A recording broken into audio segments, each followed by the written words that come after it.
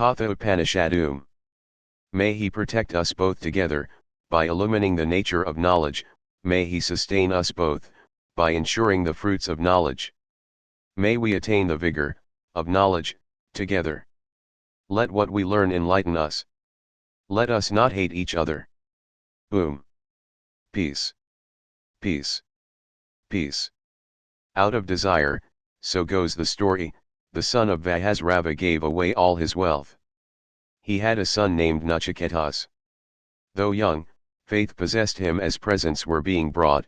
He thought, water has been drunk, for the last time by these cows, grass has been eaten, for the last time, they have yielded all their milk, and are devoid of, the power of, the organs.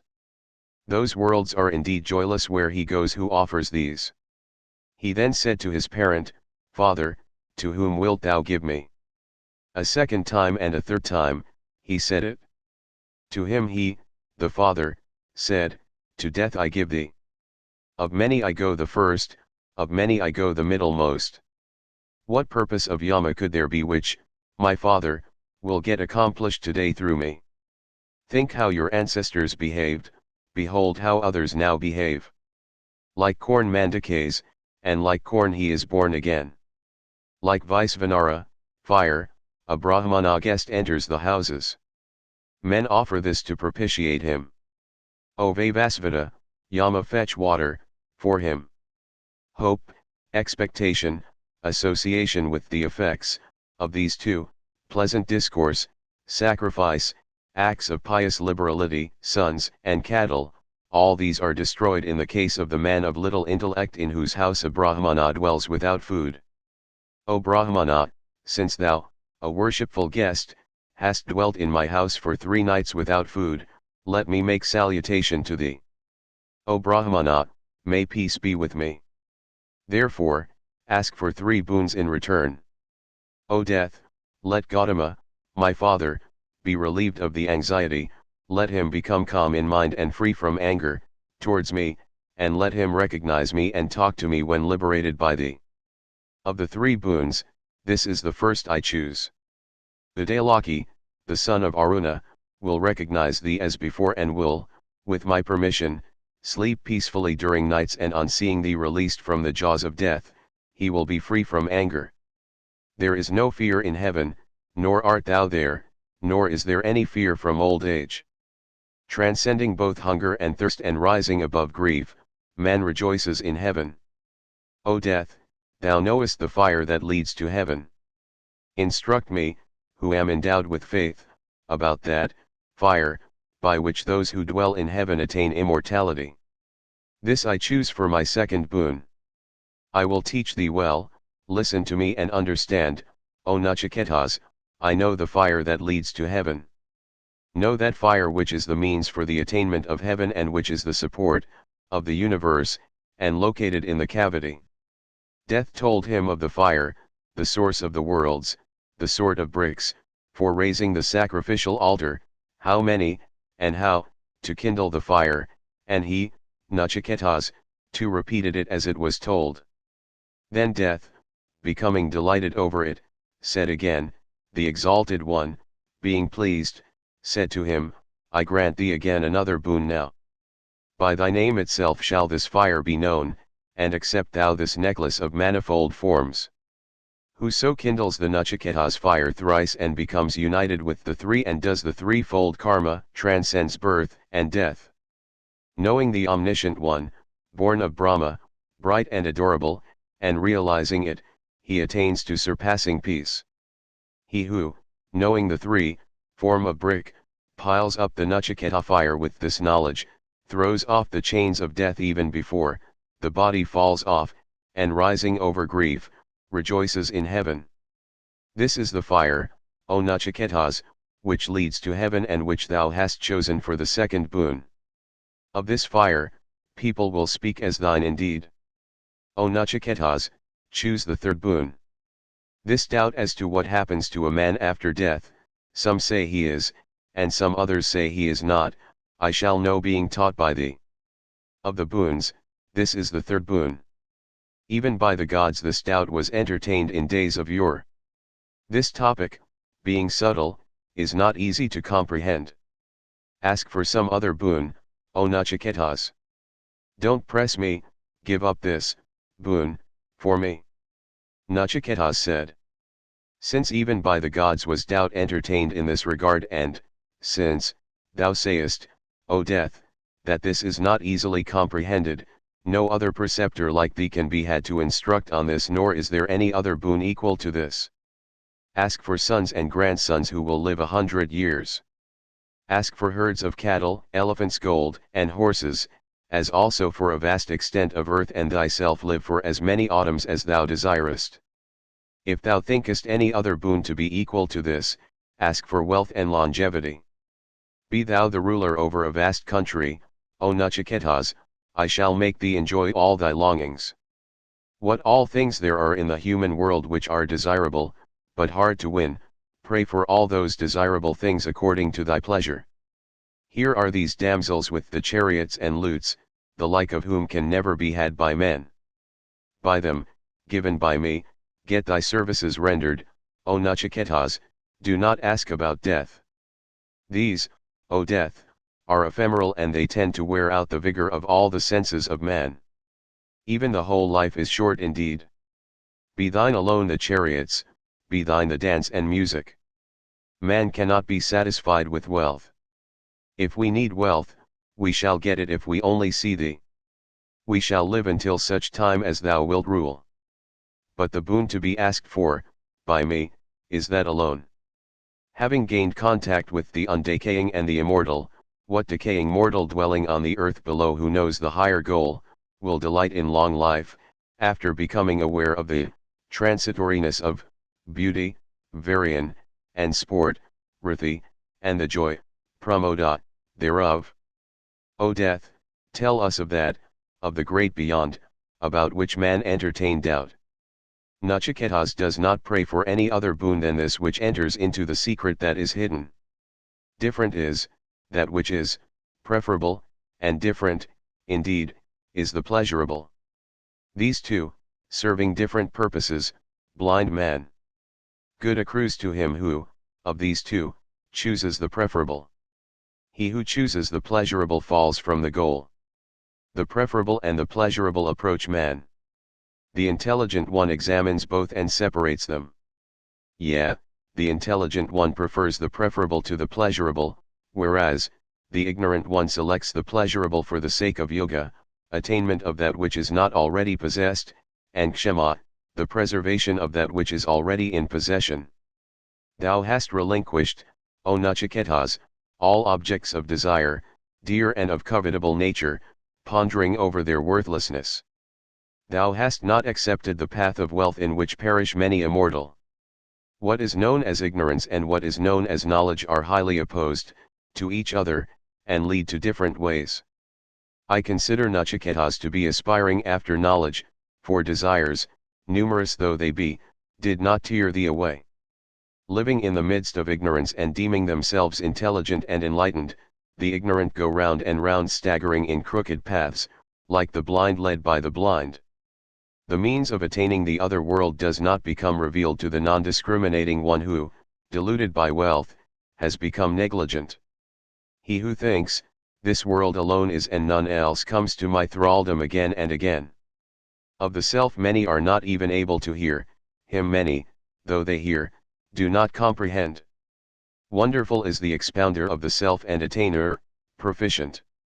The knower, of the self, taught by an able preceptor is wonderful. This, self, if taught by an inferior person, is not easily comprehended, for it is variously thought of. Unless taught by another, who is a perceiver of non-difference, there is no way, of comprehending it, for it is not arguable and is subtler than subtlety. This, knowledge of the self, attained by thee cannot be had through argumentation. O dearest, this doctrine, only if taught by some teacher, other than a logician, leads to right knowledge. Oh, thou art rooted in truth. May a questioner be ever like thee, O Nachiketas. I know that the treasure is impermanent, for that which is constant cannot be reached by things which are not constant. Therefore, has the Nachiketa fire been kindled by me with impermanent things, and I have attained the eternal. The fulfillment of all desires, the support of the universe, the endless fruits of sacrifice, the other shore of fearlessness, the extensive path which is praiseworthy and great, as also, thy own exalted state, seeing all these thou hast, intelligent as thou art, boldly rejected them. The intelligent one, knowing through concentration of mind the self that is hard to perceive, lodged in the innermost recess, located in intelligence, seated amidst misery, and ancient, abandons joy and grief. Having heard this and grasped it well, the mortal, separating the virtuous being, from the body etc., and attaining this subtle self, rejoices having obtained that which causes joy. The abode of Brahman, I think, is wide open unto Nachiketas. Tell me of that which thou seest as distinct from virtue, distinct from vice, distinct from effect and cause, distinct from the past and the future. The goal which all the Vedas expound, which all austerities declare, and desiring which aspirants resort to Brahmacharya, that goal, I tell thee briefly, it is this, This syllable, indeed is the lower Brahman, this syllable indeed is the higher Brahman, whosoever knows this syllable, indeed, attains whatsoever he desires. This support is the best, this support is the supreme. Knowing this support one is magnified in the world of Brahman. The intelligent self is not born, nor does it die. It did not come from anywhere, nor did anything come from it. It is unborn, eternal, everlasting, and ancient, and is not slain even when the body is slain. If the slayer thinks that he slays it and if the slain thinks of it as slain, both these do not know, for it does not slay nor is it slain. The self that is subtler than the subtle and greater than the great is seated in the heart of every creature. One who is free from desire sees the glory of the self through the tranquility of the mind and senses and becomes absolved from grief. While sitting, it goes far, while lying it goes everywhere. Who other than me can know that deity who is joyful and joyless? The intelligent one, having known the self to be bodiless in all bodies, to be firmly seated in things that are perishable, and to be great and all-pervading, does not grieve. The self cannot be attained by the study of the Vedas, not by intelligence nor by much hearing. Only by him who seeks to know the self can it be attained. To him the self reveals its own nature. None who has not refrained from bad conduct, whose senses are not under restraint, whose mind is not collected or who does not preserve a tranquil mind, can attain this self through knowledge. The self to which both the Brahmana and the Kshatriya are food, as it were, and death a soup, how can one know thus where it is? He knowers of Brahman and those who kindle the 5 fires and propitiate the Nachiketa fire thrice, speak of as light and shade, the 2 that enjoy the results of righteous deeds, entering within the body, into the innermost cavity, of the heart, the supreme abode, of Brahman. May we be able to know the Nachiketa fire which is the bridge for the sacrificers, as also the imperishable Brahman, fearless, as well as the other shore for those who are desirous of crossing, the ocean of samsara. Know the self to be the master of the chariot, and the body to be the chariot. Know the intellect to be the charioteer, and the mind to be the reins. The senses they speak of as the horses, the objects within their view, the way. When the self is yoked with the mind and the senses, the wise call it the enjoyer. But whoso is devoid of discrimination and is possessed of a mind ever uncollected, his senses are uncontrollable like the vicious horses of a driver. But whoso is discriminative and possessed of a mind ever collected, his senses are controllable like the good horses of a driver. But whoso is devoid of a discriminating intellect, possessed of an unrestrained mind and is ever impure, does not attain that goal, but goes to samsara. But whoso is possessed of a discriminating intellect and a restrained mind, and is ever pure, attains that goal from which he is not born again.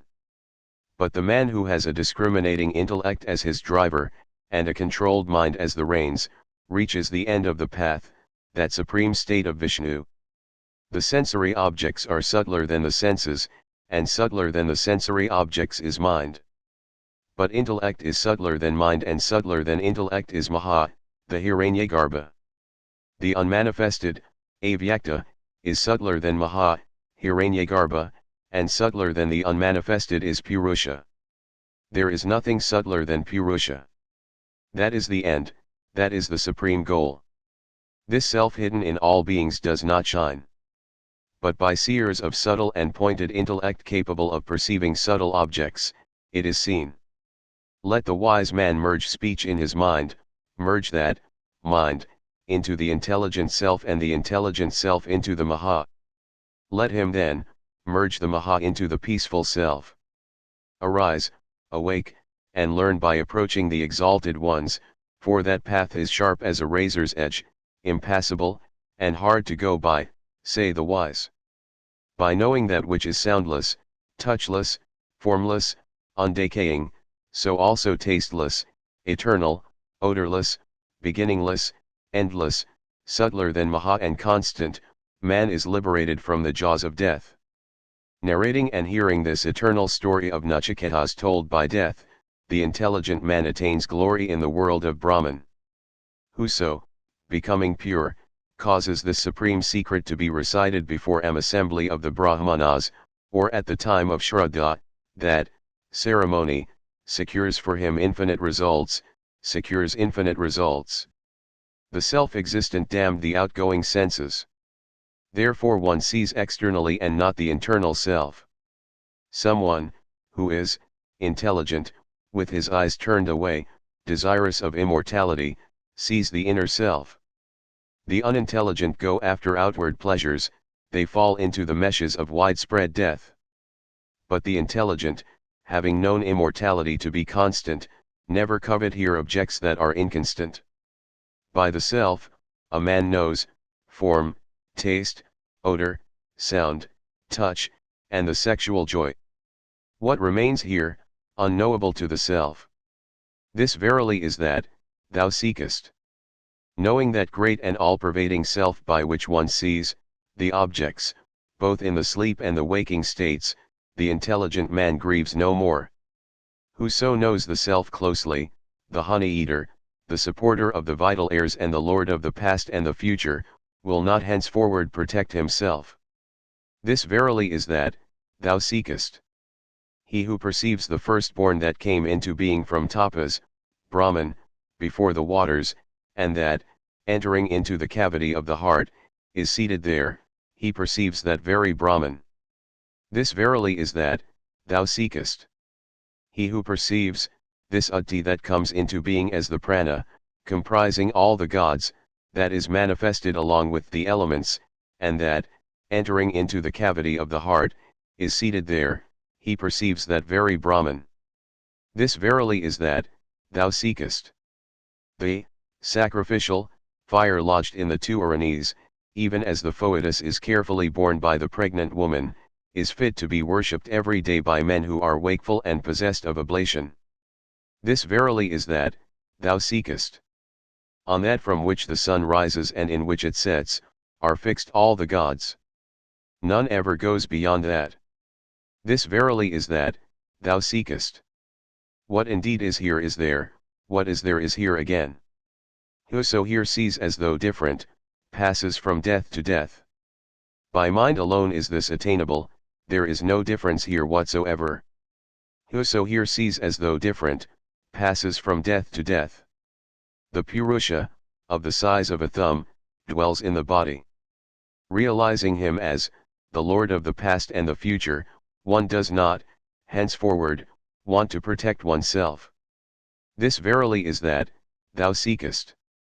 The Purusha of the size of a thumb is like a smokeless flame and is the Lord of the past and the future. He certainly exists now and shall certainly exist tomorrow. This verily is that thou seekest.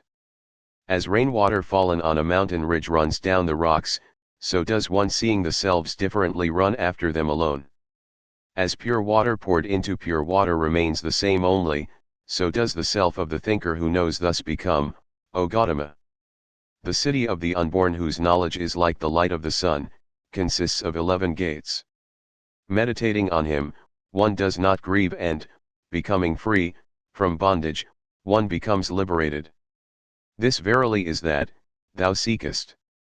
As mover, sun, he dwells in heaven; as air, he pervades everything and dwells in interspace; as fire, on the earth; as guest, in the houses; he dwells in men, dwells in the gods, dwells in truth and dwells in space. He is all that is born in water, all that is born on earth, all that is born in sacrifices and all that is born on the mountains. He is unchanging and great. He raises the prana upward and casts the apana downward. All the gods worship him who is adorable and seated in the middle. When this self seated in the body is torn away and freed from the body, what remains here? This verily is that, thou seekest. Not by prana, not by apana does a mortal live, but all live by something else on which these two depend. I will describe to thee, O Gautama, this secret ancient Brahman and also what becomes of the self after death. Some jivas enter the womb for assuming bodies, others go into the unmoving, in accordance with their karma and with their knowledge. This Purusha who is awake when all are asleep, creating all things cherished, is certainly pure, that is Brahman, that is called the immortal. All worlds are strung on that, none passes beyond that. This verily is that, thou seekest. Just as fire, though one, having entered the world, assumes a separate form in respect of every form, so does the indwelling self of all beings, though one, assume a form in respect of every form, and is outside it. Just as wind, though one, having entered the world, assumes a separate form in respect of each form, so does the indwelling self of all beings, though one, assumes a form in respect of every form and is outside it. Just as the sun, which is the eye of the entire world, is not tainted by the external impurities seen by the eyes, so also, the indwelling self of all beings, though one, is not tainted by the sorrows of the world, it being external. Eternal happiness belongs to the intelligent, not to others, who realize in their hearts him who is one, the controller and the indwelling self of all beings, and who makes the one form manifold. Whoso among the intelligent realize the self in the inner space of the heart as the eternal among the ephemeral, the consciousness among the conscious, who, though one, dispenses the desired objects to many, to them belongs eternal peace, not to others. How shall I know that indescribable and supreme bliss which they think of as this? Is itself luminous or does it shine distinctly, making itself perceptible to the intellect, or does it not? There the sun shines not, nor do the moon and the stars, nor do these lightnings. How, then, can this fire shine? Everything shines after him that shines. By his light shines all this. This peepal tree with root above and branches down is eternal. That, which is its source, is certainly pure, that is Brahman and that is called immortal. On that are strung all the worlds, none passes beyond that. This verily is that, thou seekest. All this universe, evolved, from Brahman, moves in prana, in Brahman, the most frightful like an uplifted thunderbolt. Those who know this become immortal. For fear of him, fire burns; for fear of him, shines the sun; for fear of him, Indra and Vayu function; for fear of him, death, the fifth, stalks on the earth. If one could know here prior to the falling of the body, one becomes liberated; if not, one becomes fit to be embodied in the worlds of creatures. As in a mirror, so in one's intellect; as in a dream, so in the world of manes; as seen in water, so in the world of the Gandharvas; as in the case of shade and light, so in the world of Brahma. The intelligent man, having known the different nature of the senses originating separately, from their causes, as also their rising and setting, does not grieve. The mind is subtler than the senses, subtler than the mind is the intellect; Maha, Hiranyagarbha, is subtler than the intellect, subtler than Maha is Avyakta, unmanifested. But subtler than Avyakta is Purusha, all-pervading and without a linga, distinguishing mark, indeed, knowing whom a mortal becomes freed and attains immortality. His form does not stand within the scope of vision, none beholds him with the eye. by the intellect restraining the mind, and through meditation is he revealed. Those who know this become immortal. When the five senses of knowledge are at rest together with the mind, and the intellect is not active, that state they call the highest. That steady restraint over the senses they regard as yoga. Then one becomes vigilant, for yoga can indeed originate, in one, and can be lost, as well. Not by speech, not by mind, not by the eye can it be attained. Except in the case of one who says, it exists, how can it be known to anyone else? The self should be apprehended as existing and also as it really is. Of these two aspects, to him who knows it to exist, its true nature is revealed.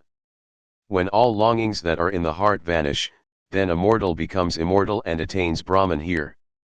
When all the knots of the heart are cut asunder here, then a mortal becomes immortal. Only this much is the instruction. There are 101 nerves of the heart. Of them, one goes out piercing the head. Going up through that, one attains immortality, the others serve for departing in different ways. Purusha of the size of a thumb, the inner self, is ever seated in the heart of all living beings. One should, with steadiness, separate him from one's own body as stalk from the munja grass. One should know him as pure and immortal, one should know him as pure and immortal. Nachiketas then, having acquired this knowledge imparted by death, as also the instructions on yoga in entirety, attained Brahman having become dispassionate and deathless. So does become anyone else also who knows the inner self thus.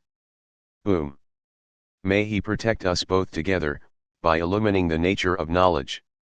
May he sustain us both, by ensuring the fruits of knowledge. May we attain the vigor, of knowledge, together. Let what we learn enlighten us.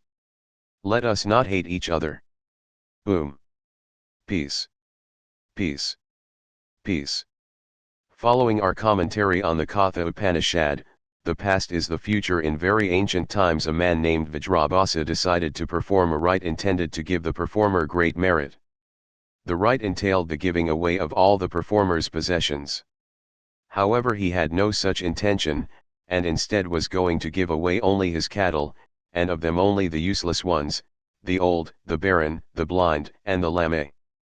His son, Nachiketa, observing this, came to his father and said, "Father, do not repent thy vow. Consider how it has been with those that have gone before, and how it will be with those that now live. Like corn, a man ripens and falls to the ground, like corn, he springs up again in his season. There is no use denying it, we all follow in the path of Vajrabhasa on occasion, though some do it more exuberantly. This is especially deadly in the realm of spiritual life. I well remember when two newly made Indian friends from South India asked me wonderingly, what is an Indian giver? When I said it meant someone who promised but did not deliver, or who gave and then took back, they were really bewildered. But when I explained that it was not the Indians who were the givers but the deceitful white men, they understood, and to my confusion thought it was very funny. When I told them about honest Indian, and the only good Indian is a dead Indian, they laughed till they cried, and thereafter frequently asked, "Honest Indian," when I told them something. It is not funny when we are Indian givers in spiritual life, just as double-tongued and devious with God and our own spirit as the politicians were with the Native Americans. One of the funniest and most typical examples is found in the comic motion picture, The End. In one scene Burt Reynolds is swimming in the ocean about to drown. He starts shouting out to God how much of his income he vows to give if he survives. The percentage goes up and up to the total amount. But then he sees that there is a chance he may make it back to shore. So the percentage starts dropping in proportion to how near he gets to the land. Finally he is telling God that he will be giving nothing, and if God does not like it, that is just too bad. We are very much, often exactly, like that ourselves.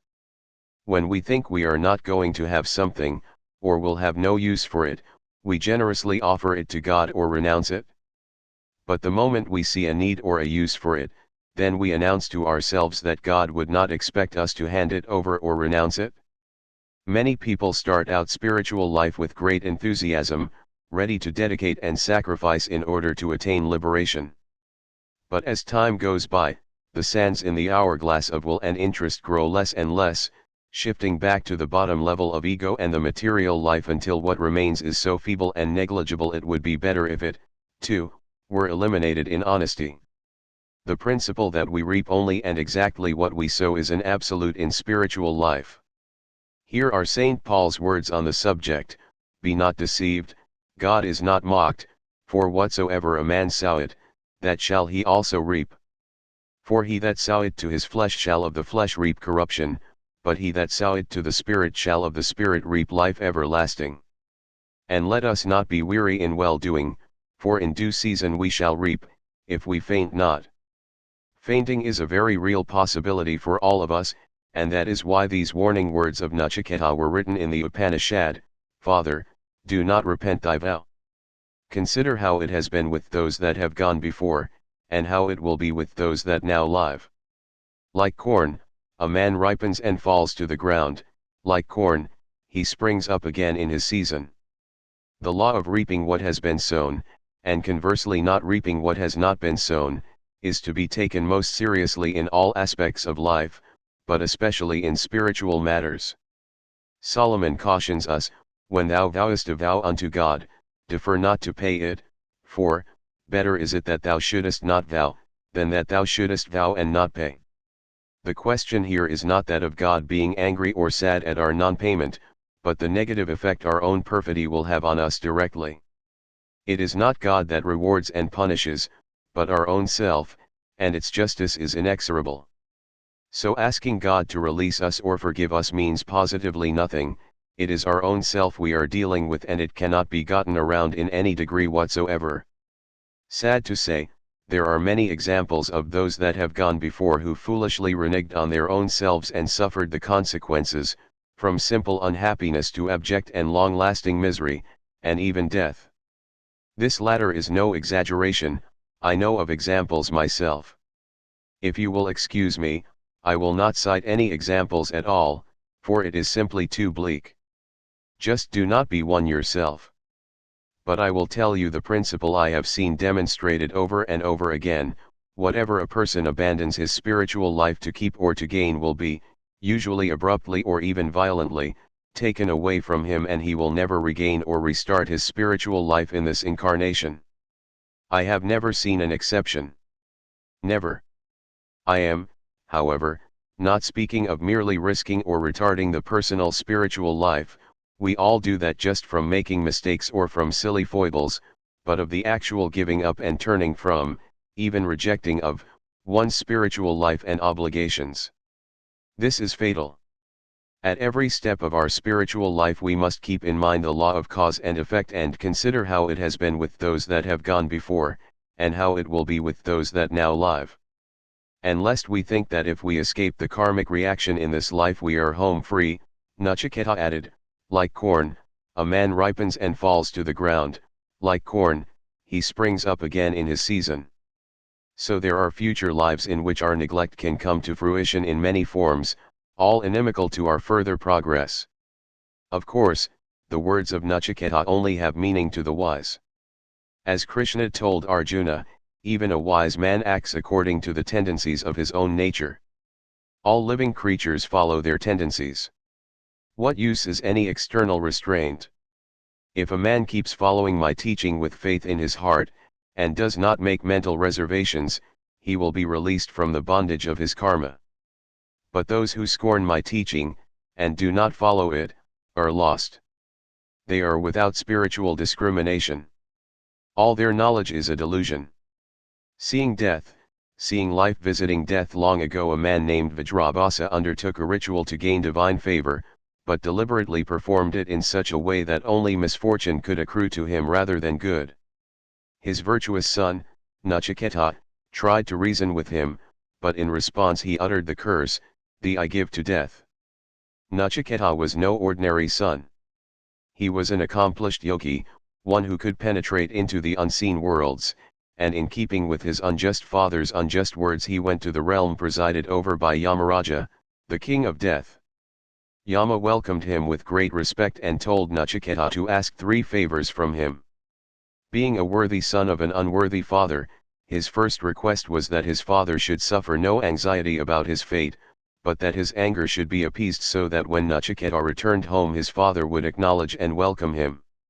Yama agreed. Next Nachiketa asked to learn the sacrificial rite that leads to heaven. Yama agreed to that also and taught him. Then Yama asked him to make his third request.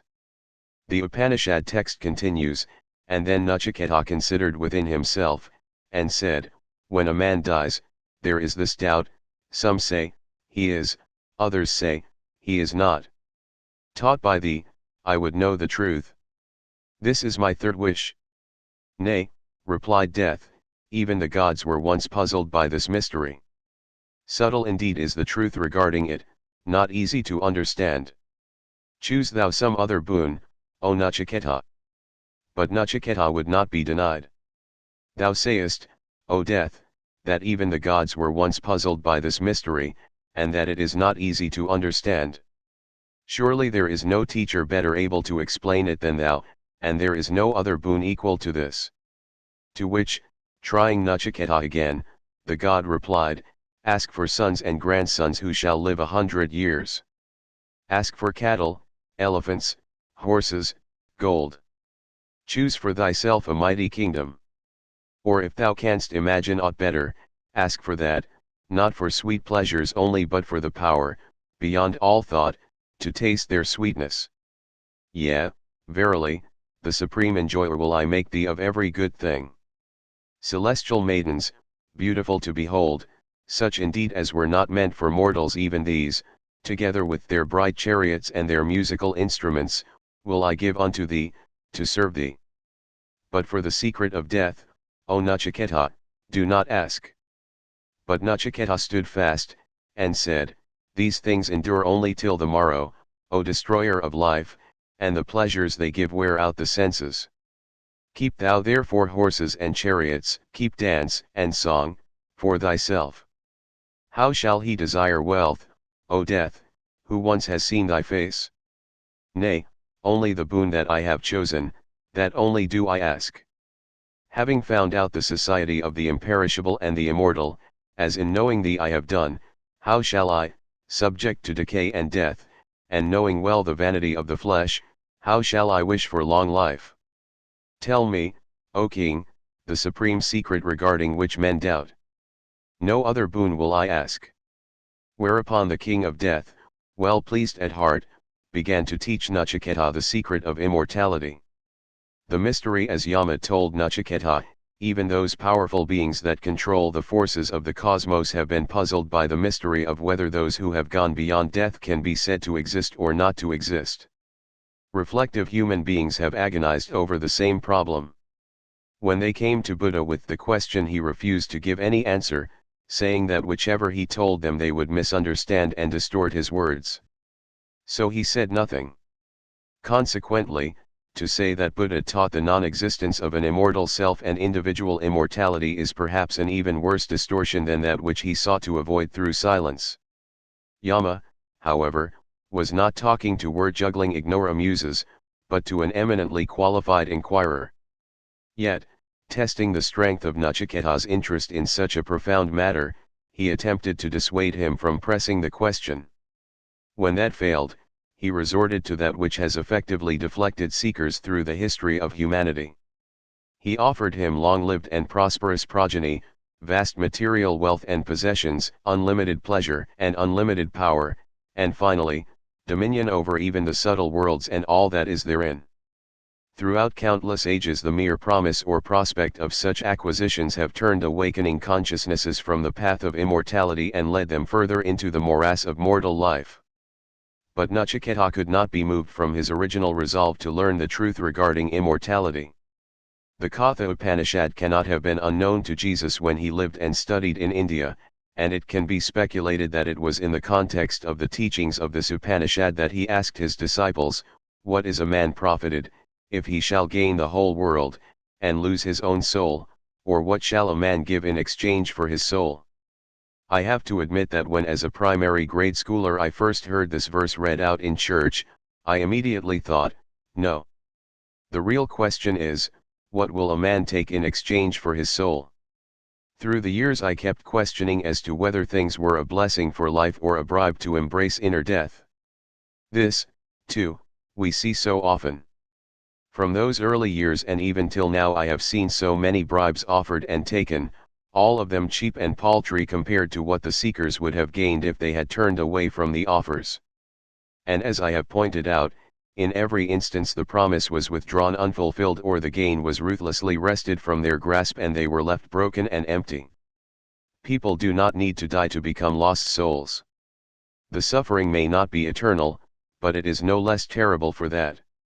I can truthfully say that throughout my life the most desolate souls I have met were those that said to me with sad nostalgia, "I used to be," and then mentioned some abandoned spiritual calling or involvement.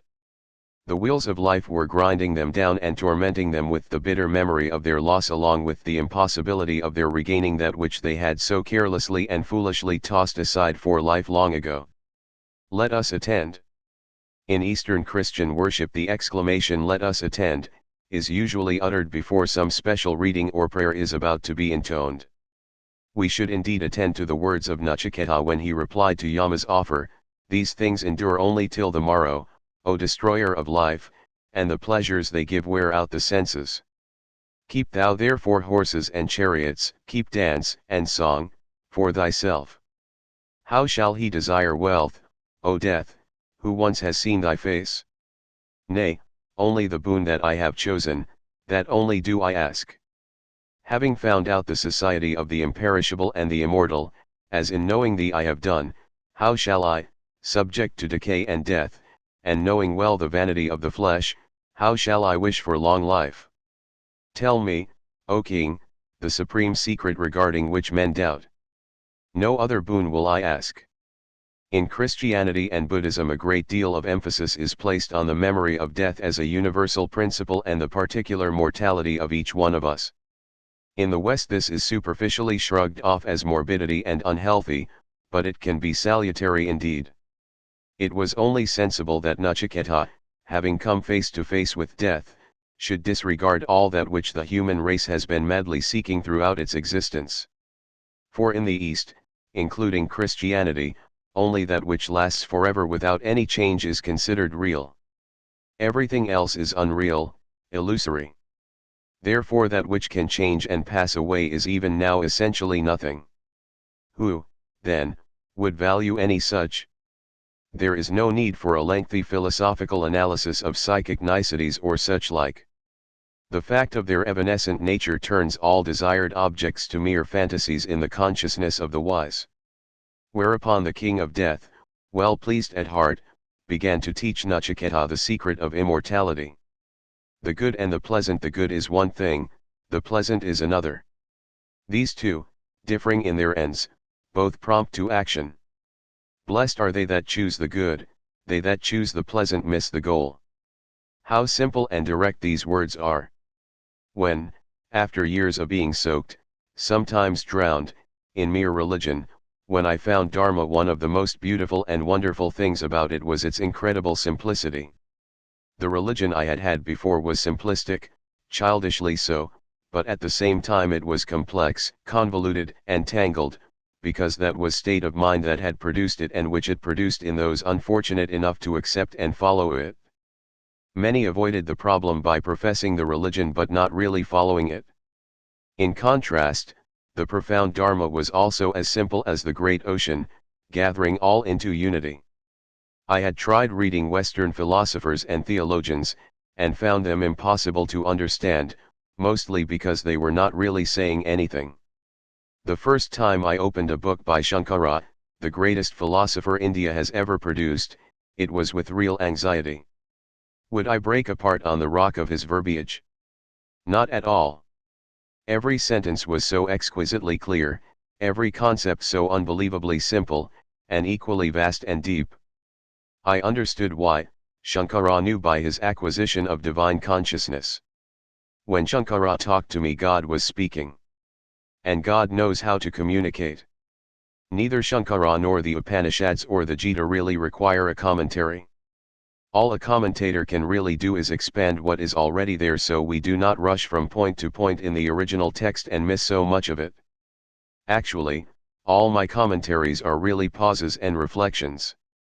There is no need to explain to you what those sacred texts mean. You can easily understand them for yourself. So all I am really doing is ruminating over them with you. We are digesting them together. It is very satisfying. At least to me, I hope it is to you, also. The good and the pleasant. The good is one thing, the pleasant is another. This does not have to be the situation, the problem is in us. Since the good dissolves the ego and frees us from its seemingly eternal domination and bondage, it is only natural that those who are inured, even addicted, to its rule will find the good bitter in the extreme.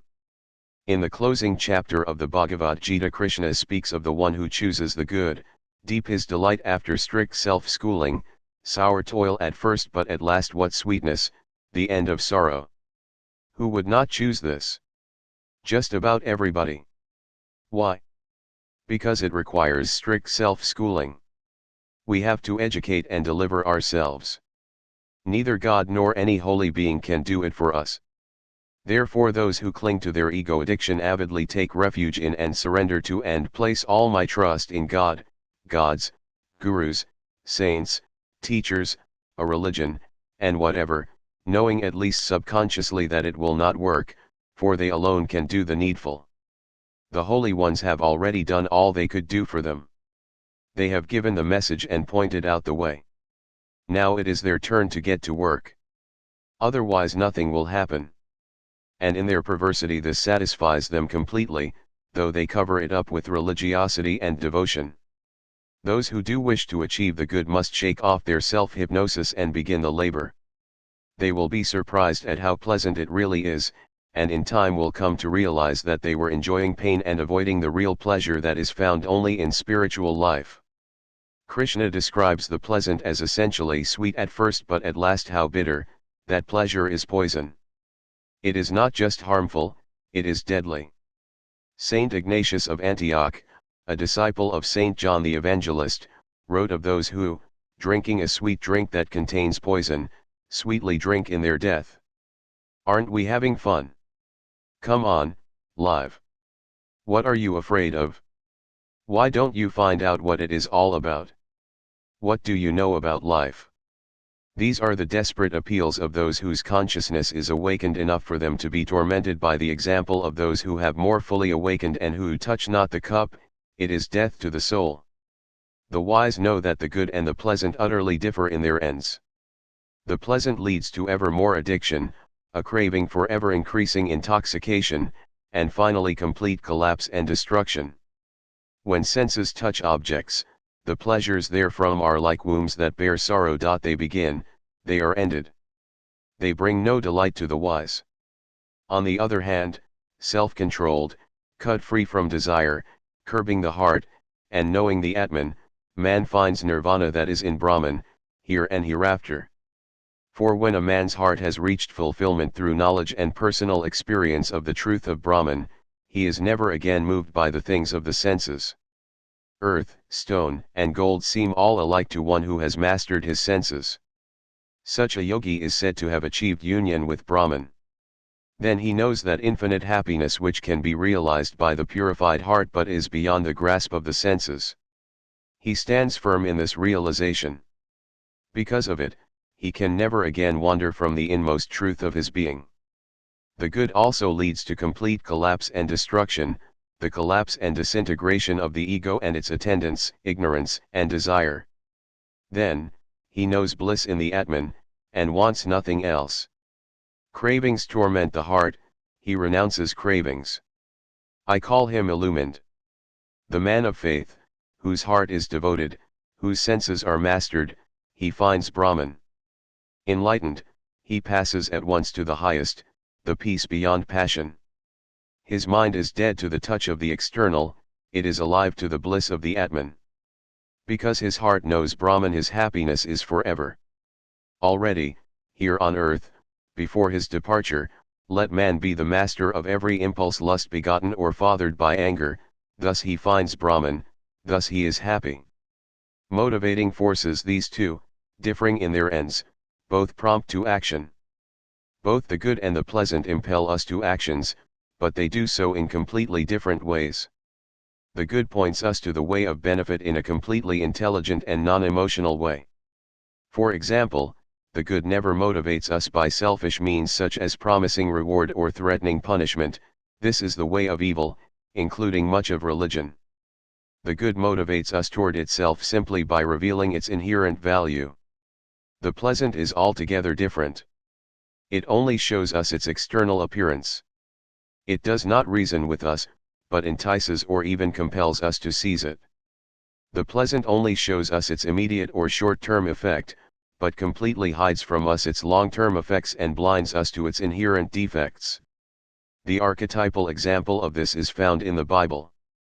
There we are told that when the woman saw that the tree was good for food, and that it was pleasant to the eyes, and a tree to be desired to make one wise, she took of the fruit thereof, and did eat. Here we see all the problems with the pleasant, only the external is considered, emotion and instinct come to dominate and eclipse reason, and the ultimate effect is completely unapparent.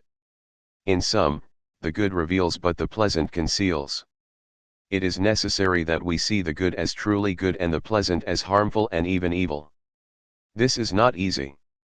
The bigger picture, one of the problems with prevailing religion of all kinds is its incredible small-sightedness. Like the pleasant-oriented and pleasant-obsessed ego which it supports and feeds, it is concerned with only the moment at hand or with goals that are utterly irrelevant to the real nature of the human being. When we understand who/what we really are, then alone can we comprehend what is the sole purpose of our existence, conscious union with the Absolute. In light of this, the Upanishad concludes, "Blessed are they that choose the good, they that choose the pleasant miss the goal." So the discrimination between the good and the pleasant is no light matter. A genuine test of character. In the 25th chapter of the Gospel of Matthew we find a parable about foolish and wise souls. Most of us do not really care if we are foolish, just as long as no one labels us so. But we should care, and so the Upanishad continues its teaching, saying, "Both the good and the pleasant present themselves to men. The wise, having examined both, distinguish the one from the other. The wise prefer the good to the pleasant, the foolish, driven by fleshly desires, prefer the pleasant to the good." There is a lot of truth in these few lines, some of it embarrassing, but nevertheless beneficial for us. The good is not the pleasant, even in philosophy. Both the good and the pleasant present themselves to men. Whatever may be the excuses we may make for ourselves, even portraying ourselves as weak or victims, no one forces anything upon us in life, however much it may seem otherwise. Rather, the good and the pleasant simply present themselves to us. We are totally responsible for our response to them, although, like Adam and Eve back in Genesis, we try to put the blame on someone else, on some external factor. It is really essential to us as we move through life, hopefully forward, that although our deluded experience seems just the opposite, in reality all things are completely neutral. It is our response to them that really gives them any character such as good, bad, destructive, positive, etc. A little thought will show this. The deadliest poison is harmless if we do not make contact with it. Conversely, the best medicine is worthless if we do not consume it. Or think of this, garbage seems heavenly food to a starving person, but not to someone who is well fed. A child's toy means nothing to a mature adult. Nothing has an innate ability to draw or force us, all the drawing and forcing is in our own mind as it responds to the object. We can blame no one at any time. It is all in us. If there are no grass seeds in the soil, no grass will grow. The seeds have to be in us to sprout and grow and bear fruit as thinking, willing, and acting. The wise, having examined both, distinguish the one from the other. Viveka, the ability to distinguish between the real and the unreal, between the true and the false, between the transient and the permanent, is indispensable for the serious spiritual aspirant. The wise possess and exercise this faculty, the eye of wisdom, by deeply examining whatever is presented to them and discerning whether it is the good or the merely pleasant they are being confronted with. Intelligence comes into the foreground, feeling and emotion being banished from the mental field altogether. Human beings operate either rationally or instinctually emotionally. The wise are rational at all times. At all times. For example, real love is clear-sighted, never blind, whereas infatuation masquerading as love is both blinding and blindness. Preferring and driven. If two people are walking, one toward the north and the other toward the south, the difference between them is very little, just the direction they are facing. But in the matter of the wise and the foolish the differences are profound, for they are rooted in their very being, especially the mind and intellect. Even as a child I always thought that the statement of Abraham to Lazarus that between us and you there is a great gulf fixed, was spiritually symbolic, that a great gulf did indeed lie between the Godwards and the earthwards. The Upanishad is outlining this nature of this gulf for us by describing its effects on both. The wise prefer the good, they are not enticed, coerced, or somehow drawn to the good. They intelligently, yes, intellectually, prefer it because they know its nature and its effects. This is true of everything in their life, mundane, mental, and spiritual. This is markedly true in the matter of religion. The religious expression of the wise is always peaceful, clear, intelligent, informed, and practical. It works. The foolish, however, are not so. They truly are a troubled sea tossed to and fro, and carried about with every wind, as Isaiah and St. Paul observed. Driven by fleshly desires, it only follows that they prefer the pleasant to the good, for the flesh cannot even perceive the good to any appreciable degree, but they create a lot of illusions about it, all negative and self-assuring. Their religion is subhuman, of course, catering to their emotions and their demands for the indulgence of their whims and vices. However educated they may be, or how boring and dry their church services, still animality reigns and all manner of subhuman behavior is sanctioned and even elevated and spiritualized. Wallowing in the sty of their comforting and indulgent religion, they cast many a contemptuous, and secretly guilty, glance at those who are not so, and create many a bon mot about their unnatural denial and repressions, hinting of sinister implications for those who run away from life and refuse to face themselves, and expect too much from themselves and others. But they are still only talking pigs. Even though they like to say they are only human and that God understands they are. Driven by pleasure/pain, their humanity becomes submerged in the animality impressed in their subconscious by millions of incarnations in subhuman forms. Merely possessing a human body is no guarantee of humanity. The redoubtable Dr. Bronner in a conversation with one of the monks of our ashram referred to some people as not yet human. He was right. A house does not make a home and a human body does not make a human. Humanity only dawns when intelligence dominates and wisdom is gained. We need not be intellectual in the academic sense, but we must be intelligent. Then if we use our intelligence there is a chance we may become wise and thereby cross the great gulf. The plain facts: chances are Nachiketa never got voted most popular of anything and may not even have been a good mixer. But Yama assessed him quite highly, saying, "Thou, O Nachiketa, having looked upon fleshly desires, delightful to the senses, hast renounced them all. Thou hast turned from the miry way wherein many a man wallows." Now this is a thumbnail portrait of a wise human being, but it is a test of the wise and the foolish. The wise will accept it and the foolish will not. So we should take a square look at it and our reaction will tell us which we are.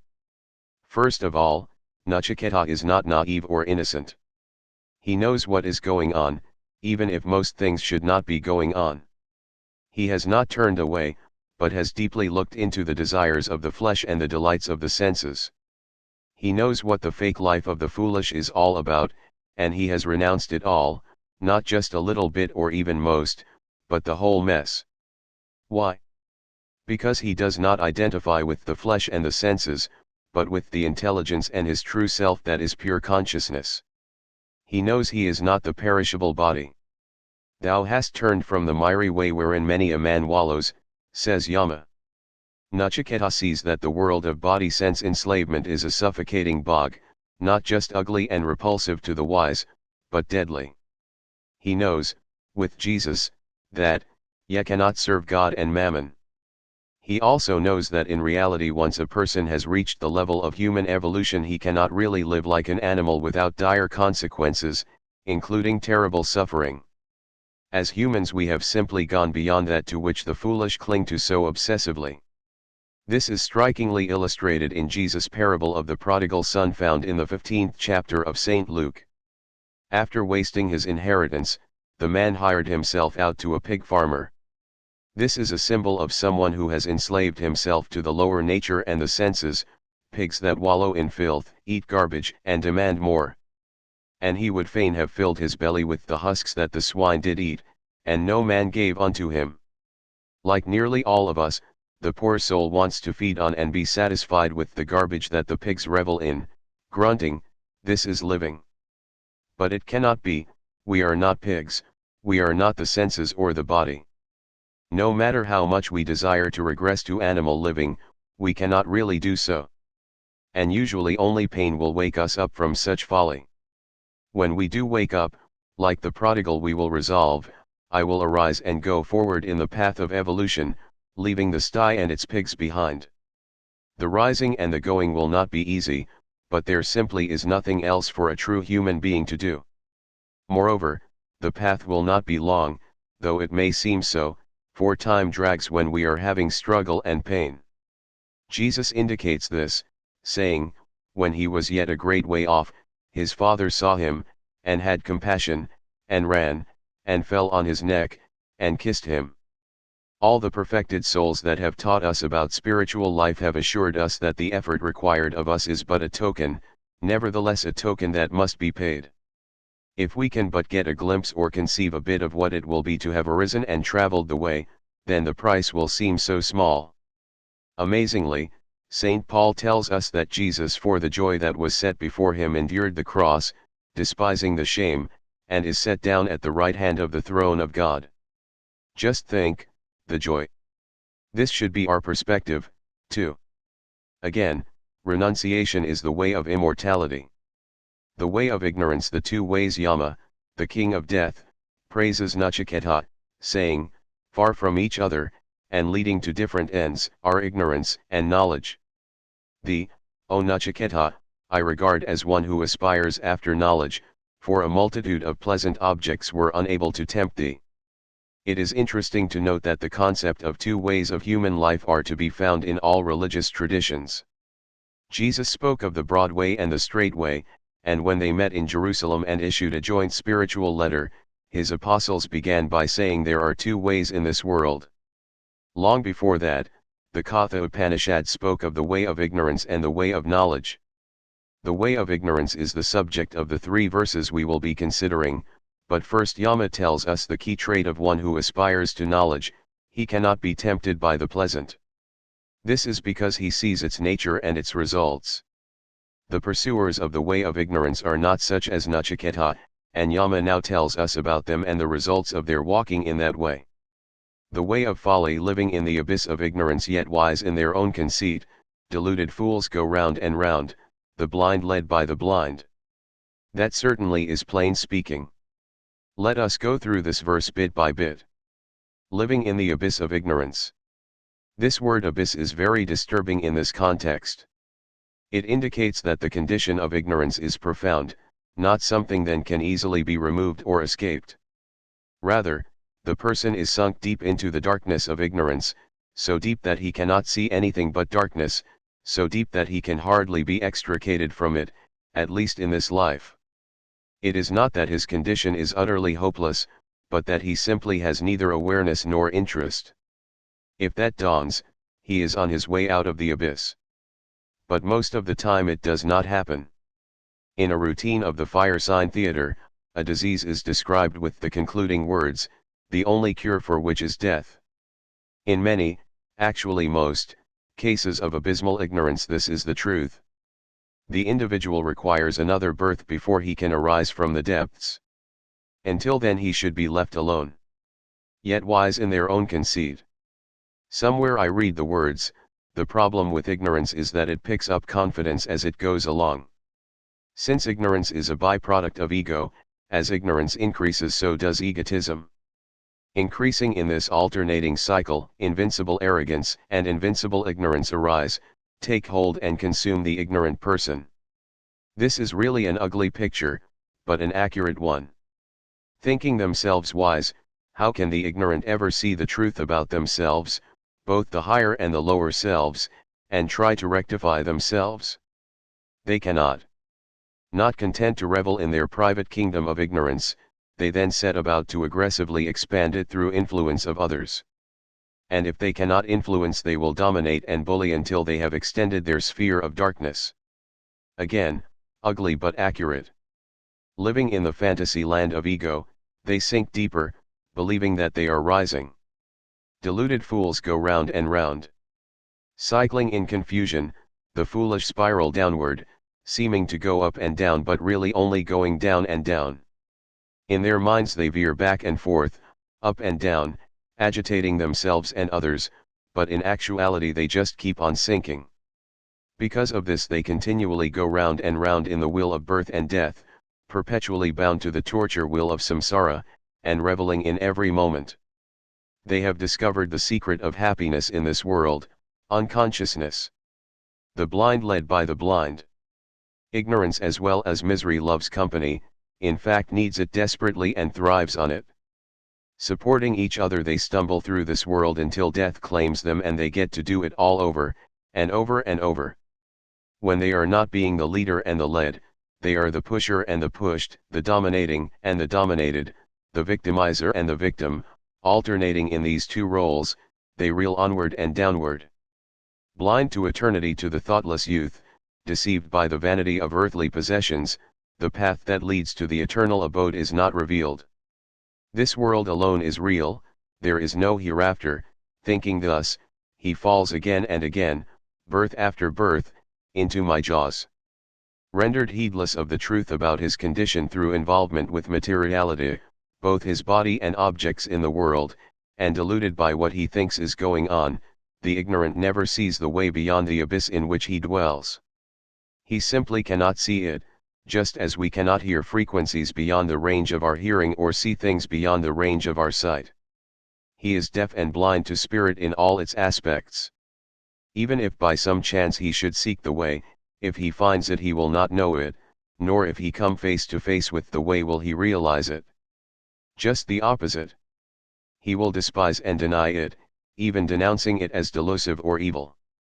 On the other hand, he will exult in devilish religion, teachers, and practices, seeking them out and devoting himself to them.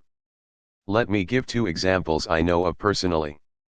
A great master used to plead with a young man to learn meditation, assuring him that his progress would be rapid and he would be liberated in this life. But he did not get initiated. When the master was about to leave his body, he told his disciples that if the man ever came to the ashram and expressed an interest, one of them was to initiate him immediately. He never did. But a dozen or so years later, one of the biggest frauds the yoga world has ever produced came to town charging money for a worthless technique. The man was in poor financial condition, and could not really afford it, but he immediately slapped down the cash and got initiated into nothing. Two Buddhist friends of mine visit a prison and instruct the inmates in Buddhist philosophy and spiritual practice. They are practicers of the Pure Land school of Buddhism. Whenever they try to get the prisoners to chant the liberating name of Amida Buddha, they refuse and insist that they chant Tibetan power mantras instead. They love bondage and lust after control. They belong where they are.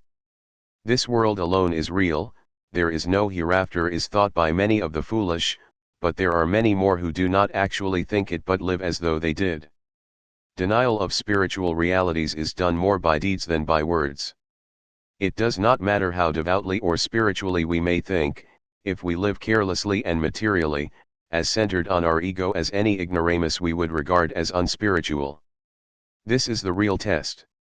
Thinking the material world alone is real, the ignorant return to it again and again, living in the jaws of death. If we do the same, then we are fools.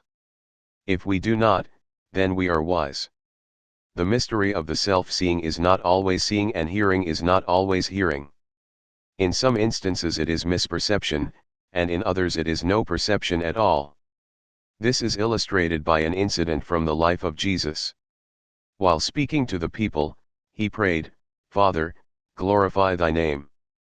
Then came there a voice from heaven, saying, "I have both glorified it, and will glorify it again." The people therefore, that stood by, and heard it, said that it thundered. Others said, "An angel spake to him." 4 levels of perception are manifested here. One level knew that God had spoken, another thought that an angel had spoken, another thought it had only thundered, and the fourth did not hear a thing. As a rule, phenomena can be classified in 4s. The 4 castes spoken of in Indian scriptures are not social strata based on physical birth, but 4 levels of awareness. In fact, they correspond to the 4 responses to the speaking of God that St. John has recorded in this Gospel passage. Krishna follows the same classification in the Bhagavad Gita, saying, "There are some who have actually looked upon the Atman, and understood it, in all its wonder.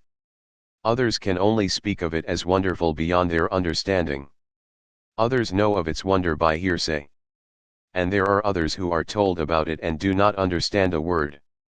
But it is the Katha Upanishad we are looking into at the moment, so let us see what Yama had to say to Nachiketa about this matter of understanding the self, Atman.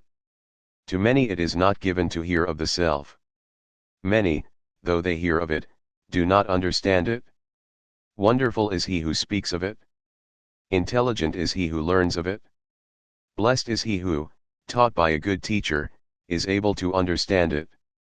The silent majority, to many it is not given to hear of the self. Most people, by far the most people, have never heard of the self and never will in this lifetime.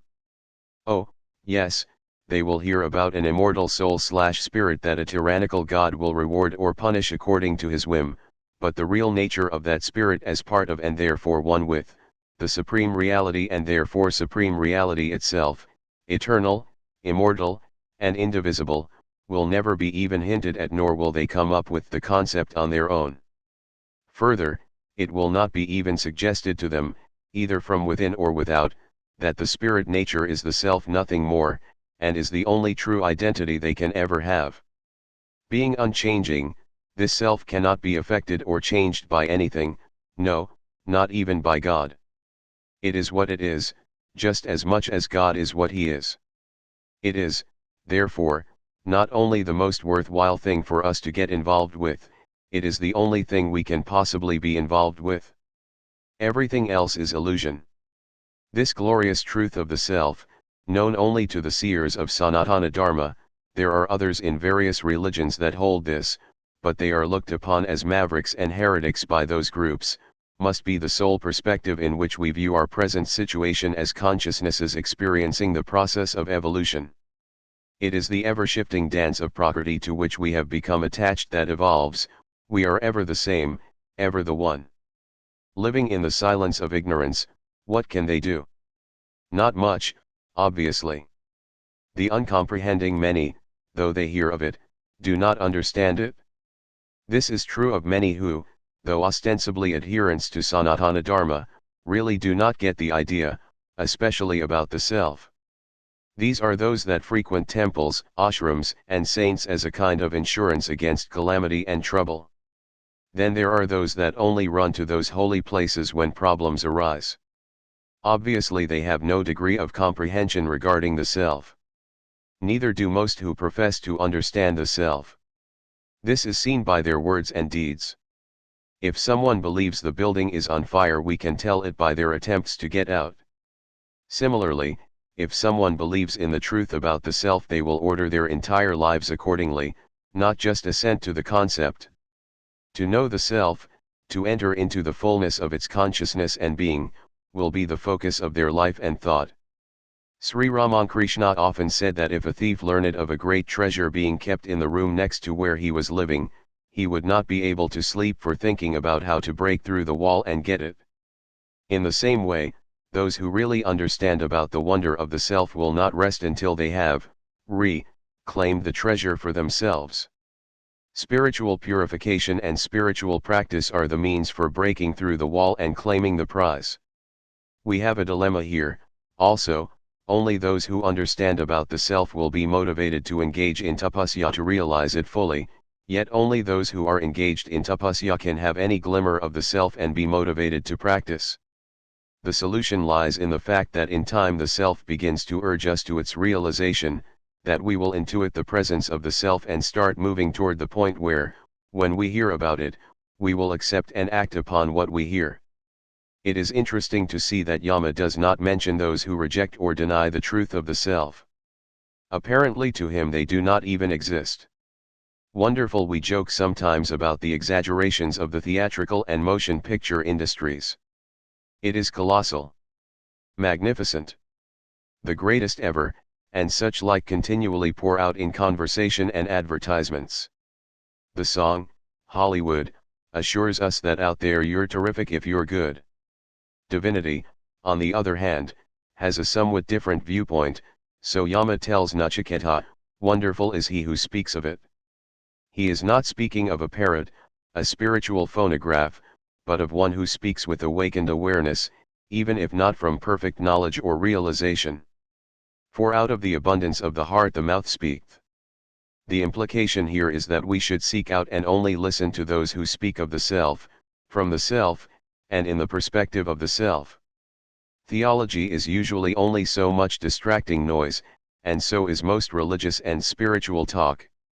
Buddha likened a true teacher or teaching to a finger pointing at the moon, only that which points us to our own reality is itself real and worthwhile. Such a teacher or teaching is wonderful indeed. Intelligent. The word stupid gets tossed about in casual conversation as much as does wonderful, and no one relishes being thought stupid. Few care whether they actually are stupid, just as long as nobody notices or points it out. Yama, with his very definite perspective, assures Nachiketa that the intelligent person is the one who pursues knowledge of the self. This is done in two ways: listening to or reading the teachings about the self of those who have themselves known the self, and, most importantly, by actively seeking to know one's own self through careful analysis, swadhyaya, and spiritual practices, most especially meditation. This latter point is very necessary for us to grasp. Intellectually intelligent people love learning, and they should. However, it is easy to fall into the trap of studying all the theory and not getting down to any practice to determine the validity of the theory. Saint Silwan of Athos said that delight in the study of theology was the false mysticism of the ego. When Swami Turiyananda first met Sri Ramakrishna, he was intensely studying Vedanta for at least 6 hours a day. Upon hearing of this, Sri Ramakrishna was astounded. What else does Vedanta say except that Brahman alone is real, the world is illusory, and the self and Brahman are one? He asked. So why do you need 6 hours of study for that? Turiyananda had the good sense to understand, and began to devote himself to japa and meditation in order to know the self, not just know about the self. In the West it is a common error to assume that knowing about something is the same thing as knowing it. More than once I have read in catechisms that knowing God is accomplished by reading the catechism. That is stupid. Blessed to be wonderful and intelligent is good, but to be blessed is the ideal. So Yama concludes, blessed is he who, taught by a good teacher, is able to understand it. This is because a good teacher does not just impart theoretical knowledge, but reveals to the student the practical means by which he can open his understanding through meditation to behold and know the self. Krishna, being the supreme teacher, instructs Arjuna in the Gita about meditation, saying, if he practices meditation in this manner, his heart will become pure. He must be united constantly with me in his meditation. The practice of serenity, sympathy, meditation upon the Atman, withdrawal of the mind from sense objects, and integrity of motive, is called austerity of the mind. Make a habit of practicing meditation, and do not let your mind be distracted. In this way you will come finally to the Lord, who is the light giver, the highest of the high. How to either know or not know the self? Let the student, who is often a buyer, beware, the truth of the self cannot be fully understood when taught by an ignorant man, for opinions regarding it, not founded in knowledge, vary one from another. Subtler than the subtlest is the self, and beyond all logic. Taught by a teacher who knows the self and Brahman as one, a man leaves vain theory behind and attains to truth. By the truth of the self is meant both the philosophical, scriptural truth and the direct perception of the truth experienced in meditation. However, Yama is at this point speaking more on the side of learning the intellectual truth about the self, its nature and its possibility of realization. We all know the incredible and impenetrable tangle of theologies that constitute what most people think are the religions of the world. The reason for this is simple: almost all, teachers of religion are fundamentally ignorant. Ignorant not in the intellectual sense, but in the intuitive sense. Since we do need an intellectual roadmap to help us in our search for direct experience of the self, this is a serious matter. For an attempt to figure out the truth of the self in a purely theoretical manner will only add to the prevailing confusion. We will just become one more voice in the cacophony of ignorant religion or philosophy. Nothing is worse than an ignoramus that believes he has an inside track. As Jesus observed, if the light that is in thee be actually darkness, how great is that darkness? Consequently, it is a most detrimental thing to come into the orbit of an ignorant teacher and accept his words, and even worse to act on them. Some years back there was a most interesting motion picture called Apprentice to Murder. It was based on the actual experience of a man who as an adolescent came into contact with a wise man in the southern hills. This man conducted a kind of church whose members studied a 19th century book of what might be called folk magic. He had genuine psychic abilities and really did work miracles. This boy became his student and ended up being jailed as an accomplice in the man's murder of someone he considered a black magician. This is a rather drastic example, but frankly it is much less destructive in the long run than involvement with many contemporary teachers, some of the worst of whom are in the yoga world. To be confused is worse than being merely ignorant, and being flawed and distorted by wrong yoga practices is even worse. Beyond the intellect, subtler than the subtlest is the self, and beyond all logic, says Yama. Being subtler than the subtlest, the self cannot possibly be perceived by any sense, including those of the subtle bodies, or conceived of by even the highest and subtle reaches of the intellect. Yet, the self can be known. This is possible only when taught by a teacher who knows the self and Brahman as one. A man leaves vain theory behind and attains to truth through the practice of meditation, instruction in which a qualified teacher will give. This really marks out the Noldgos teacher from the ignorant teacher. The ignorant teacher will only expound theory, proving what he teaches by intellectual means. The worthy teacher may say much the same words, but will point the student to the means by which he can attain the vision of the self. He will establish the student in the practice of correct meditation, without which nothing that is real can possibly be known. A bit more. Yama tells us that the teacher should be one who knows, not a rhetorician or theoretician. Now it is impossible for us to look into the consciousness of a teacher, so how will we know he has real knowledge? We cannot in an absolute sense, but Yama gives us a trait that at least assures us the teacher is not altogether astray. He will affirm the oneness of the self and Brahman. No matter how cleverly, convincingly, and cutely he may speak, however much he may appeal to our emotions and deluded intellects, if he does not insist on the unity of the self and Brahman, saying with the Katha Upanishad that thou art, he is unworthy and to be turned away from. Unhappily, there are a lot of ignoramuses who appeal to egotistical fools by saying, you are God. The true teacher says not that we are God, but that God is us. There is an infinite difference. Furthermore, the real teacher does not just tell us this fact, he instructs in the means to find it out for ourselves. These two traits must be present before we even begin to think about accepting a teacher as a valid guide. The ultimate test of a teacher is our own capacity, made accessible to us by his instruction, to leave all speculation behind and enter into the reality that is both Brahman and the self while remaining ever one. Then all the gods and sages will say of us what Yama said of Nachiketa, the awakening which thou hast known does not come through the intellect, but rather, in fullest measure, from the lips of the wise. Beloved Nachiketa, blessed, blessed art thou, because thou seekest the eternal. Would that I had more pupils like thee. From the unreal to the real eternal values there is an obscure Protestant song entitled With Eternity's Values in View. Musically it is not much, but philosophically it is profound. We are not temporal, mortal beings, and if we live our life as though we were, then only confusion and chaos can result. Instead we must see ourselves as eternal beings presently dreaming the dream of evolution, a dream whose culmination is awakening, toward which all of our attention and awareness should be focused. Nachiketa knew this, but Yama underlined it, telling him, well, I know that earthly treasure lasts but till the morrow. For did not I myself, wishing to be king of death, make sacrifice with fire? But the sacrifice was a fleeting thing, performed with fleeting objects, and small is my reward, seeing that only for a moment will my reign endure. What are a billion years compared to eternity? Not even a glimmer. Why, then, do we scramble after such short-lived earthly goals, goals that even if attained prove to be worthless since they vanish away so quickly?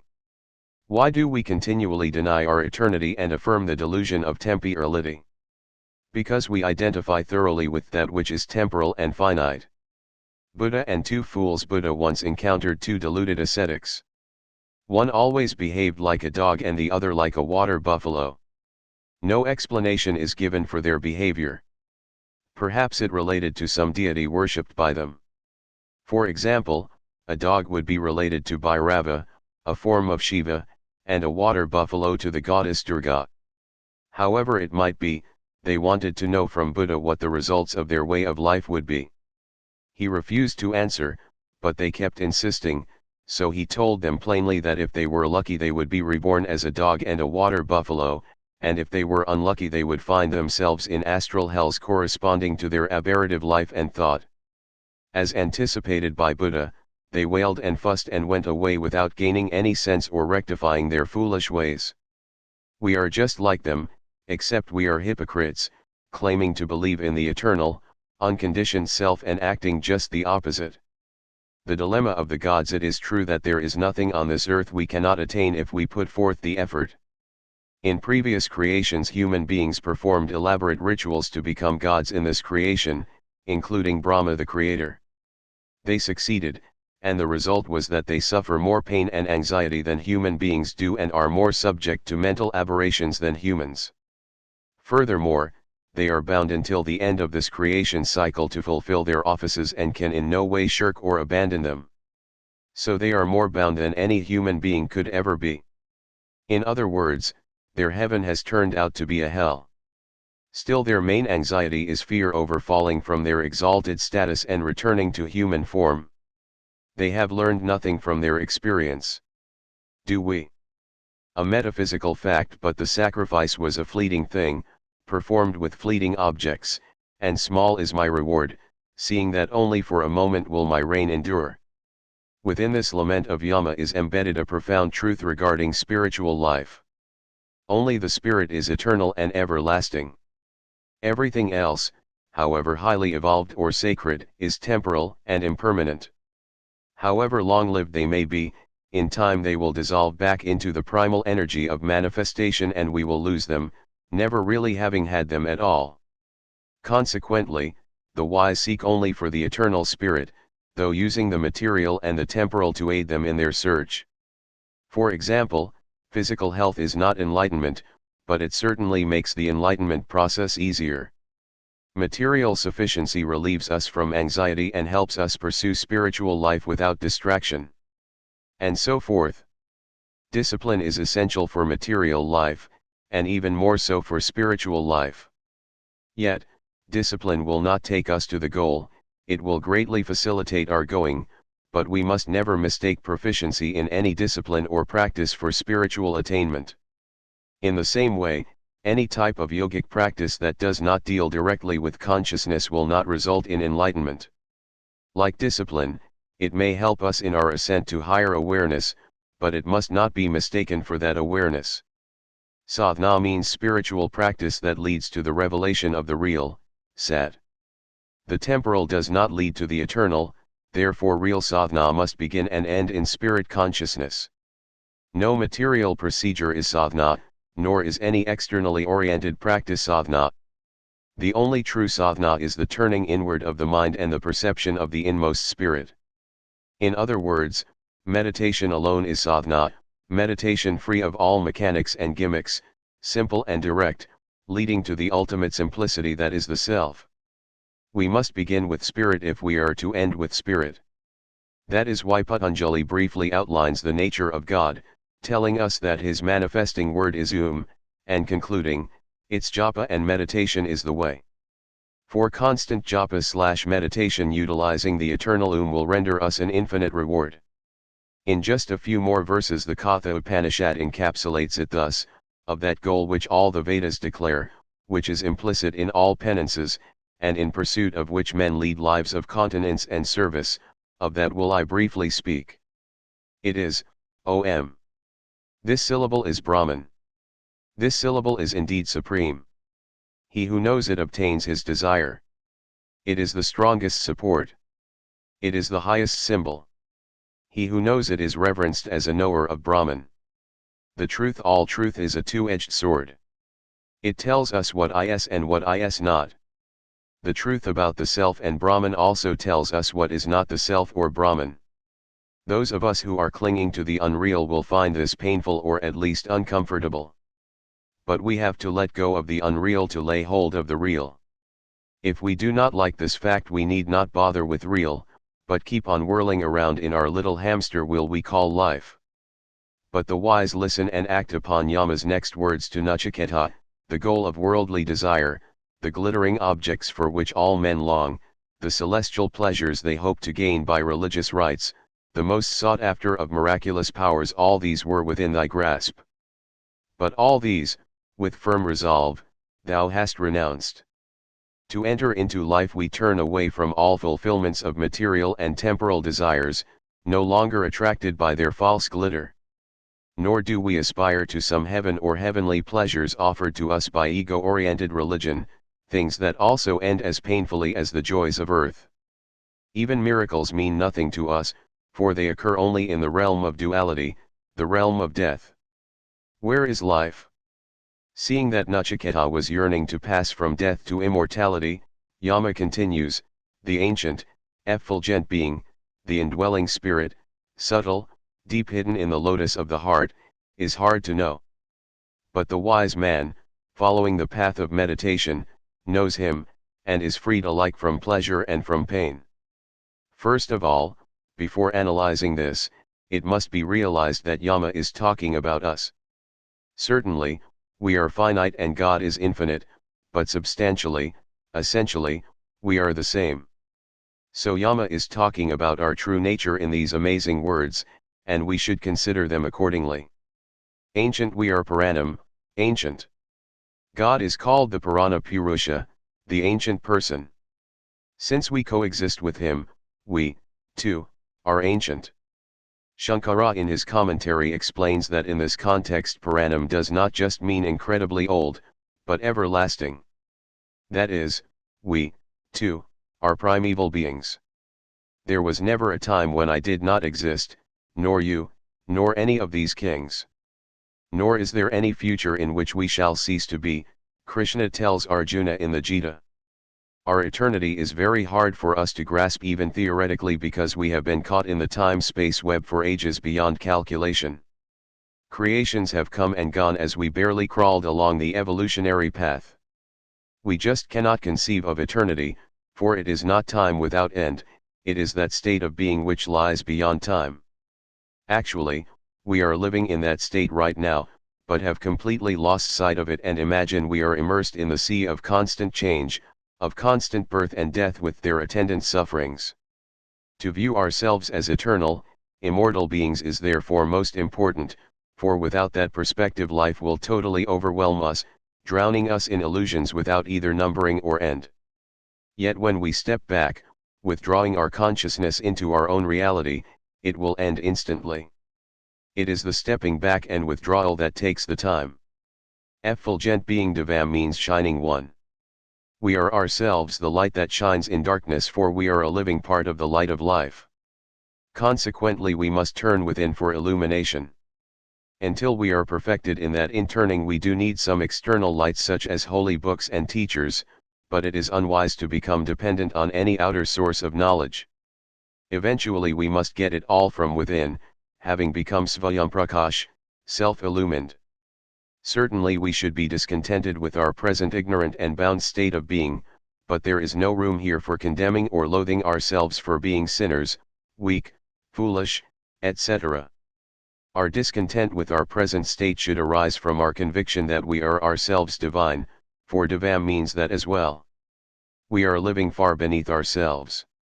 Knowing that, we should turn around, stop our descent, and begin ascending to our real place, far beyond any childish heaven or relative condition of any type however exalted.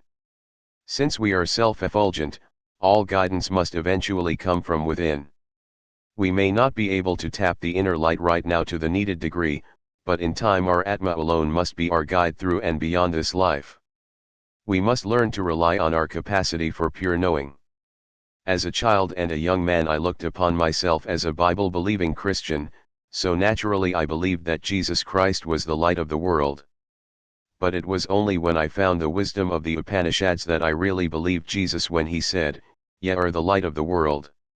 For the fundamental necessity is to realize that we are the light also.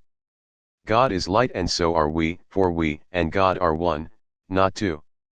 No one who claims to be spiritually enlightened can teach otherwise, for with thee is the fountain of life, in thy light shall we see light.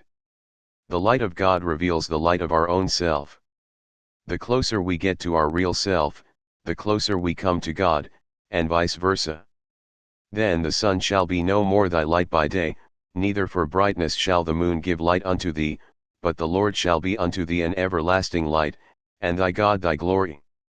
For we shall know ourselves as light and glory. This is not egotism, for in the light the ego melts away.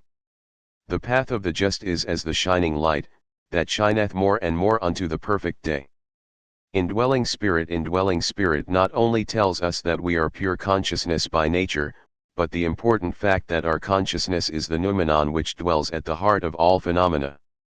That wherever there is anything there are we as the reality that is the substratum of all existence, even of illusion.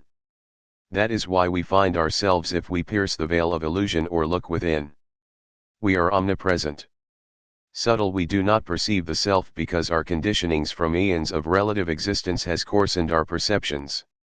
Experiencing materiality over and over and over again has oriented and confined our awareness to the grossest levels of existence. Further, it has oriented and confined our awareness to externalities. Any reflective person can readily understand the need to turn our awareness inward to perceive the self, but more is needed. We must refine our minds, rendering them more and more subtle so they can eventually see the most subtle, the self. Meditation refines the mind no doubt, but we have to do more than that, otherwise an entire life will simply not be enough time to produce the requisite refinement. Therefore Patanjali in Yoga Sutras 30-32 lists the necessary means for the physical and psychic refinement without which the self cannot be realized to any degree. They are, 1. Ahimsa, non-violence, non-injury, harmlessness. 2. Satya, truthfulness, honesty. 3. Asteya, non-stealing, honesty, non-misappropriativeness. 4. Brahmacharya, sexual continence in thought, word, and deed as well as control of all the senses. 5. Aparigraha, non-possessiveness, non-greed, non-selfishness, non-acquisitiveness. 6. Shosha, purity, cleanliness. 7. Santosha, contentment, peacefulness. 8. Tapas, austerity, practical, i.e., result-producing. Spiritual discipline. 9. Swadhyaya, introspective self-study, spiritual study. 10. Ishwara pranidhana, offering of one's life to God. All of these deal with the innate powers of the human being, or rather with the abstinence and observance that will develop and release those powers to be used toward our spiritual perfection, to our self-realization and liberation. Equally important is their effect on our minds, harmonization, strengthening, and refinement. These 10 factors and successful meditation are actually interdependent.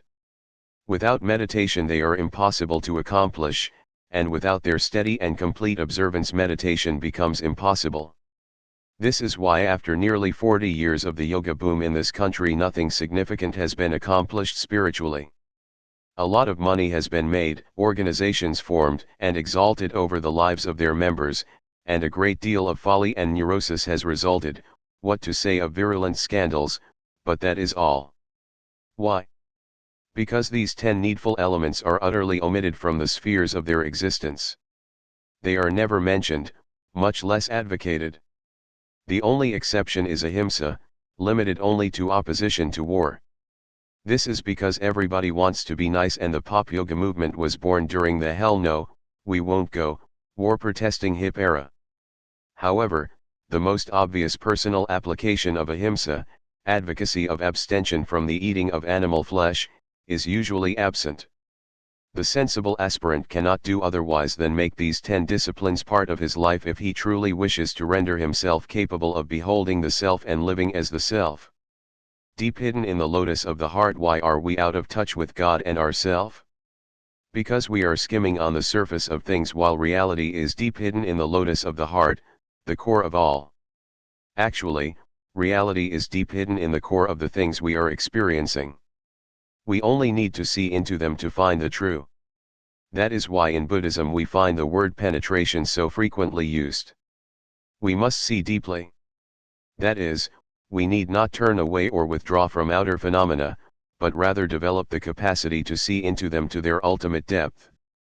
To do this we do enter inside through meditation, but since there really is neither inside nor outside in the truest sense, in time, through the practice of meditation, we come to see all there is to see, the One. Hard to know, we have all experienced getting a mistaken idea or impression stuck in our head that we could not get rid of even when we knew better. The same is true of habit patterns. Living in conditioned existence, we ourselves have become conditioned, or at least we identify with the conditionings of the ever-shifting mind. This is the only reason that the self is hard to know. It has nothing to do with the nature of the self, but with the conditioning of the mind, conditioning resulting from billions and billions of lifetimes as everything from an atom of hydrogen onward to where we are now. It is not easy to undo in a few years what we have taken thousands of creation cycles to build up. Yet it can be done and will be done in time. We just have to understand the way things work and that it will take time. Nevertheless, the words hard to know assure us that the self can be known. The way and its effects, but the wise man, following the path of meditation, knows him, and is freed alike from pleasure and from pain. It is the path of meditation that leads to self-knowledge, none other. The uncontrolled mind does not guess that the Atman is present. How can it meditate? Without meditation, where is peace? Without peace, where is happiness? It is not that self-knowledge renders us incapable of experiencing pleasure or pain, but of being in bondage to them, that is, being subject to reaction to pleasure and pain. The bonds of his flesh are broken. He is lucky, and does not rejoice; he is unlucky, and does not weep. I call him illumined.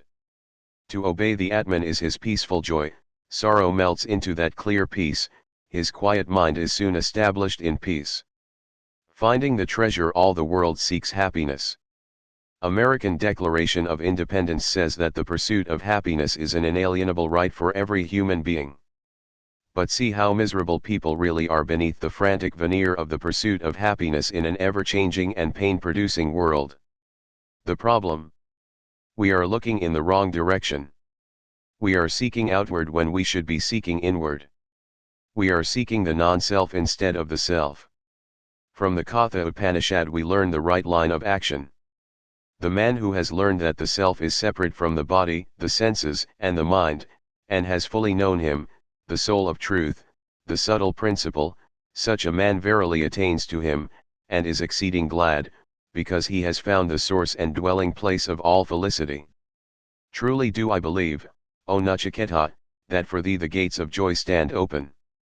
Separate, the self is separate from the body, the senses, and the mind. Therefore the body, senses, and mind cannot even see the self as an object, and certainly cannot possibly experience the self to any degree. The happiness experienced by body, senses, and mind is not true happiness at all, but an approximation, a sham that distracts us from the real thing, inevitably leading us to frustration and all-around misery. This must be learned. Then the self itself must be known. Soul of truth, subtle principle. The self is the very soul of truth, of reality.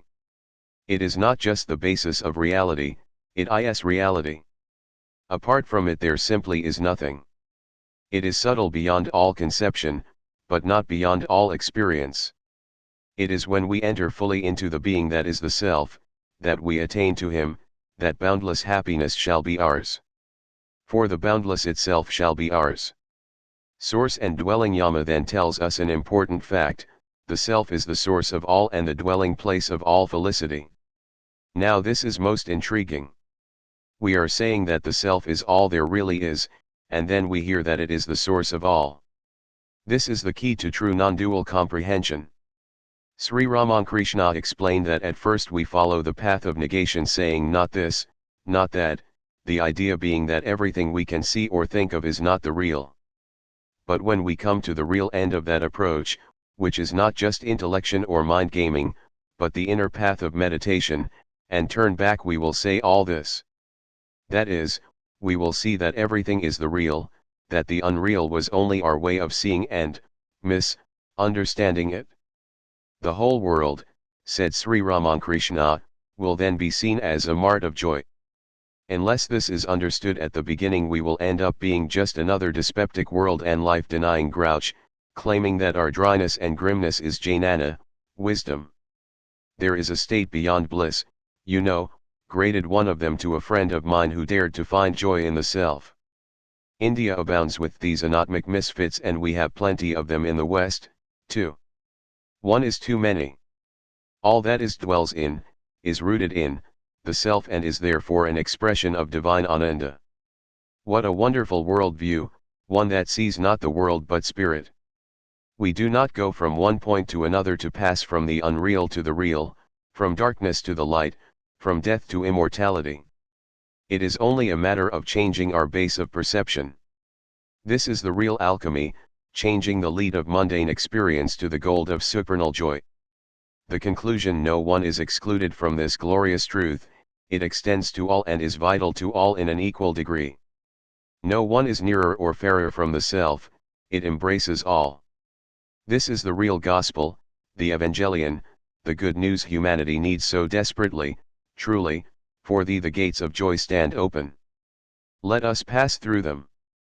The transcendent reality of the self. Previously Yama has spoken to Nachiketa of the manner to experience the self that is immanent in all that is. Now he completes the picture by an exposition of the transcendent and the means to realize it. He does this in response to Nachiketa's question, "Teach me, O king, I beseech thee, whatsoever thou knowest to be beyond right and wrong, beyond cause and effect, beyond past, present, and future." He desires to know about the transcendental reality that is beyond all qualities or designations.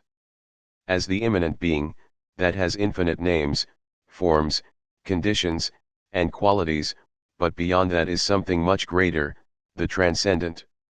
That can neither be said to exist or not to exist, to be with form or without form, with qualities or without qualities, for all these propositions are dualities, one presupposing the other. Where there is one there is its opposite, duality is an absolute in the realm of the immanent reality. Nachiketa is certainly pleased with the truth that all can be seen as the divine unity, but he wishes to complete his knowledge by learning about what lies beyond even that.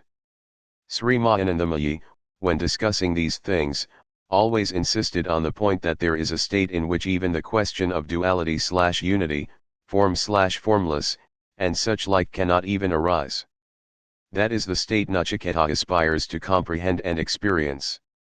The answer is in the question: everything in manifestation is dual. This is the truth for every aspect of life.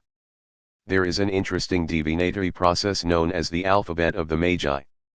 To work it, a question is formulated and then written on cards, One letter per card. These cards are then shuffled and dealt out in a special way, unknown to me, to form the words that are the answer to the question. It was the alphabet of the Magi, worked by a Benedictine monk who practiced divination and astrology in Paris after his monastery had been closed by the anti-religious government, that inspired Charlotte Corday to assassinate Marat and inspired Napoleon, then a mere corporal, to aspire to the rulership of France. So it works. The idea that the answer is inherent in the question is very important, for it means that the questioner already knows the answer on the subconscious, or superconscious, level, that the question cannot arise until the answer is subliminally known. The purpose of questioning, then, is to bring out on the conscious level what is known unconsciously. When we seemingly ask another to teach us, we are really seeking to stimulate and bring forth our own knowledge. That is why the wise have assured their students that in time they would be able to find the answers within themselves.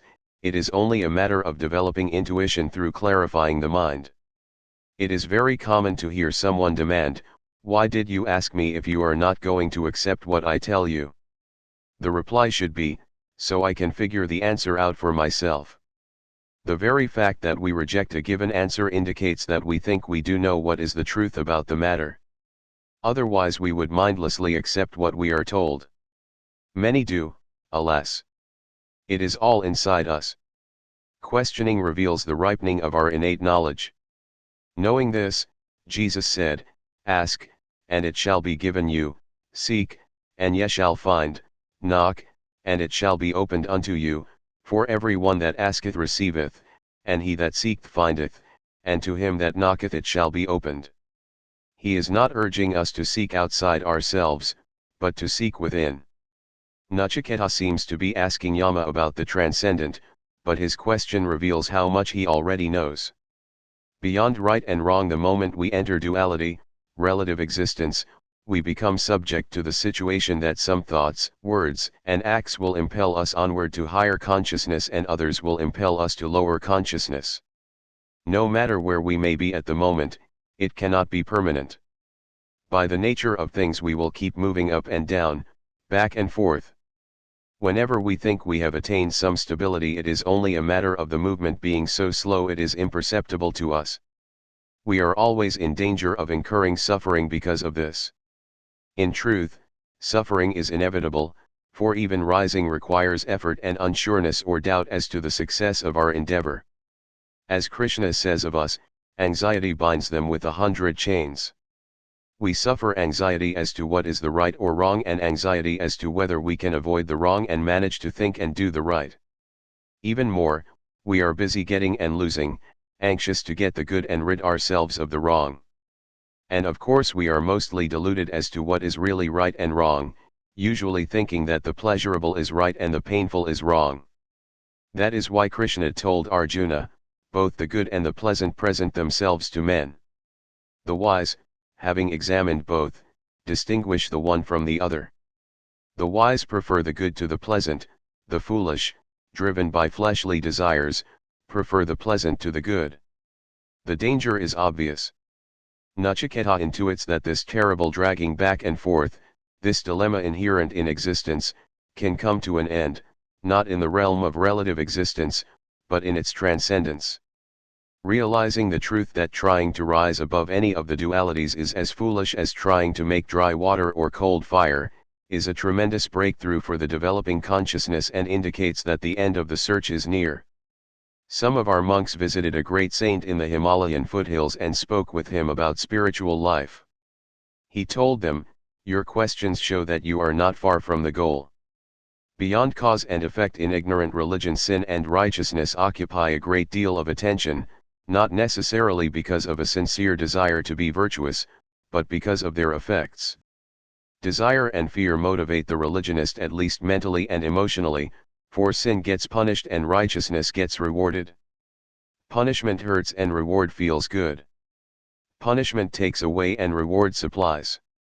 The dispenser of reward and punishment is some kind, or many kinds, of deity who, being an extension of the ignorant egos of the adherents of the religion, judges good and bad on the basis of I like and I don't like, I want and I don't want. Good sense and practicality have nothing to do with it. The deity is either pleased or displeased and acts accordingly. To complicate matters, the deity can be placated if sinned against and, being mollified by groveling and penitence, will reward the sinner as much as if he had been virtuous, maybe even more, so the deity's love and mercy can be revealed. We see this behavior in human beings all the time. Tears, apology, and self-castigation not only stop the anger or displeasure, they evoke a tenderness and openness that should sensibly only be evoked by right conduct. So in evil religion, for ignorance is evil, despite the assurance that virtue is rewarded, we see that sin and repentance are rewarded and the sinner assured of salvation. Such a religion becomes a living hell populated and promoted by living demons. I expect that just about everyone reading these words are congratulating themselves on having gotten out of or avoided such religion. Ah, the sane wisdom of the East. Really? Do we not see that good karma and bad karma are bugaboos just as much desired and feared as any heaven or hell proffered by Western religion? I knew a man that had a metaphysical bookstore. Shoplifting was a real problem.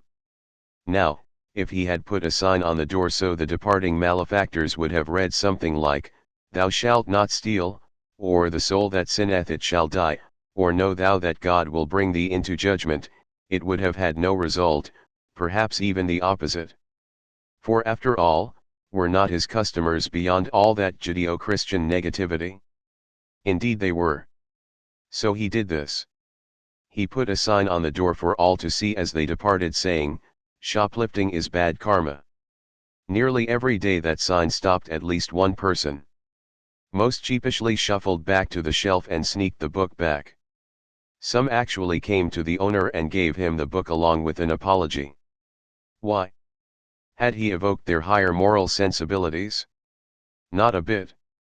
They had traded fear of sin and hell for fear of bad karma and retribution, maybe even a bad rebirth.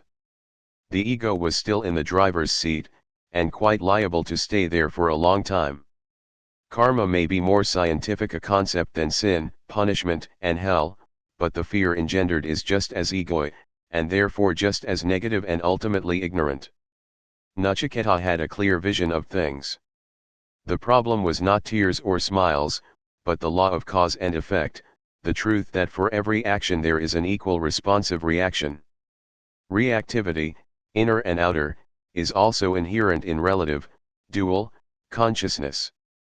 But Nachiketa did not just want to get away from the noise and damp of the ocean of samsara, he wanted to get away from the ocean itself. A jail cell may be miserable or luxurious, but it is still a prison. Nachiketa aspired to freedom. He wished to attain that which was beyond cause and effect, not just a means of avoiding them. This is one of the reasons why religion is usually so pointless. It attempts to make the fire stop burning rather than showing the way out of the conflagration.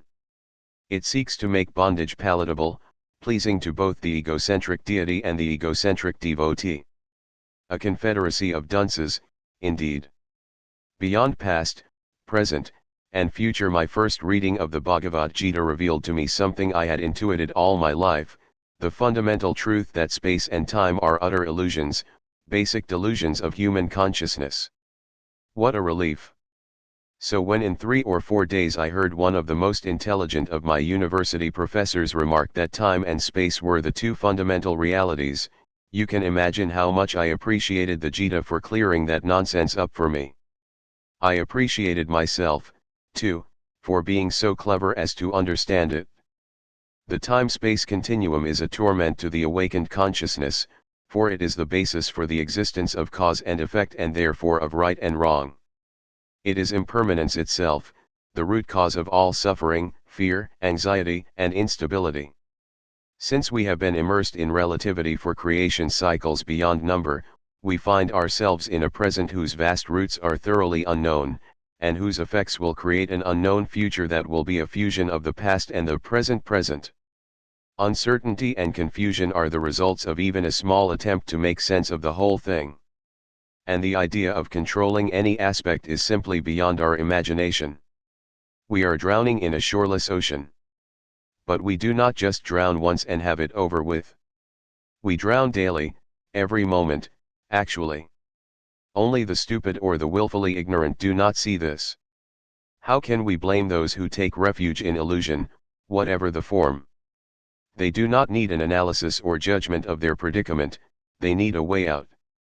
Nachiketa is asking for that, not for more philosophy or exposition of the problem. Transcendent being there is not a place beyond right and wrong, beyond cause and effect, beyond past, present, and future, but a state of being that transcends them. Nachiketa sought to become an altogether different order of being, to enter into the state of Brahman itself. Knowing this to be so, Yama does not hesitate, but literally spells it out.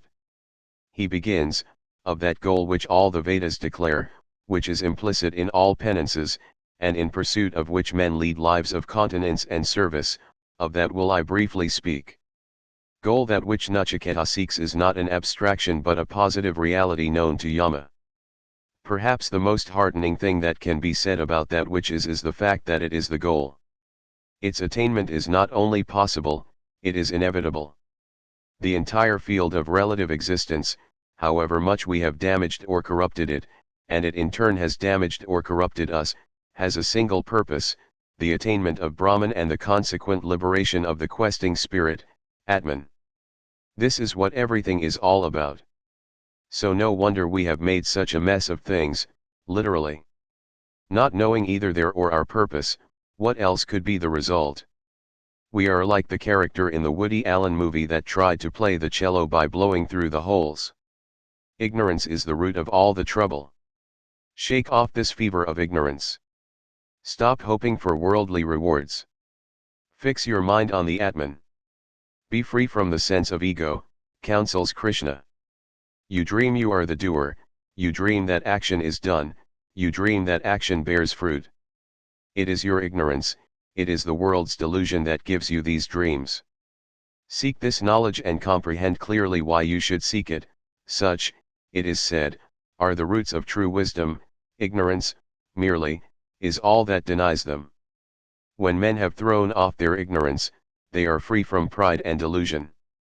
They have conquered the evil of worldly attachment. They live in constant union with the Atman. All craving has left them. They are no longer at the mercy of opposing sense reactions. Thus they reach that state which is beyond all change. Vedas. By Vedas, Yama means the teachings of illumined sages regarding the nature of Brahman and the way to conscious union with Brahman. For Veda means knowledge or wisdom. Although that word has come to be used only in the sense of the ancient Sanskrit hymns found in the Rig, Sama, Yajur, and Atharva Vedas, they are not meant here. At the time of Nachiketa, the Vedas were the orally transmitted wisdom of the Vedic rishis that only later were written down as the Upanishads.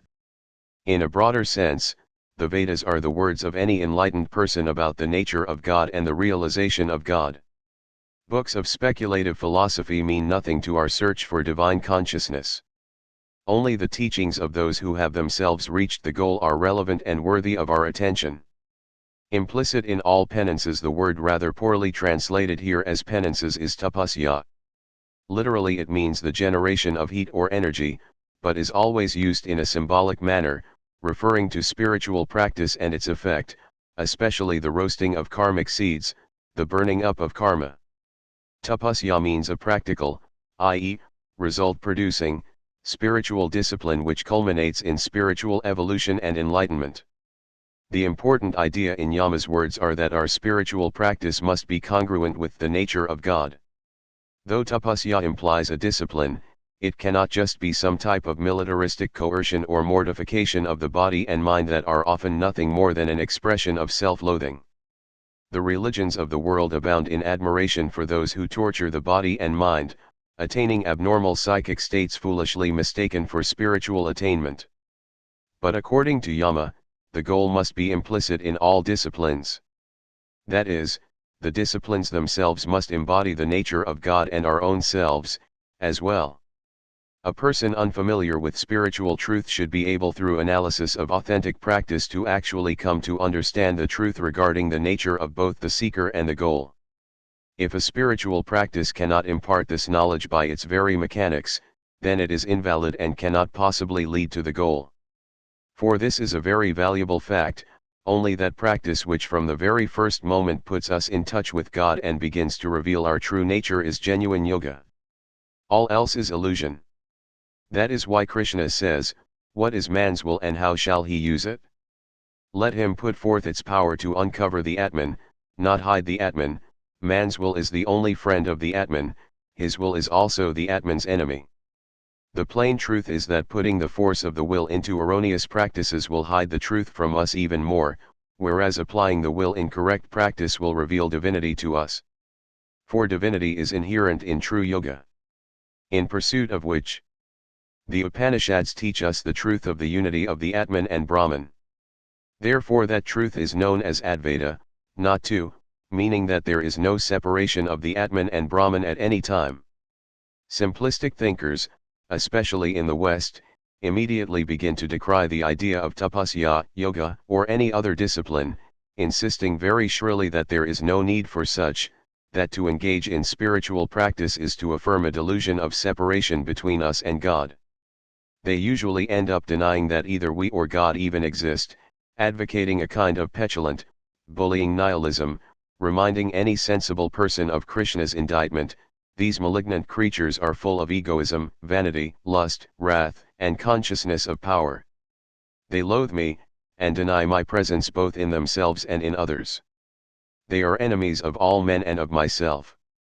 Drastic words, these, but they address a drastic mental and spiritual aberration. Read the entire 16th chapter of the Bhagavad Gita for a full outline of such kinds of people. This is but one of the reasons why a continual study of the Gita is necessary for those who do not wish to go, or be led, astray in their spiritual pursuit.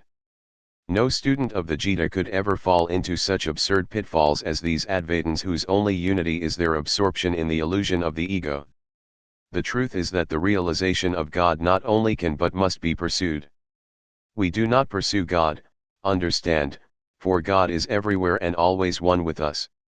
Rather, we pursue the revelation of that eternal oneness and its manifestation on all levels of our present existence.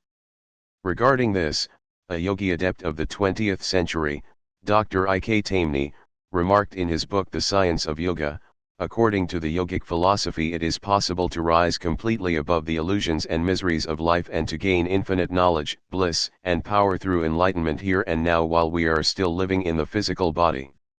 And if we do not attain this enlightenment while we are still alive, we will have to come back again and again into this world until we have accomplished this appointed task.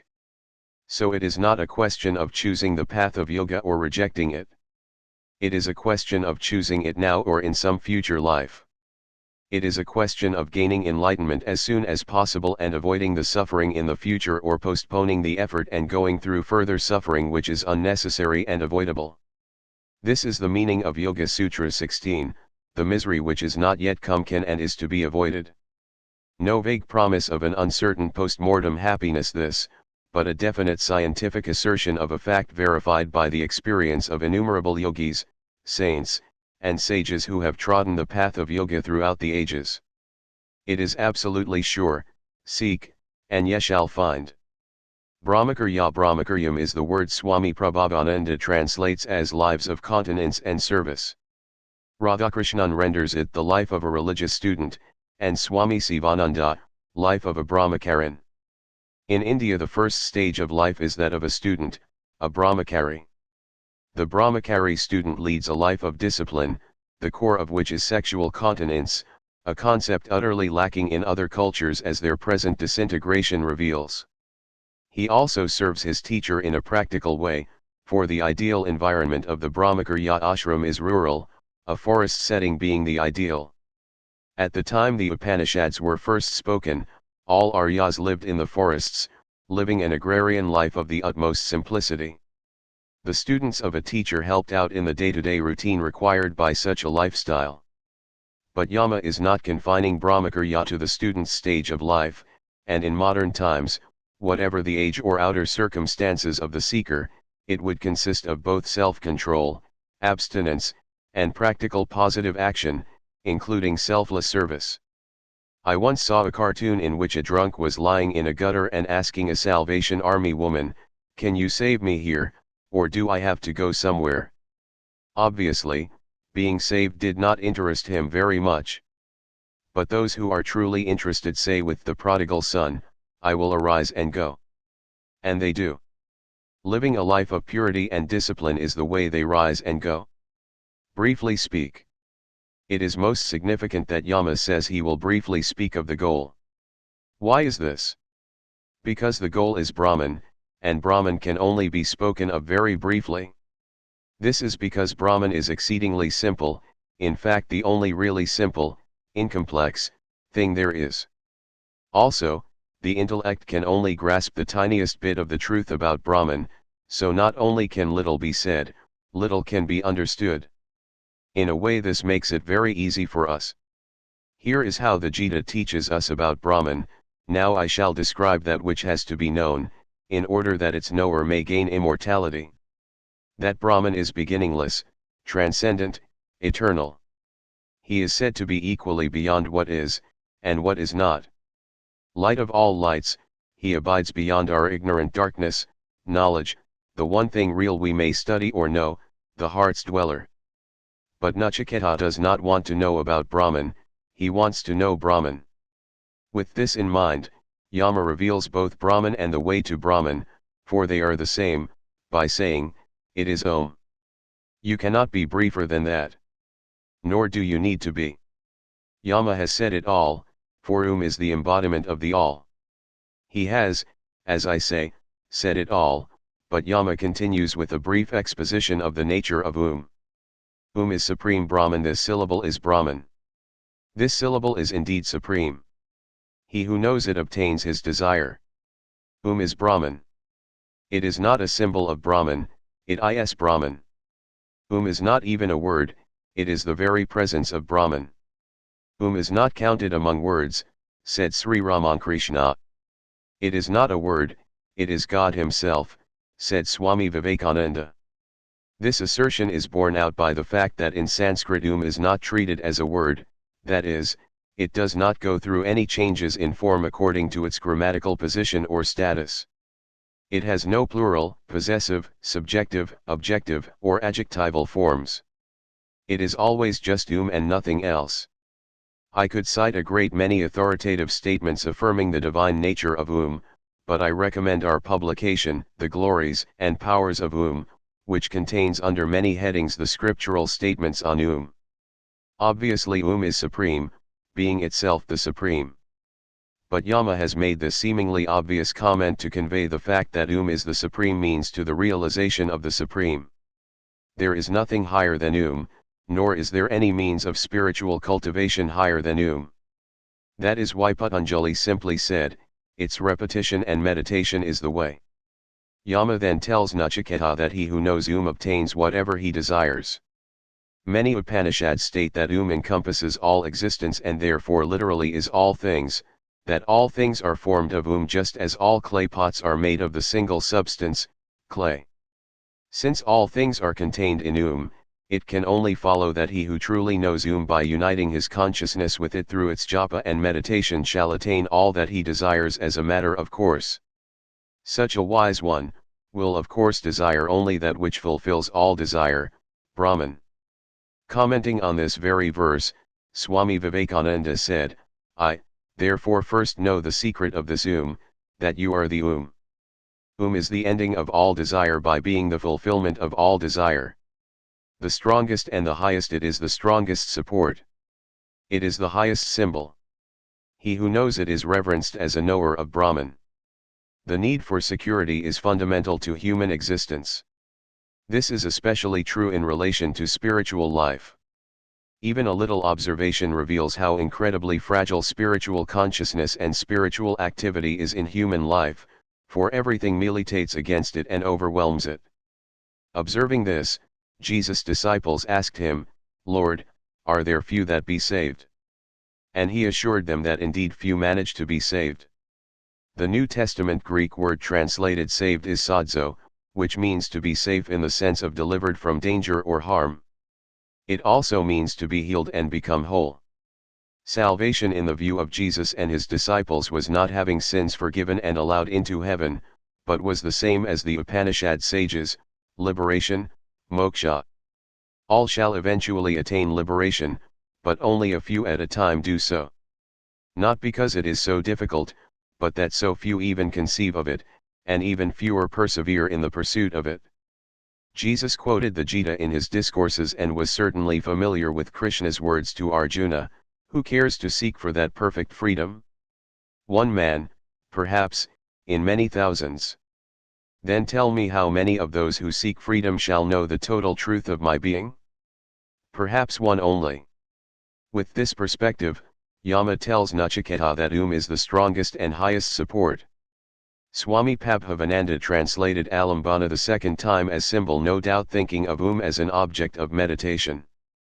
Although its supporting power is most important in relation to spiritual life and practice, Yama makes no such explicit qualification, so we can be sure that is the empowerment and support of everything positive in our life. This, too, is asserted many times in the Upanishads. Knower of knower of Brahman. He who knows it is reverenced as a knower of Brahman. Some translators render this, he who knows it is revered in the world of Brahman. For a knower of is translated into that world, having been transmuted into Brahman through It is no wonder, then, that the Mundaka Upanishad says about dismiss other utterances. This is the bridge to immortality. Is our self, Atman. How can have such an incredible effect upon us? Because we are It is our own self, Atman. The self, whose symbol is Om, is the omniscient Lord. He is not born. He does not die. He is neither cause nor effect. This ancient one is unborn, imperishable, eternal, though the body be destroyed, he is not killed. If Brahman was not at the core of our being, as the core of our being, we could not possibly become one with Brahman. All talk of becoming is of course not really accurate if we think of it as becoming something we are not. Rather, it is the becoming aware of, becoming established in, our eternal unity with Brahman. Some years ago, workers in a Burmese temple were moving a huge plaster image of Buddha with heavy equipment. Something went wrong and the image was dropped. To their astonishment, the plaster, which was only a layer a few inches thick, broke and fell off, revealing that the image was solid gold.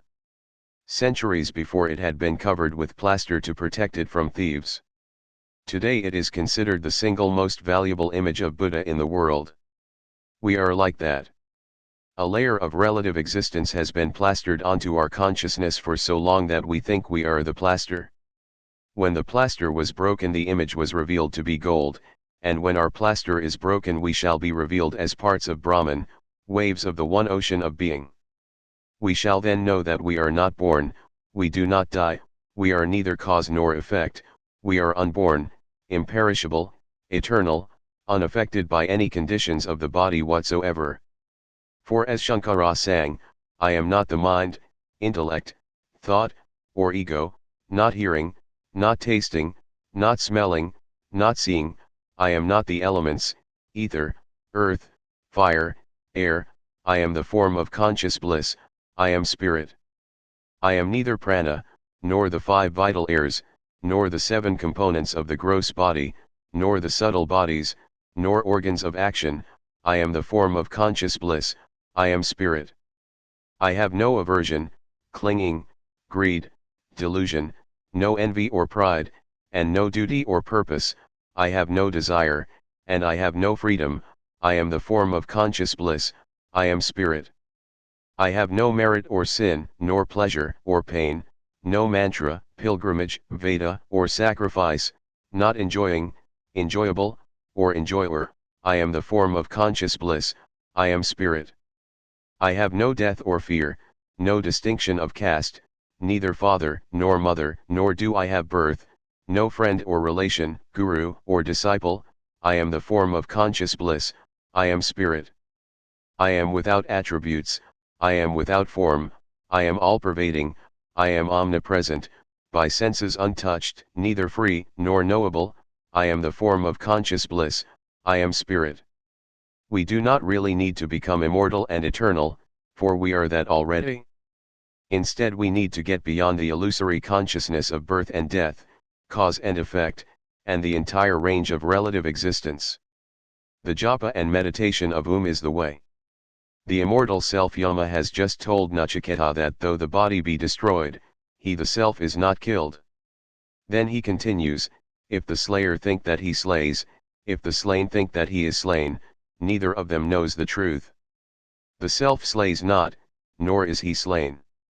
Before considering this Upanishad passage, here is what the Bhagavad Gita, the great digest of the Upanishads, has to say about this. Bodies are said to die, but that which possesses the body is eternal. It cannot be limited, or destroyed. Some say this Atman is slain, and others call it the slayer, they know nothing. How can it slay, or who shall slay it? Know this Atman unborn, undying, never ceasing, never beginning, deathless, birthless, unchanging forever. How can it die the death of the body? Knowing it birthless, knowing it deathless, knowing it endless, forever unchanging, dream not you do the deed of the killer, dreaming, that is the key. God is dreaming the entire drama of the cosmos, but he knows it and controls the dream.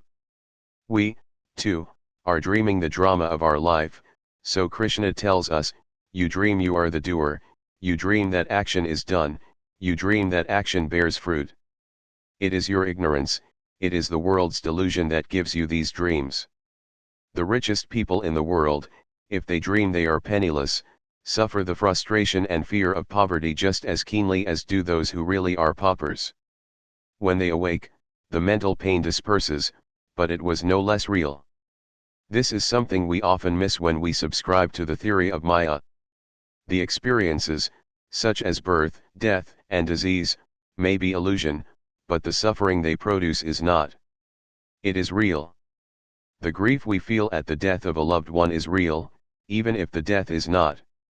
That is why the Sankhya Karika, the basic text of the Sankhya philosophy upon which the Yoga philosophy is based, opens with a discussion of suffering as our problem. Certainly, illusion should be dispelled, but that will not take care of the deeper problem, our capacity for suffering. It is foolish and callous to bully those who suffer by expounding on the unreality of that to which they are reacting. For there is no thing or situation which can make us suffer. Suffering is our reaction to those things. When we reach the state where we no longer react, for pleasure is as destructive as pain, then we will be free. Patanjali's dictum that yoga is the cessation of modifications of the chit does not refer at all to restless thoughts in the superficial mind. He is speaking of the capacity for any kind of reactivity to outer stimuli. It is when we are unreacting and resting in our true self that we are in the state of yoga. To merely fiddle around with the shallow thinking mind, believing that calming it makes us yogis, is deluding ourselves. Our problem is far, far greater and deeper than jittery thoughts. It is the capacity for suffering and for being deluded. To be awake in the fullest sense is to be incapable of sleep and dream. I am speaking metaphysically. All the philosophy and analysis in the world will not help us. We need to awaken forever. That is what real yoga is all about. Slayer and slain are roles in the dream drama of the evolving consciousness. If we know, not just suppose or believe, this, then nothing can move us from the state of peace that is a quality of our true self. Fortunately for us all, the cliché about there is naught but thinking makes it so, is bunkum, another Western truth that mercifully is false. The body can be slain and can be a slayer. Being part of the dream, it really acts and is acted upon in the dream context. The dreamer, however, is not part of the dream, even when it projects an image of itself into the dream and slays or is slain. Nothing external can affect or change the internal reality. Again, awakening is the only solution, and we should accept nothing less. Any view other than this which Yama presents to Nachiketa is but the blind leading the blind. A great flaw in the thinking of most of us is only accepting half of this great truth. We easily affirm our immortality, saying, I can never die, and thus reject the idea that we can be slain. Yet we accept the concept that we can be slayers, and make a great to-do about sin and karma. Is not that so?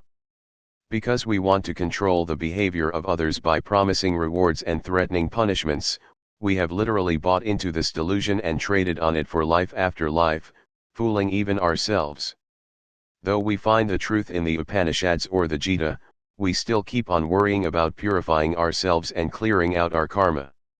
Half deluded, we stumble on, distracting ourselves from the real goal, sinking deeper into the morass. Consider the lives of saints. So many of them have been great sinners, even murderers, or incredibly ignorant, and yet we see them either instantly entering into the state of holiness or rocketing to it in a short time. The reason is simple: they had never committed a sin in their eternal lives. Like David, they awoke and found themselves with God. The indwelling self, smaller than the smallest, greater than the greatest, this self forever dwells within the hearts of all. When a man is free from desire, his mind and senses purified, he beholds the glory of the self and is without sorrow. So Yama now tells Nachiketa. Smaller than the smallest, greater than the greatest. We tend to think of infinity as boundlessly large, when in actuality that which is infinite transcends space and can therefore not be measured in any manner. It cannot be small or large. Which is why there is no thing too small or too great for God to be involved with. The self, being a part of God, is likewise beyond measurement. It is neither small nor large, gross nor subtle.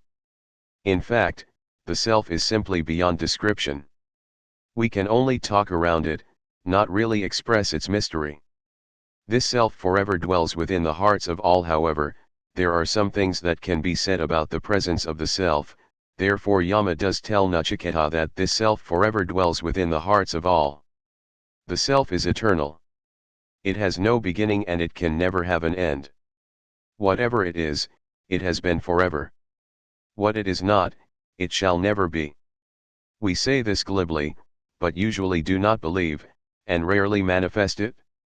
Nevertheless, it is bedrock truth. The self, being beyond time and space, cannot possibly be anywhere. Yet we readily say that it is within.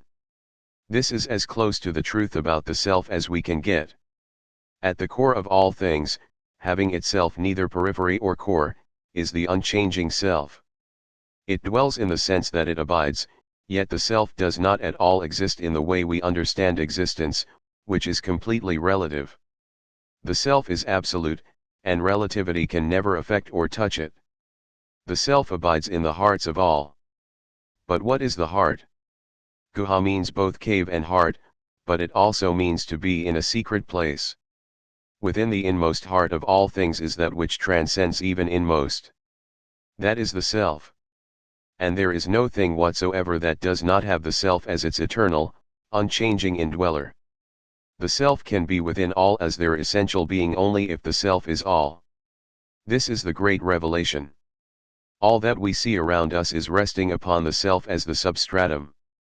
All that we see objectively is Maya, illusion. That which we cannot see, but which we can be, is the self, the all-pervading subject. This all sounds wonderful, but what possible meaning can it have if we do not experience this glorious truth for ourselves?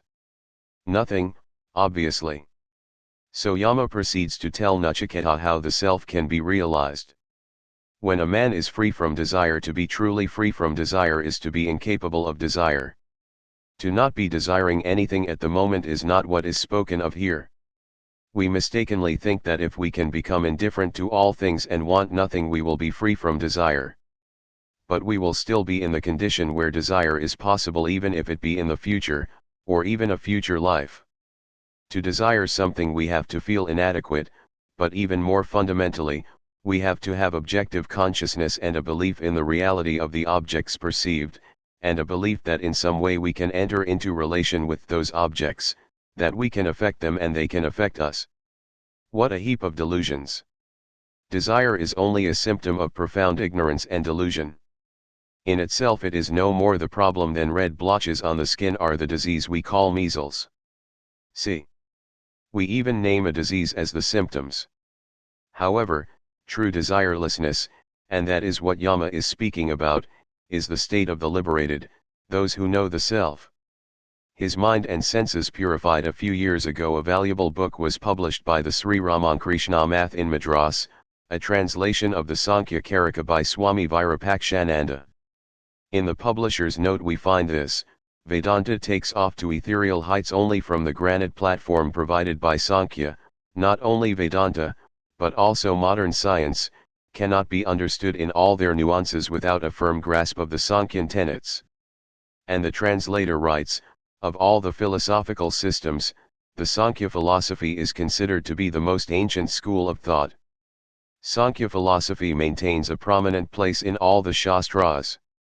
In the Mahabharata it is said that there is no knowledge such as Sankhya and no power like that of Yoga, on which Sankhya is based.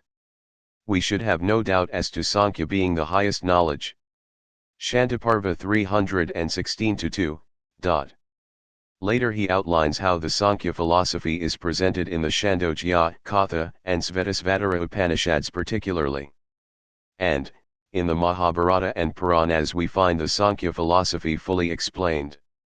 The second chapter of the Bhagavad Gita, part of the Mahabharata, is entitled Sankhya Yoga, and Krishna mentions Sankhya by name as the truth he is expounding. I mention this because it is so common for students to approach the Upanishads as exponents of the simplistic monism that is erroneously thought to be Advaita. With this distorted frame of reference the Upanishad teachings that are very obviously opposed to their opinion are ignored. But we cannot afford the luxury of willful ignorance. Simply babbling that it is all one and we are already there accomplishes absolutely nothing. And besides, it is not true, in the simplistic sense they mean. God, the primal Purusha, is eternally associated with Prakriti, Pradhana, on the macrocosmic level, and continually projects and withdraws it as the ever-evolving creation. In the same way each individual Purusha is eternally associated with Prakriti on the microcosmic level and engages in a series of incarnations, evolving the personal Prakriti to the point where it becomes a perfect mirror of the individual Purusha and there is a practical separation between the two, just as on the cosmic level. Let us not forget, Patanjali defines yoga, liberation, as a condition of the chit, of our personal Prakriti, not a simple intellectual insight or realization. The essence is this: each one of us is evolving our own Prakriti, just as God is evolving the universe. The difference is that God is not caught in the drama, and we are. Sankhya states that we must learn to separate our consciousness from its enmeshment in Prakriti, but that is only the preparation.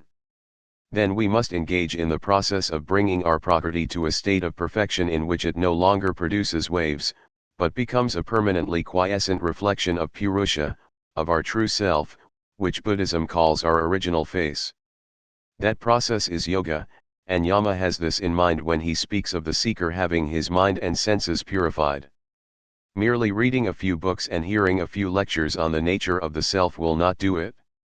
We must focus our attention on in the energy fields we call mind and senses and completely repolarize and reconstruct them. Be ye transformed by the renewing of your mind, wrote St. Paul. Patanjali speaks of the process of Kriya Yoga, the yoga of purification, consisting of austerity, tapasya, self-study, and devoting the life to God. Yama, St. Paul, Patanjali, and Krishna all tell us the same thing: become a yogi. He beholds the glory of the self. The self cannot be intellectually conceived or spoken about, but it can be seen, and thereby fully known, by the purified consciousness. And it is seen within the core of our being, within the cave of the heart. Caves are important symbols. Though they are to be found everywhere, we naturally think of yogis as dwelling in caves. Which they do, metaphorically. In the Gospels we see that Christ, consciousness, is born in a cave and resurrects in a cave. It all takes place in the heart. Wherefore the wise Solomon said, "Keep thy heart with all diligence, for out of it are the issues of life." The practice of yoga, mediation, is the keeping of the heart which transforms the yogi's life. It is said that Shiva sits immersed in samadhi, but occasionally awakens, arises, and dances in ecstasy, exclaiming over and over, "Oh! Who I am! who I am. The same wonder at the glory of the self will be experienced by the persevering yogi. And is without sorrow, how could there be sorrow or any slightest form of suffering or discontent for those who behold that glory and realize that they are themselves that glory? It can be said of such a one, as Arjuna said of Krishna, you know yourself through yourself alone. And as Krishna said of the perfected yogi, to obey the Atman is his peaceful joy, sorrow melts into that clear peace, his quiet mind is soon established in peace, now that he holds it the knowledge of the self, he knows this treasure above all others, faith so certain shall never be shaken by heaviest sorrow, who knows the Atman knows that happiness born of pure knowledge, the joy of Sattva. Deep his delight after strict self-schooling, sour toil at first but at last what sweetness, the end of sorrow. The omnipresent self though seated, he travels far, though at rest, he moves all things. Who but the purest of the pure can realize this effulgent being, who is joy and who is beyond joy? Yama continues instructing Nachiketa on the nature of the self. Being a highly developed being, Nachiketa had doubtless intuited most of this already, but for us who were raised in the dry gulch of the West and its religions his words are profoundly stirring, astounding, actually. Who could believe that in this chaotic world there were ever, and still are, sages who by direct experience have seen and spoken these truths? We should analyze them carefully, not for mere philosophical exactitude, but for a good, joyful revel in knowing the facts at last. Unmoving, he moves being rooted in infinity and thereby beyond space, the self can never go anywhere. When we speak of the Atma descending into relative existence or coming into matter, we are only describing the Maic experience that is itself nothing more than a training movie. If we see a motion picture about Europe, we do not think we have actually been there, yet, we did see Europe. In the same way, under the spell of Maya we have all kinds of experiences, yet they are mere appearance only. Appearance, however, is real, even if insubstantial. So we both are and are not here. I experience writing this, and you experience reading it. That is real. But the environment in which we live, including our bodies, is but the picture projected onto the formless screen of consciousness that is ourself. So, going nowhere, the self goes everywhere. Being no thing, the self becomes all things. Doing nothing, the self does everything. This is the way of it. Unmoved, he is the mover. Nothing affects the self, but the self affects all situations and things. Sankhya philosophy postulates that although Prakriti never touches the Purusha, it is the proximity of the Purusha that causes Prakriti to move and manifest in manifold ways. In the West we find the expressions uncaused cause and unmoved mover. These apply to the individual self as much as to God. There is a very practical application of this fact. Being under the spell of Maya we think, all this is happening to me. All this is being done to me. But that is erroneous. We are making it all happen, we are doing it to ourselves. There are no victims. Everything proceeds from us. Consequently we can study our lives and determine what is going on in our inner mind, which is not the self, either. Our lives and environment are mirror images, revealing our states of mind. Our life is an exercise in consciousness. There are computer games in which the images on the screen are actually manipulated by the player's mind and will. That is but a feeble glimpse of the truth about our entire chain of births and deaths. That is also what karma is. You dream you are the doer, you dream that action is done, you dream that action bears fruit. It is your ignorance, it is the world's delusion that gives you these dreams. Who can know him?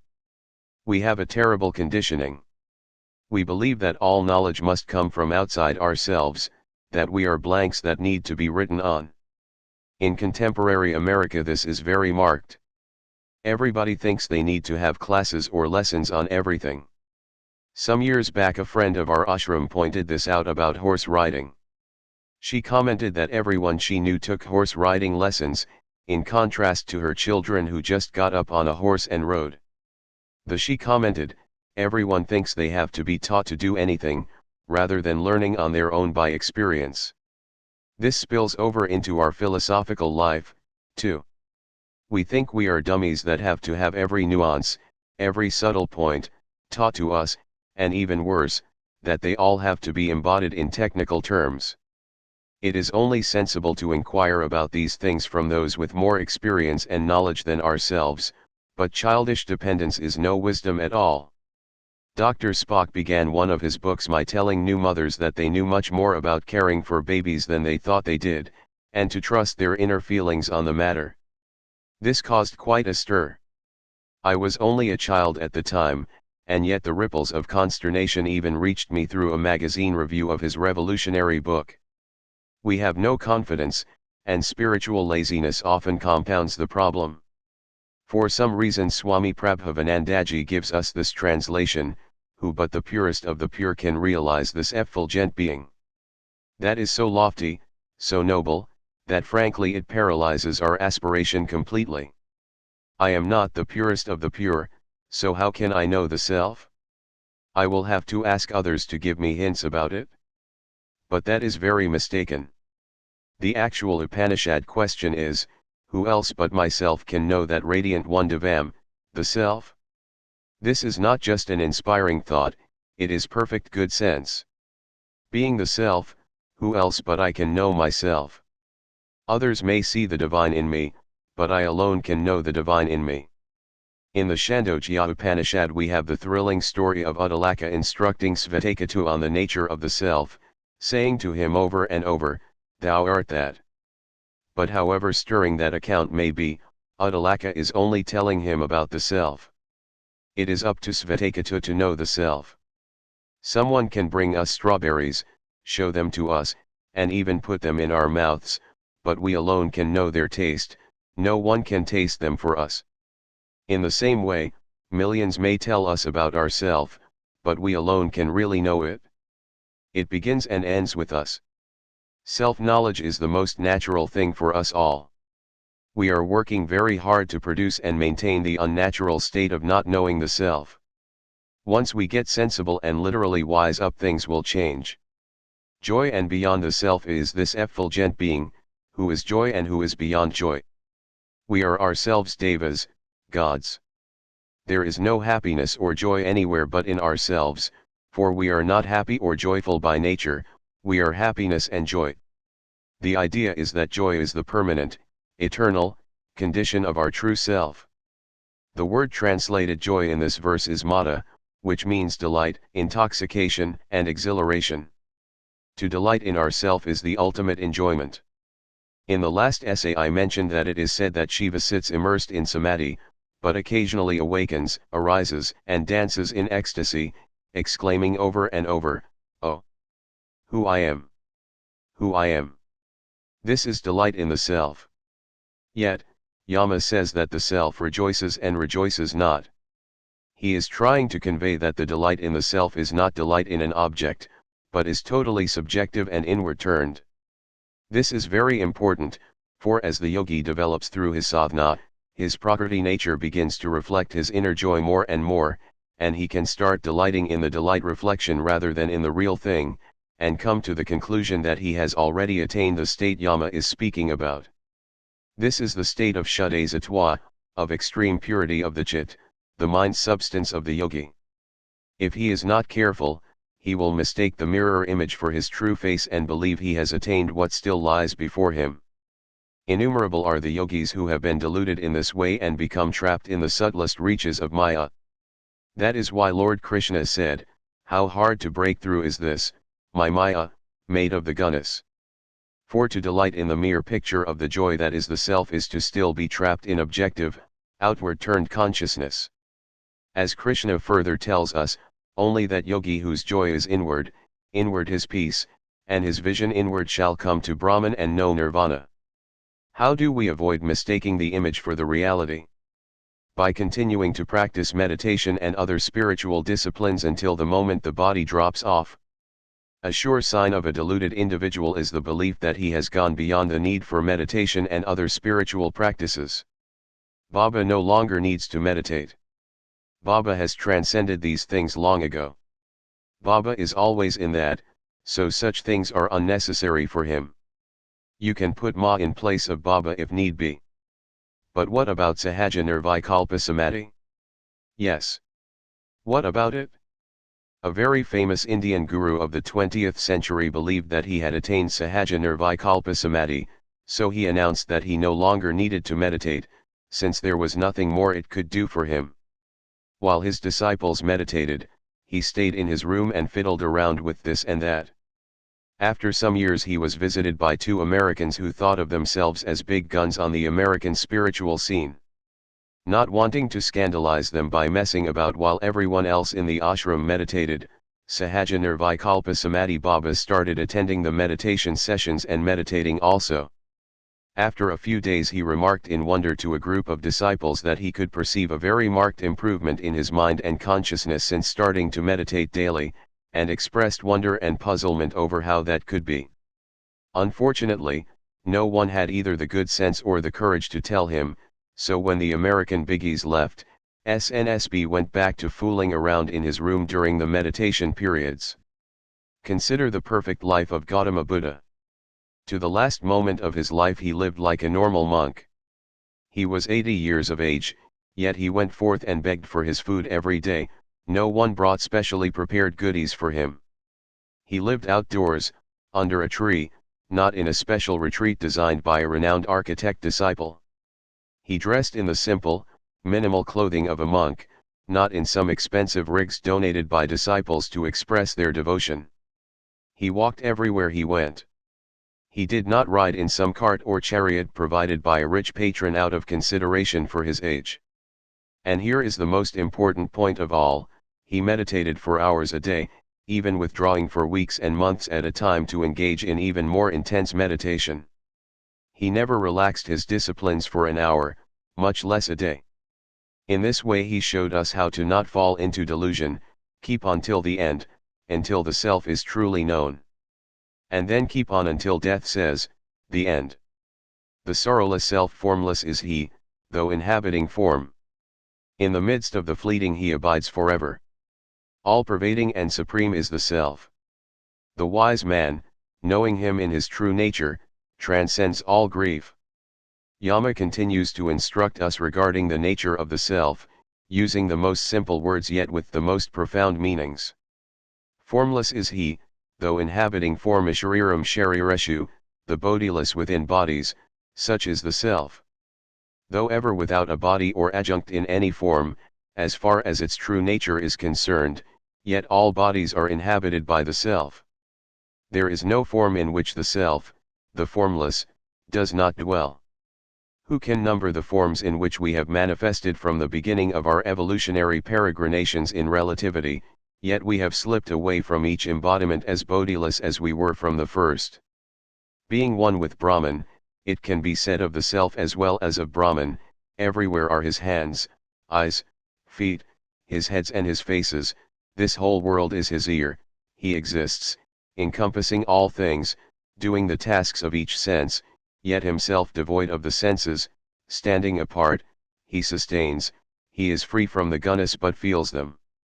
He is within and without, he lives in the live and the lifeless, subtle beyond mind's grasp, so near us, so utterly distant, undivided, he seems to divide into objects and creatures, sending creation forth from himself, he upholds and withdraws it, light of all lights, he abides beyond our ignorant darkness, knowledge, the one thing real we may study or know, the heart's dweller. In the midst of the fleeting he abides forever anavasthishvavasthitam, the stable among the unstable, the unchanging among the ever-changing, so is the self. For eons we are entertained with the ever-shifting kaleidoscope of Maya's web. Finally we are no longer entertained by it, but wearied. Yet we find ourselves addicted to it. Only in the beginning do addicts love their addiction. In time they come to loathe it, yet refuse to even hear of ridding themselves of it.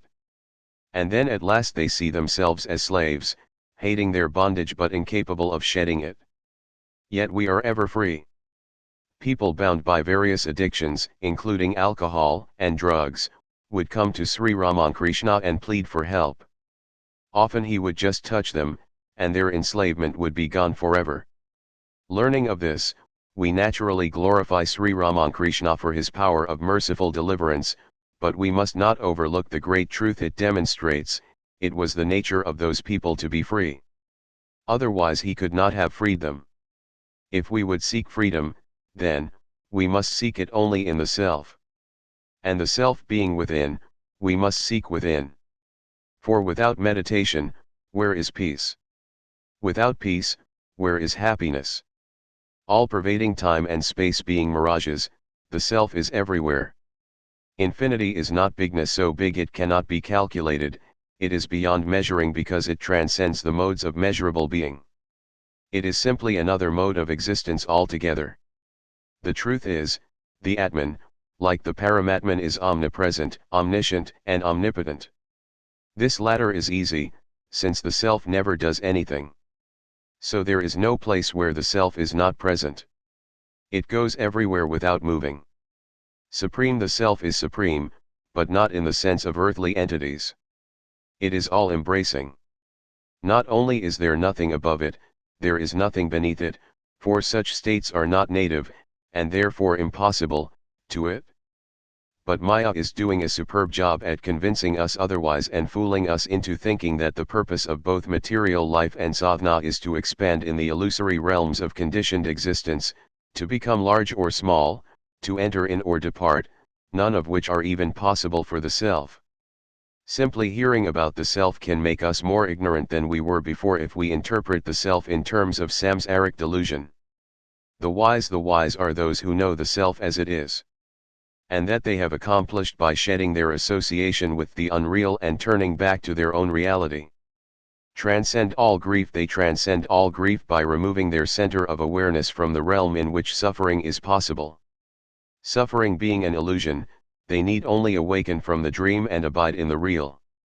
This is not a negative state, for it is not just a removal of sorrow, but the entering into the bliss that is the nature of the self. Who can know the self?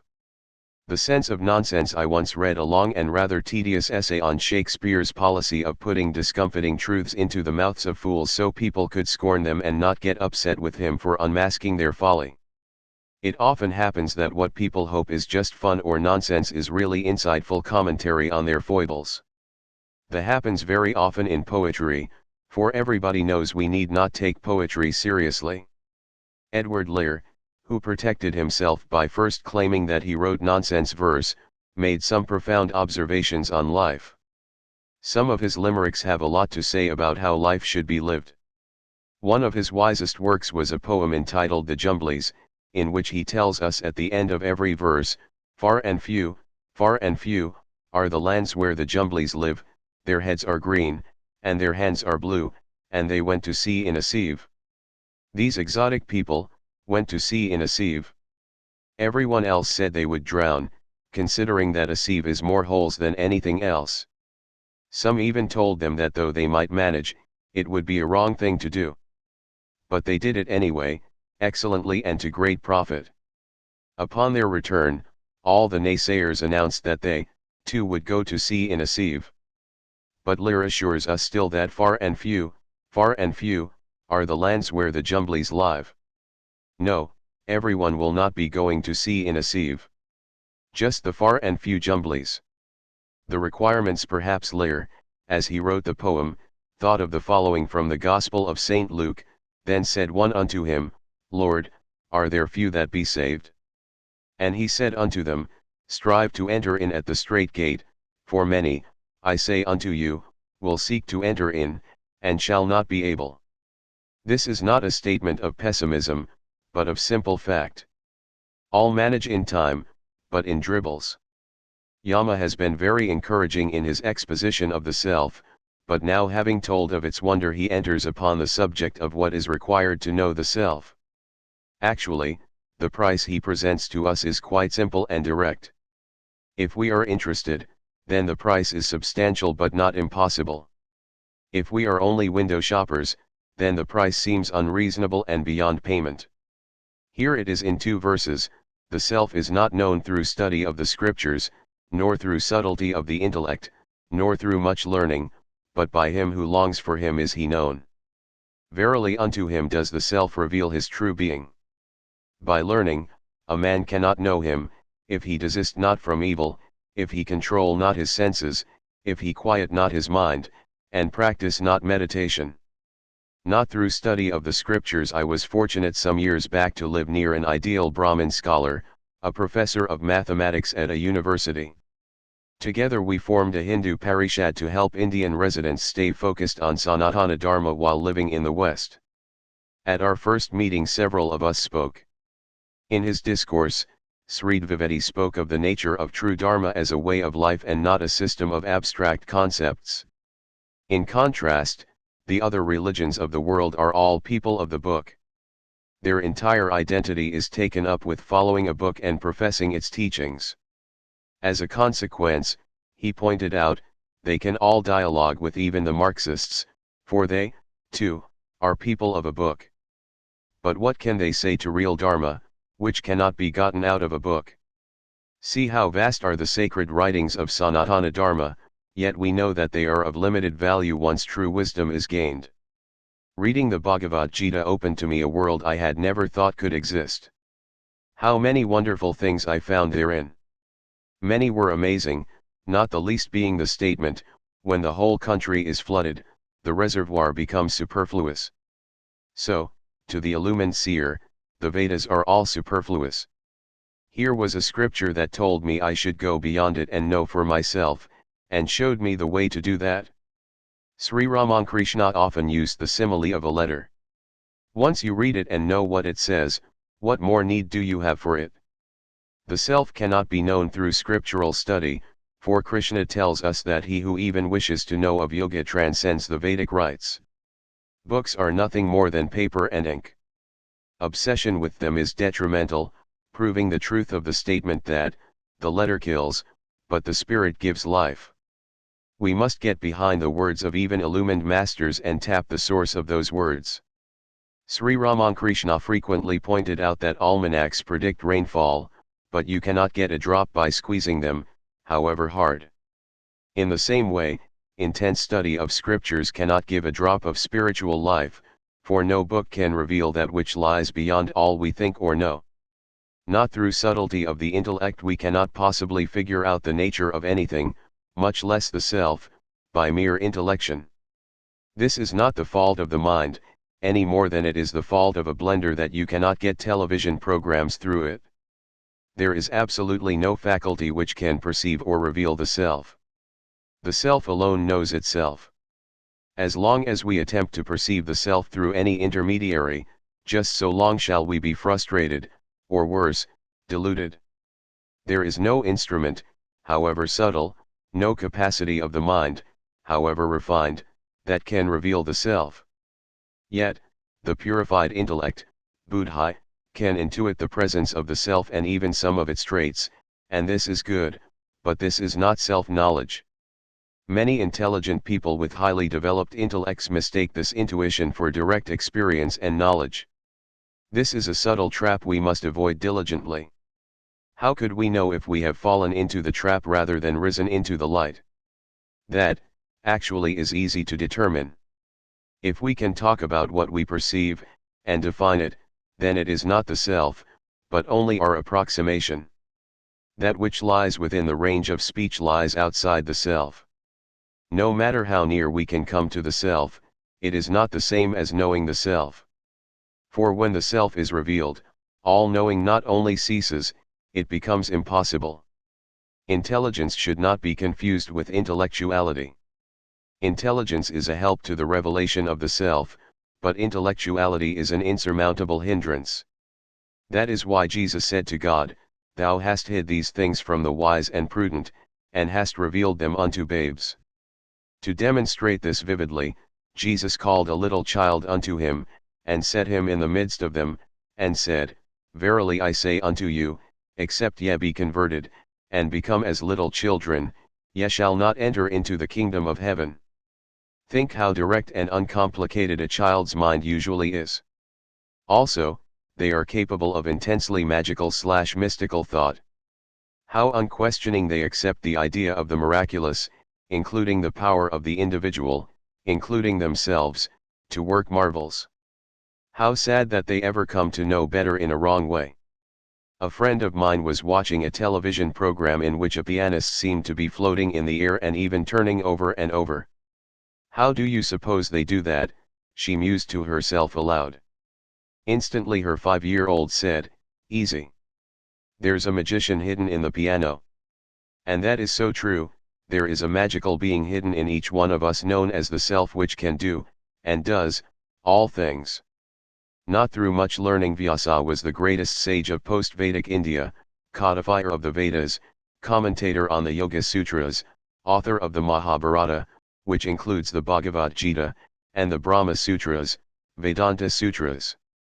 Vast as his writings were, hummed up everything that was taught by these holy books, saying, I shall tell you in half a verse, Sloka, what has been written in tens of millions of books. Brahman is real. The world is unreal. The Jiva individual spirit is none other than Brahman. That is it. So when the future Swami Turiyananda told Sri Ramakrishna that he studied Vedanta for several hours a day, the great master was astonished. Quoting the words of Vyasa, he asked, how can you spend hours studying something so simple? What more is there to say? Turiyananda got the idea behind the idea and himself became a knower of the self. All the learning in the world is futile in relation to the self and Brahman, for they lie outside the scope of the intellect. The ear cannot hear color, the eye cannot smell fragrance. No thing can know the self but the self. It can be done. Yama's words of seeming negation are really quite positive, for he then tells Nachiketa, but by him who longs for him is he known. Verily unto him does the self reveal his true being. This is a remarkable statement. There are no tools or gimmicks that can mechanically lead us to the vision of the self. Certainly there are methods that aid in our search, that is what yoga is all about. But it is a mistake to think that a technique can be applied like a crowbar to break open the inner treasury and loot the vault. And this is the attitude of most seekers. Methods, such as yoga, meditation, worship, and good deeds are necessary to successfully prosecute our quest for God. Their function is twofold: they prepare us, make us capable, for the attainment of self-knowledge, and they are manifestations, evidence, actually, of the genuineness of our aspiration. By engaging in them we live out our intention. Mahanandamayi continually assured people that the desire for the God was the way to God, everything else were aids or expressions, but it is our own divine self-will that accomplishes our liberation. This is very important to understand. It is commonly said that all religions are valid, that they all led to the same goal. That is true to some degree, but it leaves out the real fact: it is the seeking that brings about the finding. Frankly, it is the seekers who validate the religions, not the other way around. People finding God in all religions is not a statement about the worth of those religions, but a statement about the worth of those people. Sri Ramakrishna attained God vision through the various religions he practiced and thereby demonstrated their viability as spiritual paths. But he also revealed that it is the nature of the individual to attain that vision whatever the path that is followed. For without that innate capacity, what value would the religions have? The Jivatman by its nature can know the Paramatman. As the psalmist said, deep calleth unto deep. Like attracts like, it really does take one to know one. Swami Prabhavananda notes that an alternate translation can be, whom the self chooses, by him is he attained. In India they have the saying, he who chooses God has first been chosen by him. Jesus told his disciples, ye have not chosen me, but I have chosen you. The very fact that we are seeking God is guarantee of our finding, for it is an indication that he has called us. And he does not call in vain. Nor do we seek in vain. Verily unto him does the self reveal his true being. Yet there are obstacles to knowing the self. By learning, a man cannot know him, if he desist not from evil, if he control not his senses, if he quiet not his mind, and practice not meditation. Learning Yama lists mere intellectual study, the heaping up of extraneous knowledge which by its character is external and superficial as an obstacle, not so much in itself, but by the illusion of knowledge that arises in the self-satisfied mind of the knower. Yama's assertion shows how mistaken it is to translate swadhyaya, self-study, as study of scriptures when we encounter it in the Yoga Sutras. The Katha Upanishad examines this matter, saying, "He by whom Brahman is not known, knows it, he by whom it is known, knows it not. It is not known by those who know it, it is known by those who do not know it." Obviously the word know has two meanings here. One is the mere intellection about Brahman, the other is knowledge derived from the direct experience of Brahman, from conscious union with Brahman. There is a knowing that is unknowing and an unknowing that is knowing. That is why Swami Prabhavananda renders the Katha verse, "He truly knows Brahman who knows him as beyond knowledge, he who thinks that he knows, knows not. The ignorant think that Brahman is known, but the wise know him to be beyond knowledge."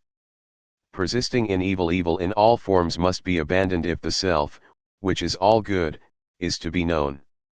This should not be hard to understand, but many deny it anyway, or try to skirt around it. Of them Jesus said, "They have their reward, a false security that is really the sleep of death." But for us who wish to live, it is important to determine what is good and what is evil, what is right and what is wrong. Sanatana Dharma has a concept of right and wrong unique among the world religions. The others teach that something is right or wrong because their God or prophet has said so in their infallible scriptures. It is in the Bible, it is in the Zendavesta, it is in the Quran, etc. Although the scriptures of Hindu Dharma do mention things as being good or evil, the basis for the statements are utterly different from that of other religions. Sanatana Dharma does not look upon a thing as wrong because God or gods have declared it wrong or some lawgiver has prohibited it. And the same in relation to the things that are right. Rather, a thing is good or evil according to its innate character. Many times people try to get Mata Anandamayi to approve or disapprove of something. But she would simply say, if it takes you toward the goal it is good. If it takes you away from the goal it is evil. That which darkens, obscures, or limits our consciousness is bad. That which lights, clears, and expands our consciousness is good. That which helps in the search for God is good, that which hinders or delays it is not. We all know people who declare that their addictions and illusions either do not hurt them or even are good for them. Very well, they have their reward. But the intelligent do not engage in such childish rationalization. They impartially examine and conclude accordingly. It is all a matter of the individual's interest and honesty. In other words, it is all in our hands, as are all the aspects of our life if we face up to it. Sanatana Dharma does not list bads and goods because it assumes that those who wish to pursue Dharma can judge for themselves. Though we can certainly determine whether the Vedic scriptures consider something harmful or helpful, we should look upon the list as neither exhaustive or even binding. Sanatana Dharma is Manava Dharma, human Dharma. And human beings use their intelligent reason. Sanatana Dharma also leaves everyone free to be wise or foolish. Dharma never condemns or praises. It just waits to be fulfilled. Lack of sense control. The senses must be controlled, but we usually mistake the way to do so. The Upanishads use the simile of horses pulling a chariot, and we mistake that, too, thinking it a symbol of incredible forces to be overcome. But we need not think of it so drastically. Before you control a horse, you tame it. So before we control the senses, we tame them through purification. Sadhana is the only way. Meditation alone purifies in a lasting manner. At the same time we purify the senses by directing them Godward. We make the eyes look at sacred symbols or depictions, the ears to hear the words of sacred texts and sacred music, the nose to smell the offered incense, the tongue to taste the offered sweets or food, and the inner sense of touch to feel the exalted atmosphere created by worship and contact with the holy. Pilgrimage is valuable because it is a total sense experience of holiness. The good news is that we need not struggle with the senses, but turn them in spiritual directions. Restlessness of mind is itself great suffering. Yama says that a quiet mind is indispensable to self-knowledge. Here is what Krishna has to say about it: if a yogi has perfect control over his mind, and struggles continually in this way to unite himself with Brahman, he will come at last to the crowning peace of nirvana, the peace that is in me. When can a man be said to have achieved union with Brahman? When his mind is under perfect control and freed from all desires, so that he becomes absorbed in the Atman, and nothing else. The light of a lamp does not flicker in a windless place. That is the simile which describes a yogi of one-pointed mind, who meditates upon the Atman. When, through the practice of yoga, the mind ceases its restless movements, and becomes still, he realizes the Atman. It satisfies him entirely.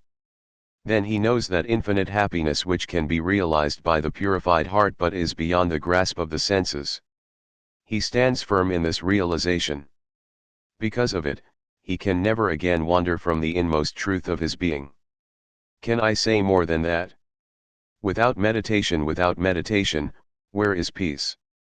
Without peace, where is happiness? The sine qua non of self-knowledge is meditation. The self is ever present, but we do not perceive it because our vision is obscured by the illusion known as Maya. After describing the method of meditation, Krishna says, if he practices meditation in this manner, his heart will become pure and the self will become literally self-evident. In conclusion, he remarks, make a habit of practicing meditation, and do not let your mind be distracted. In this way you will come finally to the Lord, who is the light giver, the highest of the high. The formula: the self can be known by those who truly desire to know. And that true desire manifests through desisting from evil, controlling of the senses, quieting, restraining, the mind, and practicing meditation. This is the real formula for success. The all-consuming self, somewhere along the line, perhaps when they stopped killing their own people for sacrificial victims and committing genocide for the glory of their gods, the religion of Westerners lost its vigor. Spiritual came to be equated with the insubstantial and ethereal, degenerating in time into an airy and vaporous sentimentalism of the sickliest character. Languishing in love for God became an ideal, along with nobly bearing the terrible burdens God threw onto a groaning and groveling humanity. The keynote of all this was passivity, and not a passivity born of true courage or nobility, but from a crushing sense of impotence and hopelessness. Hell became exalted to heaven, and the contempt of a capricious and tyrannical God became divine love, a love that demanded placation and acceptance, obedience. This God of love hated a lot more things than he liked and basically tolerated nothing. His religion in time became just like him, and so did many of his devotees, in attitude and deed. Since he was the ideal father, they began treating their children just as he did his. Contemporary Western society is the result. Even the rebellion against this madness is as hateful, ignorant, and repressive as that which is being supposedly rejected. Only the pious cover is discarded, the evil core flourishes. The utter insubstantiality of the spiritual has become a logical doorway to denial of any spiritual reality. In the East, India, things are fundamentally different, even if some of the sillier ways of Western religion are also to be found there, particularly in the Bhakti movement. The concept of the self as identified with the Supreme Self rather than a creation whose tenuous existence is continually threatened by the possibility of divine wrath, has produced a psychology and a society the reverse of that found in the West. The self is as eternal and immovable as God, because it is one with God. Always. In the 19th century, the remarkable poet, author, and mystic Emily Bronte became exposed to the Upanishads and the Bhagavad Gita while studying in Belgium. She had long before instinctually rejected the ignorant religion of her childhood, but now she had an intelligent basis for her rejection. Fortunately, it took the form of affirmation rather than negation. She had seen clearly when 9 or so that she and all her sisters, and brother, would die young of the same disease, tuberculosis, and had written a poem about it. When death was only a matter of weeks away, she wrote this final poem: no coward soul is mine, no trembler in the world's storm-troubled sphere, I see heaven's glories shine, and faith shines equal, arming me from fear. O God within my breast, Almighty, ever-present Deity. Life, that in me has rest, as I, undying life, have power in thee. Vain are the thousand creeds that move men's hearts, unutterably vain, worthless as withered weeds, or idlest froth amid the boundless main, to waken doubt in one holding so fast by thy infinity, so surely anchored on the steadfast rock of immortality.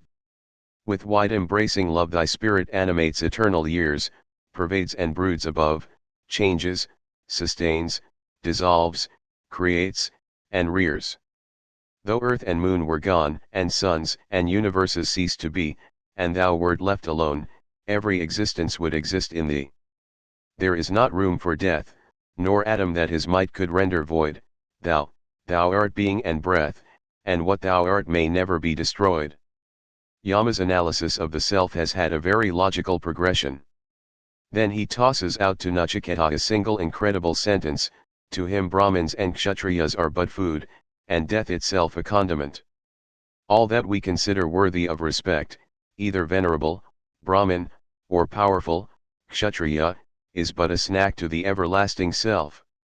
Even death, which is ever with us and seemingly rules our destiny, is but a flavoring for the self at its feast of life, adding spice. Yama's words are reminiscent of Arjuna's vision of the universal self in the 11th chapter of the Bhagavad Gita. Since the individual Atman and the Paramatman are one, they have the same qualities. Just as Arjuna saw that all things emanate from the Supreme and are reabsorbed in the Supreme, are eaten by it, so it is with the self. All that is us has come from the self and shall return to the self. The self is the eternal immortal source of that which we think is temporal and perishable. But only the forms are such. Their essence is the self. Unborn, the self moves through many births. Formless, the self inhabits many forms. Untouched, the self encounters a myriad objects. Unconditioned, the self manifests countless qualities. Remaining what it is, the self appears to be all that it is not. All that it encounters is but its repast, and its births and deaths merely a sauce. Licking with your burning tongues, devouring all the worlds, you probe the heights of heaven. The divine indwellers, both the individual self and the universal self, have entered the cave of the heart, the abode of the Most High, but the knowers of Brahman and the householders who perform the fire sacrifices see a difference between them as between sunshine and shadow. The two selves: there are two selves, the many individual selves and the one universal self. The Mundaka Upanishad likens them to two birds of the same appearance who sit in the same tree. First we come to know the individual self, and that enables us to attain the knowledge of the all-inclusive self. How the two exist as one yet two is incomprehensible to the intellect, but is readily experienced by the inmost consciousness of the persevering yogi. Yet intellectually we need to have some grasp of the unity/duality, otherwise we can have no correct perspective on anything, inner or outer. Extreme dualism is an error, and monism of any kind is even worse in its simplisticism. For this reason the enlightened use the expression non-dual, Advaita, as the nearest we can come to conveying the truth of our existence. The verse beginning Purnamada Purnamadam is usually interpreted as a statement that the relative has come from the transcendent while retaining essential unity with the transcendent. But it can also be understood as referring to the individual self that exists rooted in the universal self. It, the Atman, originates in the Supreme Self, the Paramatman, and is never separate from that self. If examined, the two will be seen to be one. How is it possible? The One alone knows, and those who have united their consciousness with the One through yoga. The cave of the heart, it is easy to see that the individual self abides in, and as, the heart, Hridaya, but when we look at the vast manifestation of cosmic life we call creation, it is natural for our awareness to be drawn outward and thereby forget that the Supreme Self is right there inside in the same space, Akasha. The Paramatman is not in the cave of our heart only incidentally, since it is everywhere, but that is its abode, its native place, its center. Its manifestation can be found everywhere, but it can be found only in the cave of the heart. Only that yogi whose joy is inward his peace, and his vision inward shall come to Brahman and know nirvana. Great is that yogi who seeks to be with Brahman, greater than those who mortify the body, greater than the learned, greater than the doers of good works. Therefore, Arjuna, become a yogi. How foolish to climb mountains, delve into the earth, wander across the plains, or cross the seas, thinking to find the abode of God, which is the heart alone. The two knowers there are those who know Brahman directly and those who possess a secondary knowledge based on intuition resulting from their seeking of Brahman. Though only the first really know Brahman, yet the others' knowing about Brahman is of such a character that it can lead them on to the direct knowledge of the illumined. Both of these have the same understanding without contradiction. Therefore the finders never disdain the seekers. The difference: what do the finders and seekers know? That the Atman and the Paramatman, though one, are as different as sunshine and shadow. But not in the sense of being opposite or antithetical to one another. Rather, it means that the individual self exists only because the Supreme Self exists, just as a shadow can only exist because of the light. As the Rig Veda says of the Supreme Self, his shadow is immortality. Also, the idea is that the individual self, Jivatman, is a reflection of the Supreme Self, Paramatman. Later, Yama will say, he's shining, everything shines. The aspiration: since the foregoing is true, the next verse of the Upanishad says, may we perform the Nachiketa sacrifice, which bridges the world of suffering. May we know the imperishable Brahman, who is fearless, and who is the end and refuge of those who seek liberation. What is the Nachiketa sacrifice? It is not a secret fire ritual that produces a magical enlightenment. The Nachiketa sacrifice is the determined search for knowledge, jnana, which stops not until the goal is reached. That is this: the correct understanding is demonstrated by the results desired by the sacrificer, the knowledge of Brahman. The search for union with God is the bridge which we cross to be free from this world of suffering. Seeking God is itself the guarantee that we shall find Him. Many who lack confidence worry as to whether they can succeed in spiritual life, if they are ready, and so forth. But the very fact that they wish to find God means that they have already traveled far along the path in previous lives. Otherwise they would sleep along with most of the world.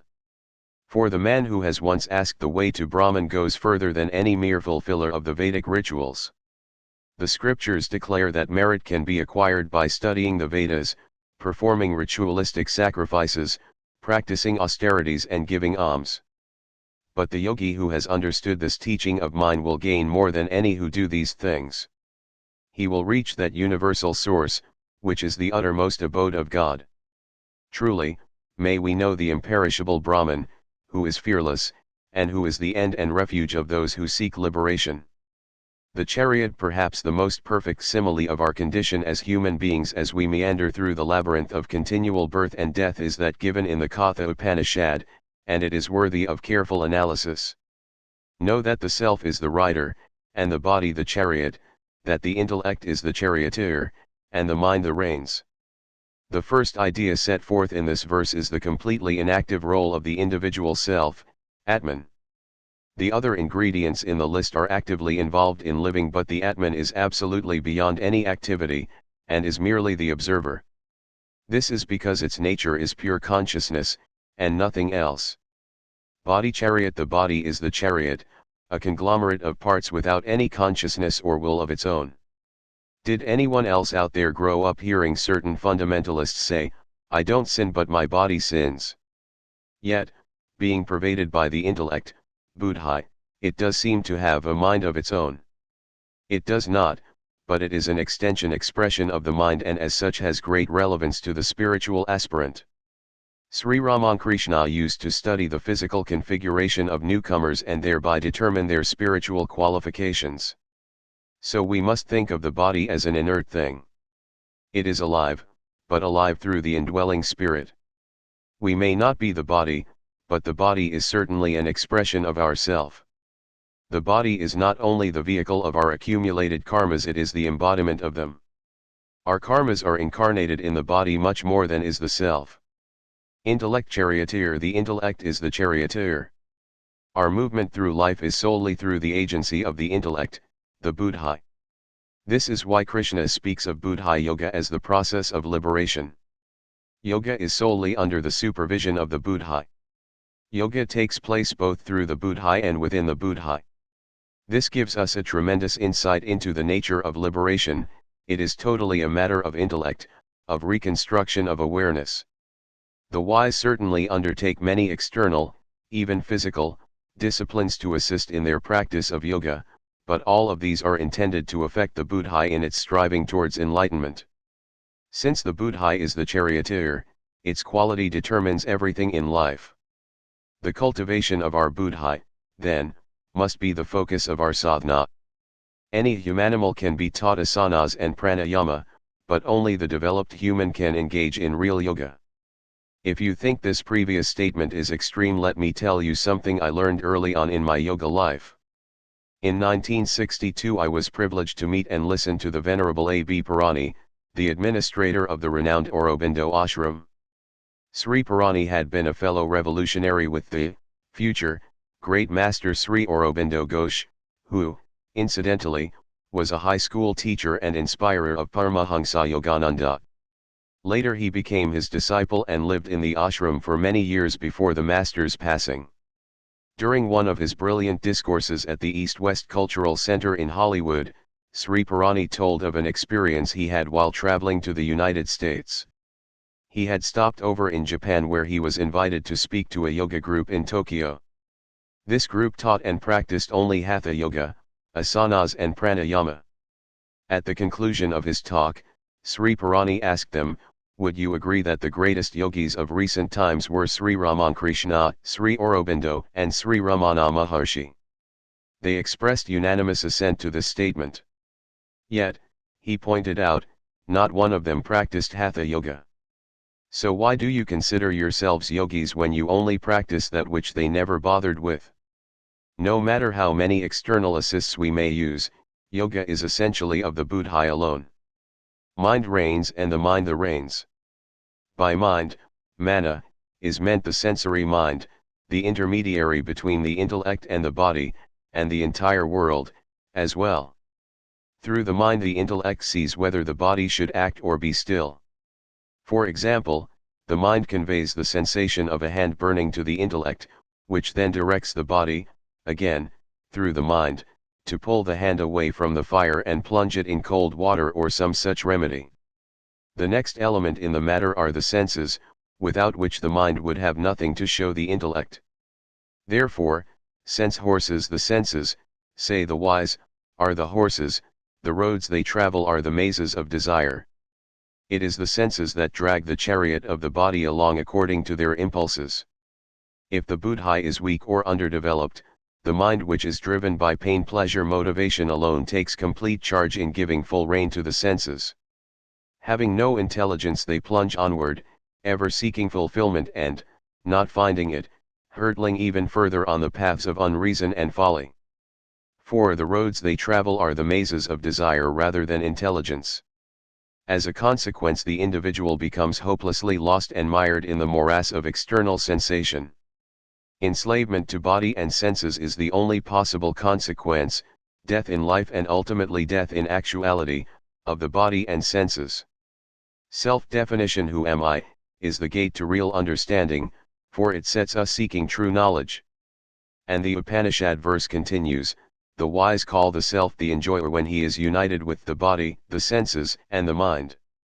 We certainly do not enjoy a great deal of our experiences through the body, so perhaps a better translation of bhakta is experiencer rather than enjoyer.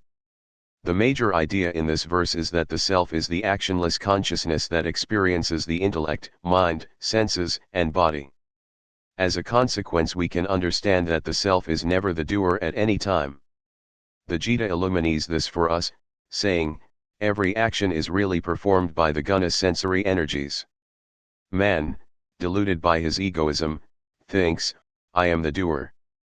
But he who has the true insight into the operations of the gunas and their various functions, knows that when senses attach themselves to objects, gunas are merely attaching themselves to gunas. Knowing this, he does not become attached to his actions. You dream you are the doer. Let the wise man know these gunas alone as the doers of every action, let him learn to know that which is beyond them, also. There is more material like this, but the sum is, the truly admirable man controls his senses by the power of his will.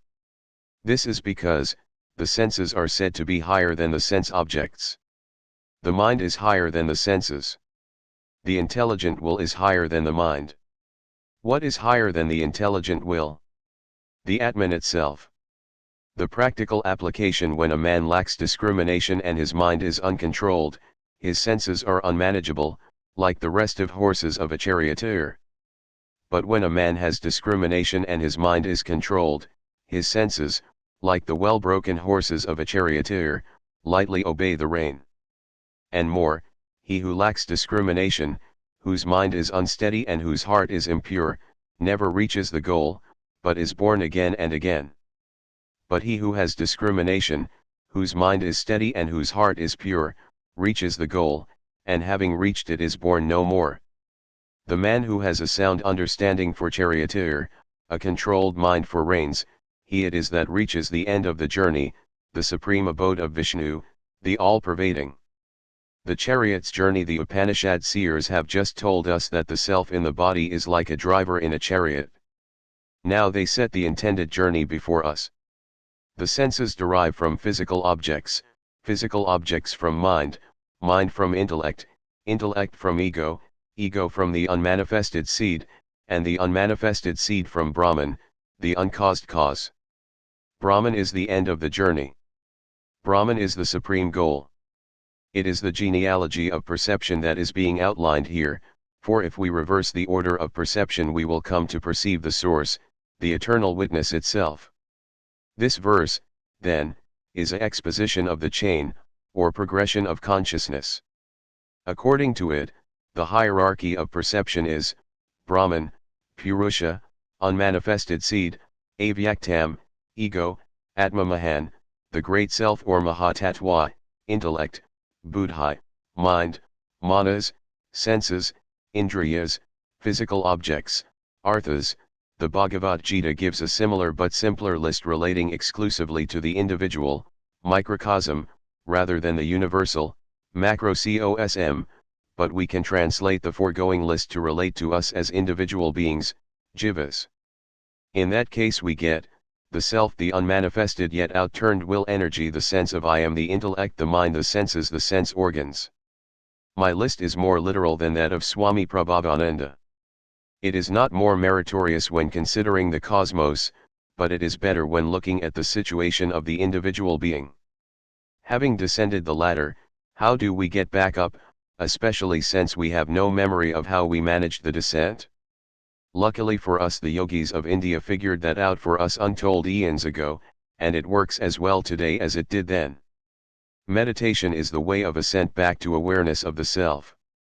It is possible to work our way back up the ladder, for the rungs are not disparate elements but evolutes or emanations of those above them. If all the rungs, including the senses themselves, were not extensions of the self, we could not reach back to the self. This is as true on the microcosmic level as it is on the macrocosmic.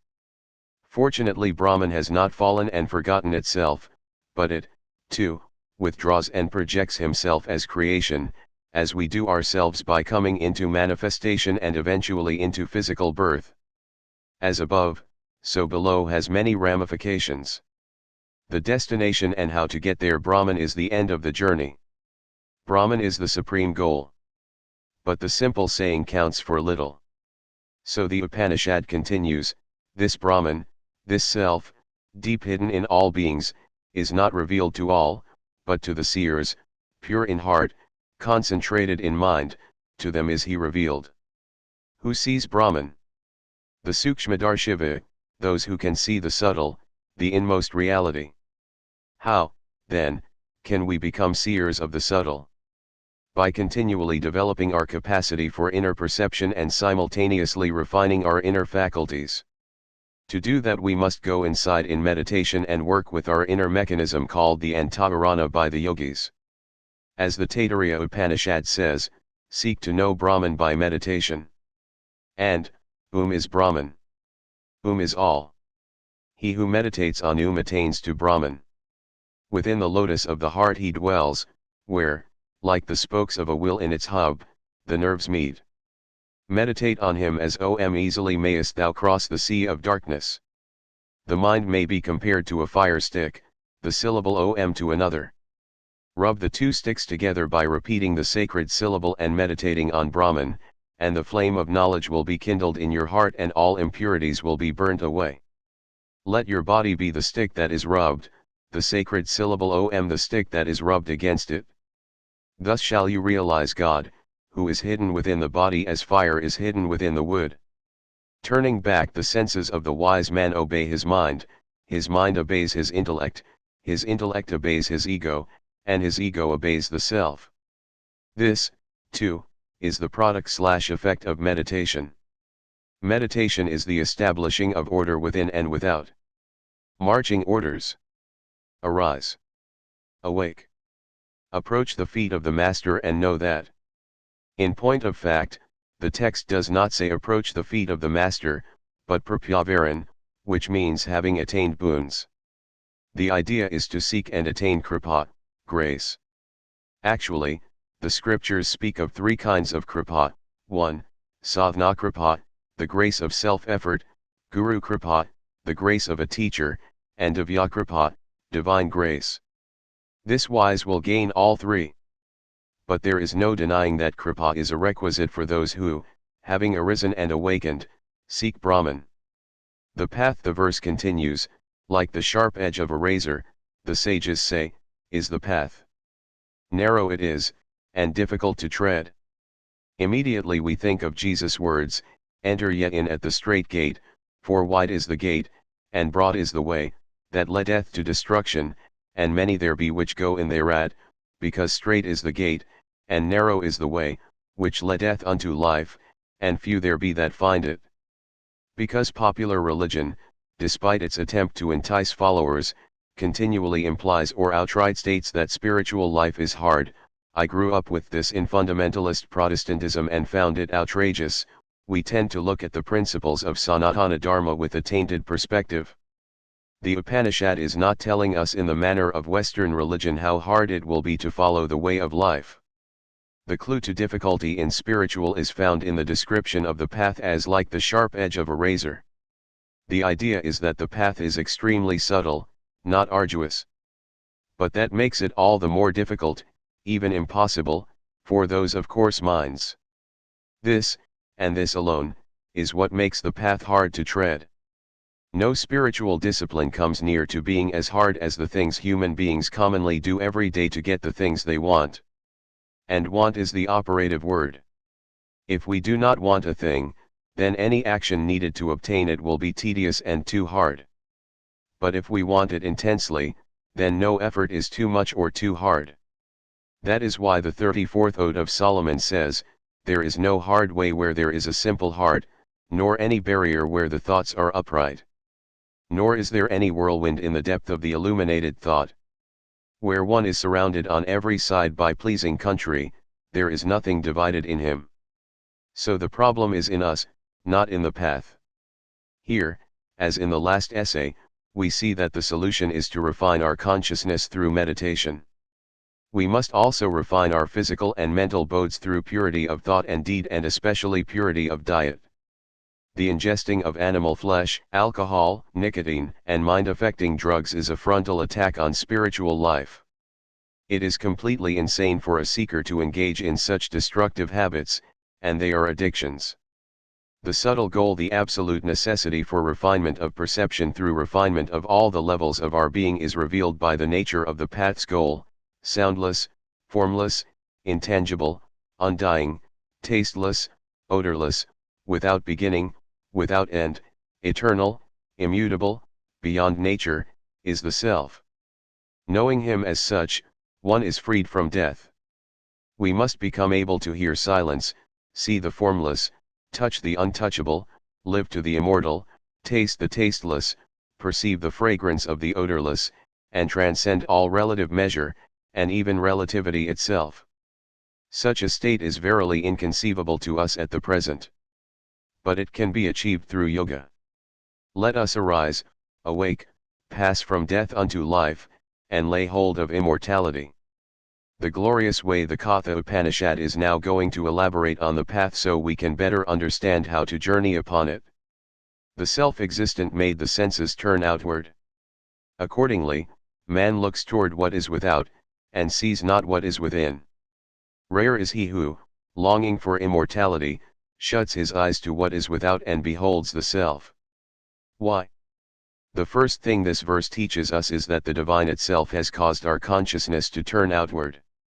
This is not the result of any negative force or fall on our part. The fall took place as a wrong response to the outward turn. What was the purpose of our turning outward? Evolution. We had to enter into relative existence and run the maze of ever-ascending evolution in order to satisfy our innate urge for infinity. For more on this, see. Consequently, there is nothing wrong with the senses turning outward. The problem is when the sense become locked in externalizing. The purpose of our entering the field of evolutionary life was for us to experience the many shades of evolving consciousness while never losing awareness of our true nature or identifying with the costumes we constantly donned and put off as the ages progressed. However it may have been intended, the situation has horribly changed, making us blind to inner realities. Sunk in awareness of seeming mortality, human beings either seek to distract themselves from the terror and pain which arises from their delusion, or they seek some way to attain immortality. Both searches are based on delusion, so they can only fail. We need not become immortal, but must realize our present, eternal immortal nature. Those who shut their eyes, their consciousness, to the false appearances of external existence and turn within discover the truth of their immortality. No longer do they think that the solution is to be found in some external factor, but clearly see that their own self is the wondrous answer.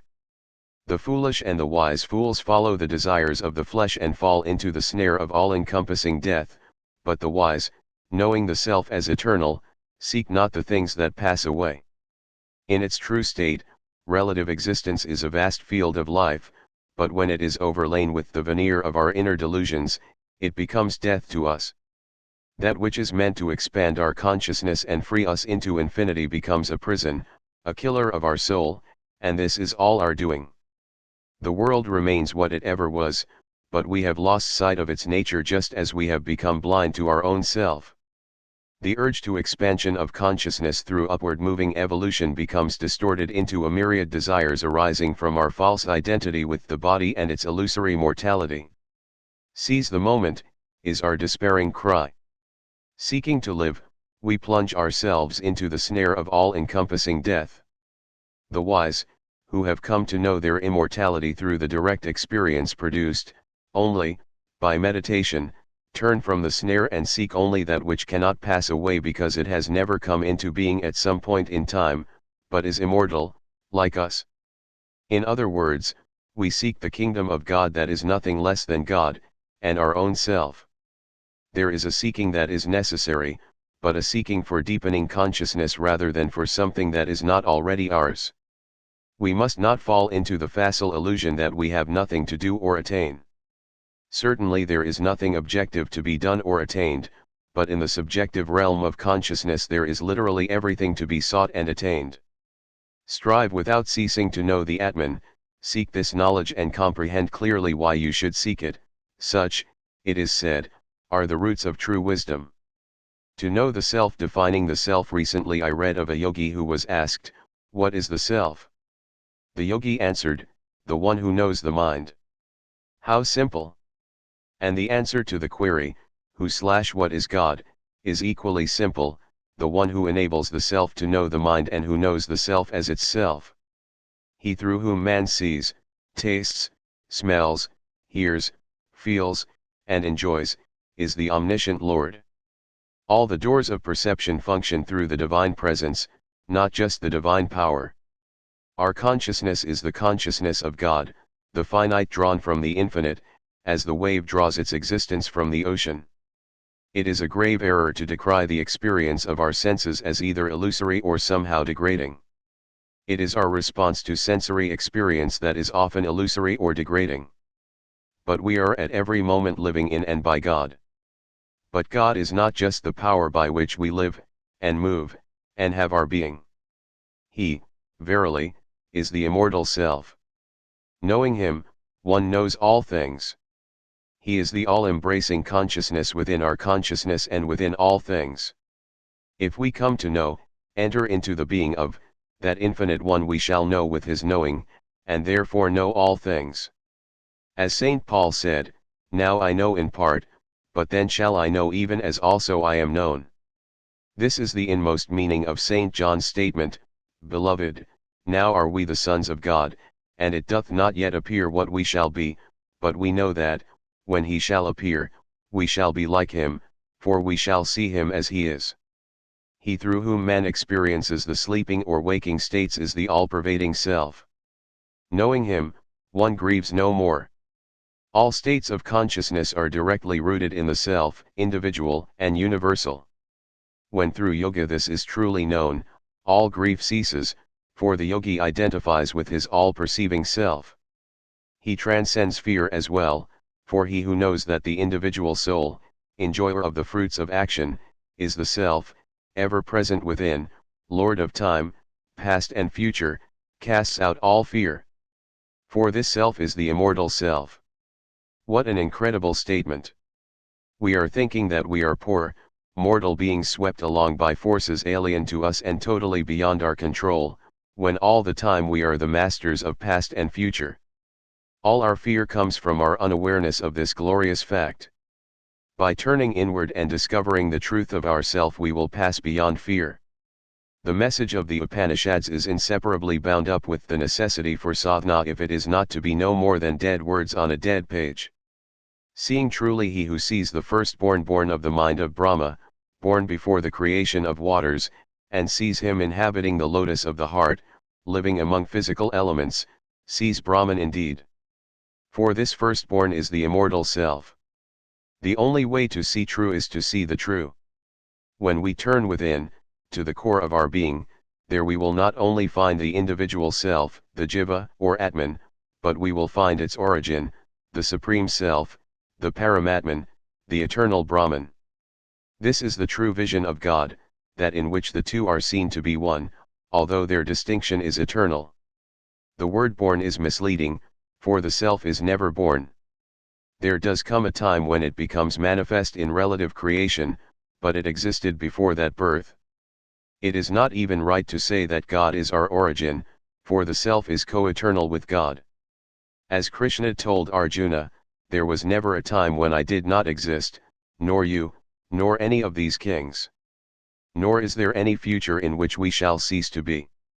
The all-embracing self, it is no news to us that God not only is within all things but in an ineffable way is all things.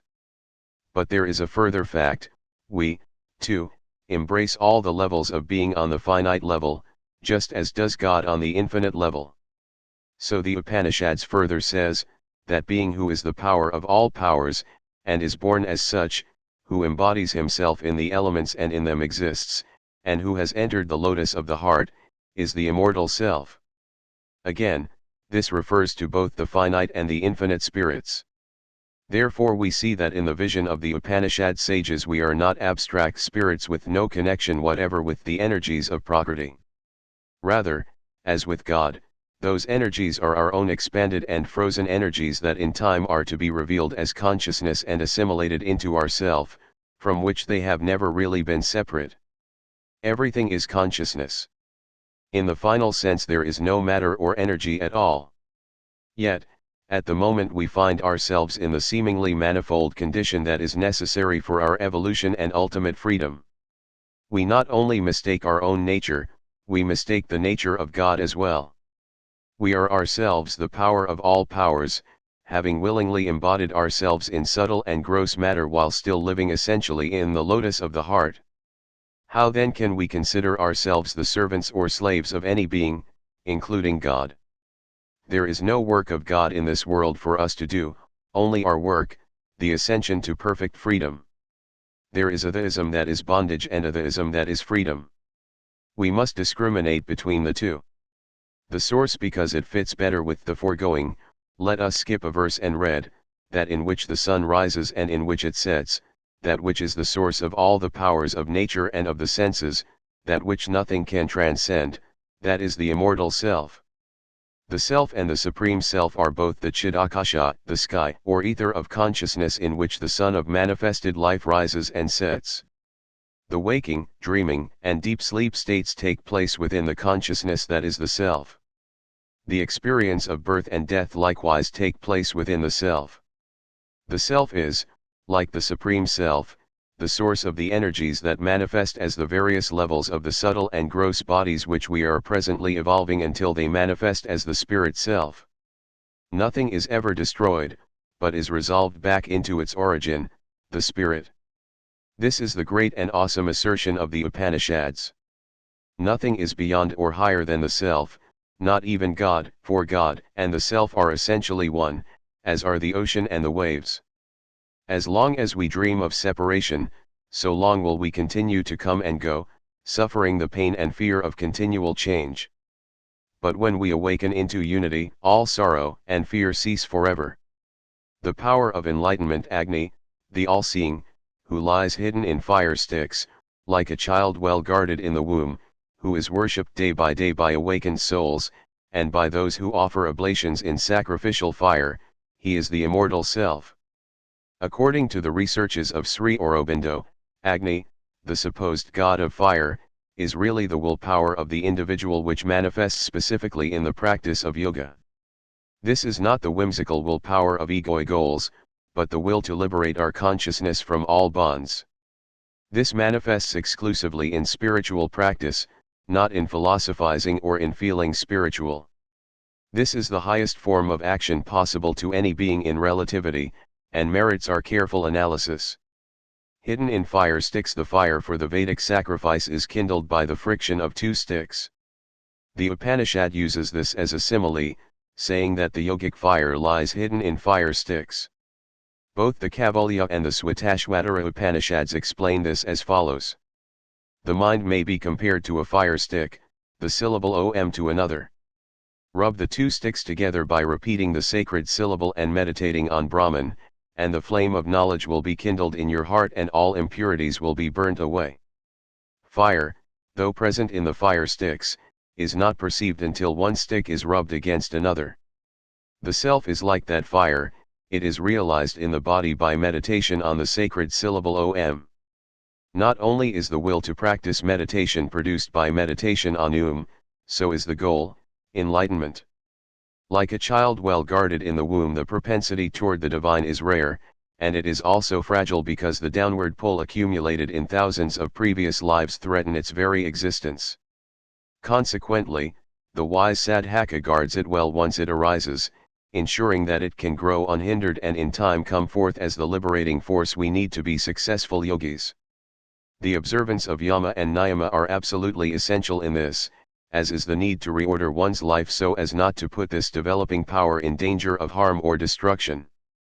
Worshipped day by awakened souls. The idea of the previous section is being continued.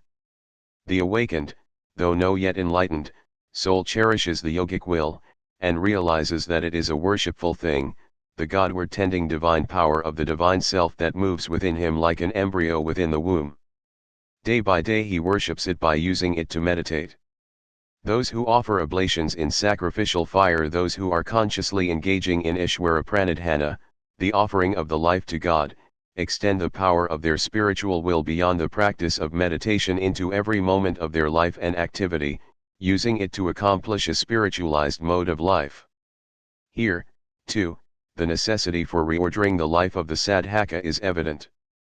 May that divine Agni be enkindled and maintained within us. The infinite self, what is within us is also without. What is without is also within. He who sees difference between what is within and what is without goes evermore from death to death. These words have various levels of meaning, and we should consider them all. Microcosms. Many years ago, Dr. Judith Tyberg, a disciple of Sri Aurobindo and director of the East-West Cultural Center in Los Angeles, told me that she had attended a lecture at Banaras Hindu University in which a map of the universe and charts from Gray's Anatomy were compared and seen to be strikingly alike. Our bodies are little models of the universe. Some months before she told this to me, I had experienced this for myself. While meditating one day, all ordinary physical sensation vanished. Spatial relation ceased to exist, and I found myself keenly aware of being beyond dimension, neither large nor small, but infinite, for infinity is beyond size. Although the terminology is inappropriate to such a state, to make it somewhat understandable I have to say that I perceived an infinity of worlds within me. Suns, some solo and others surrounded by planets, glimmered inside my spaceless space. Not that I saw the light, but I felt or intuited it.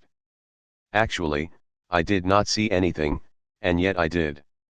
It is not expressible in terms of ordinary sense experience, yet I must use those terms. I experienced myself as everything that existed within the relative material universe. Or so it seemed, for the human body is a miniature universe, a microcosmic model of the macrocosm.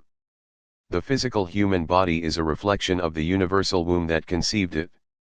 I had experienced the subtle level of the physical body, that is its ideational, i.e., causal, blueprint. On that level it can be experienced as a map of the material creation.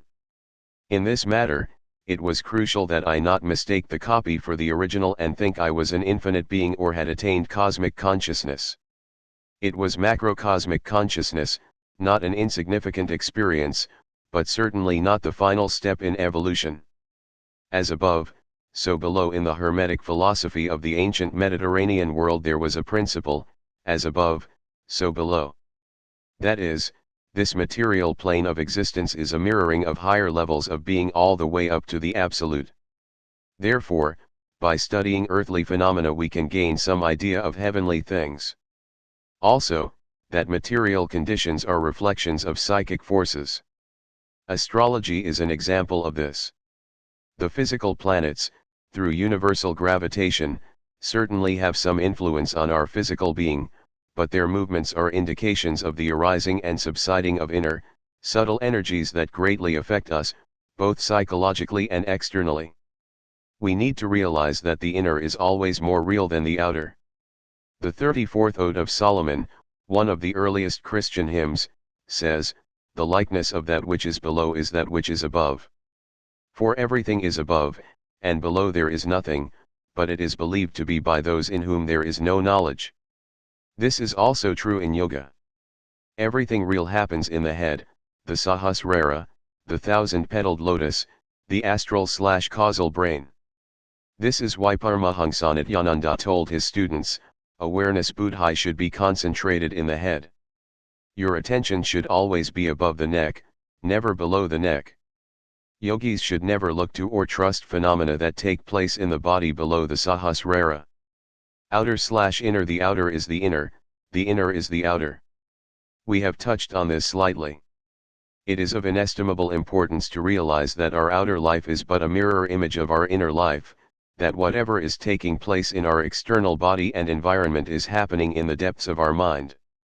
So by studying and analyzing our outer life we come to gauge the true character of our inner life. This is not palatable to the ego, for it means that our misfortunes are our own doing and reveal our inner negativity. As the Chinese maxim has it, when mean-spirited people live behind the door, mean-spirited people come in front of the door. So let us be careful before we indulge in a litany of all the wrongs we have suffered and all the bad people that have done those wrongs to us. We will only be confessing our own sins. It is not sympathy we need, but self-correction. As a very wise book, The Astral City, says, self-pity is a symptom of mental illness. Consistency. It is also necessary that our inner and outer lives be identical. We are all aware that very corrupt people can act and speak in a seemingly virtuous way. Also, many soft-hearted people pretend to be callous or even prickly. But neither is admirable. What you see is what you get should be our rule of life. Our outer life must be an exact imaging of our inner life. In the Gospel of Thomas, section 22, Jesus tells his disciples that they will enter the kingdom of God, when you make the two one, and when you make the inside like the outside and the outside like the inside, and the above like the below. The inner and outer reality. God is the inner, and God is the outer. He who sees difference between what is within and what is without goes evermore from death to death. We are bound to the cycle of perpetual births and deaths until we see God, both within and without, until we know that God is the sole reality of both the world and ourselves. In that vision we become immortal. The great Swami Sivananda wrote the following expressing this truth: when I surveyed from Anandakutir, Rishikesh, by the side of the Tari hills, only God I saw. In the Ganges and the Kailas peak, in the famous Chakra Tirtha of Namasar also, only God I saw. In tribulation and in grief, in joy and in glee, in sickness and in sorrow, only God I saw. In birds and dogs, in stones and trees, in flowers and fruits, in the sun, moon, and stars, only God I saw. In the rosy cheeks of Kashmiri ladies, in the black faces of African Negroes, only God I saw. In filth and sense, in poison and dainties, in the market and in society, only God I saw.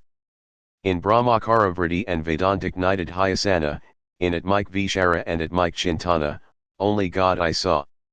In Kirtan and Namasmaran, in Sravana and Vandana, in Archana and Padasavana, in Dajya and Atmanavedana, only God I saw. Like camphor I was melting in his fire of knowledge, amidst the flames outflashing, only God I saw. My prana entered the Brahmarandra at the Murdha, then I looked with God's eyes, only God I saw. I passed away into nothingness, I vanished, and lo, I was the all-living, only God I saw. I enjoyed the divine Aisvarya, all God's booties, I had Visvarupa-darshan, the cosmic consciousness, only God I saw. Glory, glory unto the Lord, hail! Hail! Hail! O sweet Ram! Let me sing once more thy name Ram Ram Ram, um, only God I saw. The seeing mind Jesus, who said, "Blessed are the pure in heart, for they shall see God," had learned this well in India. For the next verse of the Katha Upanishad tells us, by the purified mind alone is the indivisible Brahman to be attained. Brahman alone is, nothing else is. He who sees the manifold universe, and not the one reality, goes evermore from death to death. The necessary purification is profound, for St. John tells us, "Every man that hath this hope in him purifieth himself, even as he God is pure." Those whose minds have been made pure in the contemplation of God automatically see him. As Patanjali explains, God is a spirit, his designator is Its constant repetition and meditation is the way. From it result the disappearance of obstacles and the turning inward of consciousness. And, more importantly, they attain God, as the Upanishad says. They come to know themselves as gods within God. The universe and ourselves are in an ineffable way part of the indivisible Brahman. That is why Jesus said, "This is life eternal, that they might know thee the only true God." And why the Upanishad tell us that he who sees the manifold universe, and not the one reality, goes evermore from death to death. The Upanishad calls us to see God and enter into life eternal. The dweller in the heart for numberless ages, in the rest of the world people were intent on the awesome greatness of God, and nothing more. Whereas in India the sages were intent on the awesome greatness of both the individual and the universal selves.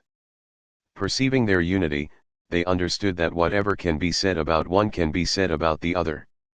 Thus their teachings are a unique revelation of the true nature of us all. Without this self-understanding, our life is nothing but confusion with a few random stumblings into insight. It is an absolute necessity that we comprehend the Upanishad teachings and strive to gain the Upanishad vision. In the lotus of the heart that being, of the size of a thumb, dwells deep within the heart. He is the Lord of time, past and future. Having attained him, one fears no more. He, verily, is the immortal self. This verse tells us several things about our true self. That being, of the size of a thumb, dwells deep within the heart. Since the self transcends space, how can it have a measurable size? It cannot. Shankara explains in his commentary that the lotus of the heart is of the size of a thumb. Existing in the space within the lotus of the heart, the self has the size of a thumb, just like space existing in a section of a bamboo that is of the size of a thumb. Just as water filling a vessel sunk in the ocean has volume and shape, in the same way the self seems to have a shape and a measure. But once the vessel is broken, the shape and volume of the water cease to be, and so it is with the self. Incarnate in a body, the self pervades it and reflects it, but upon the dissolution of the body those seeming conditions cease instantly, for they have no objective reality.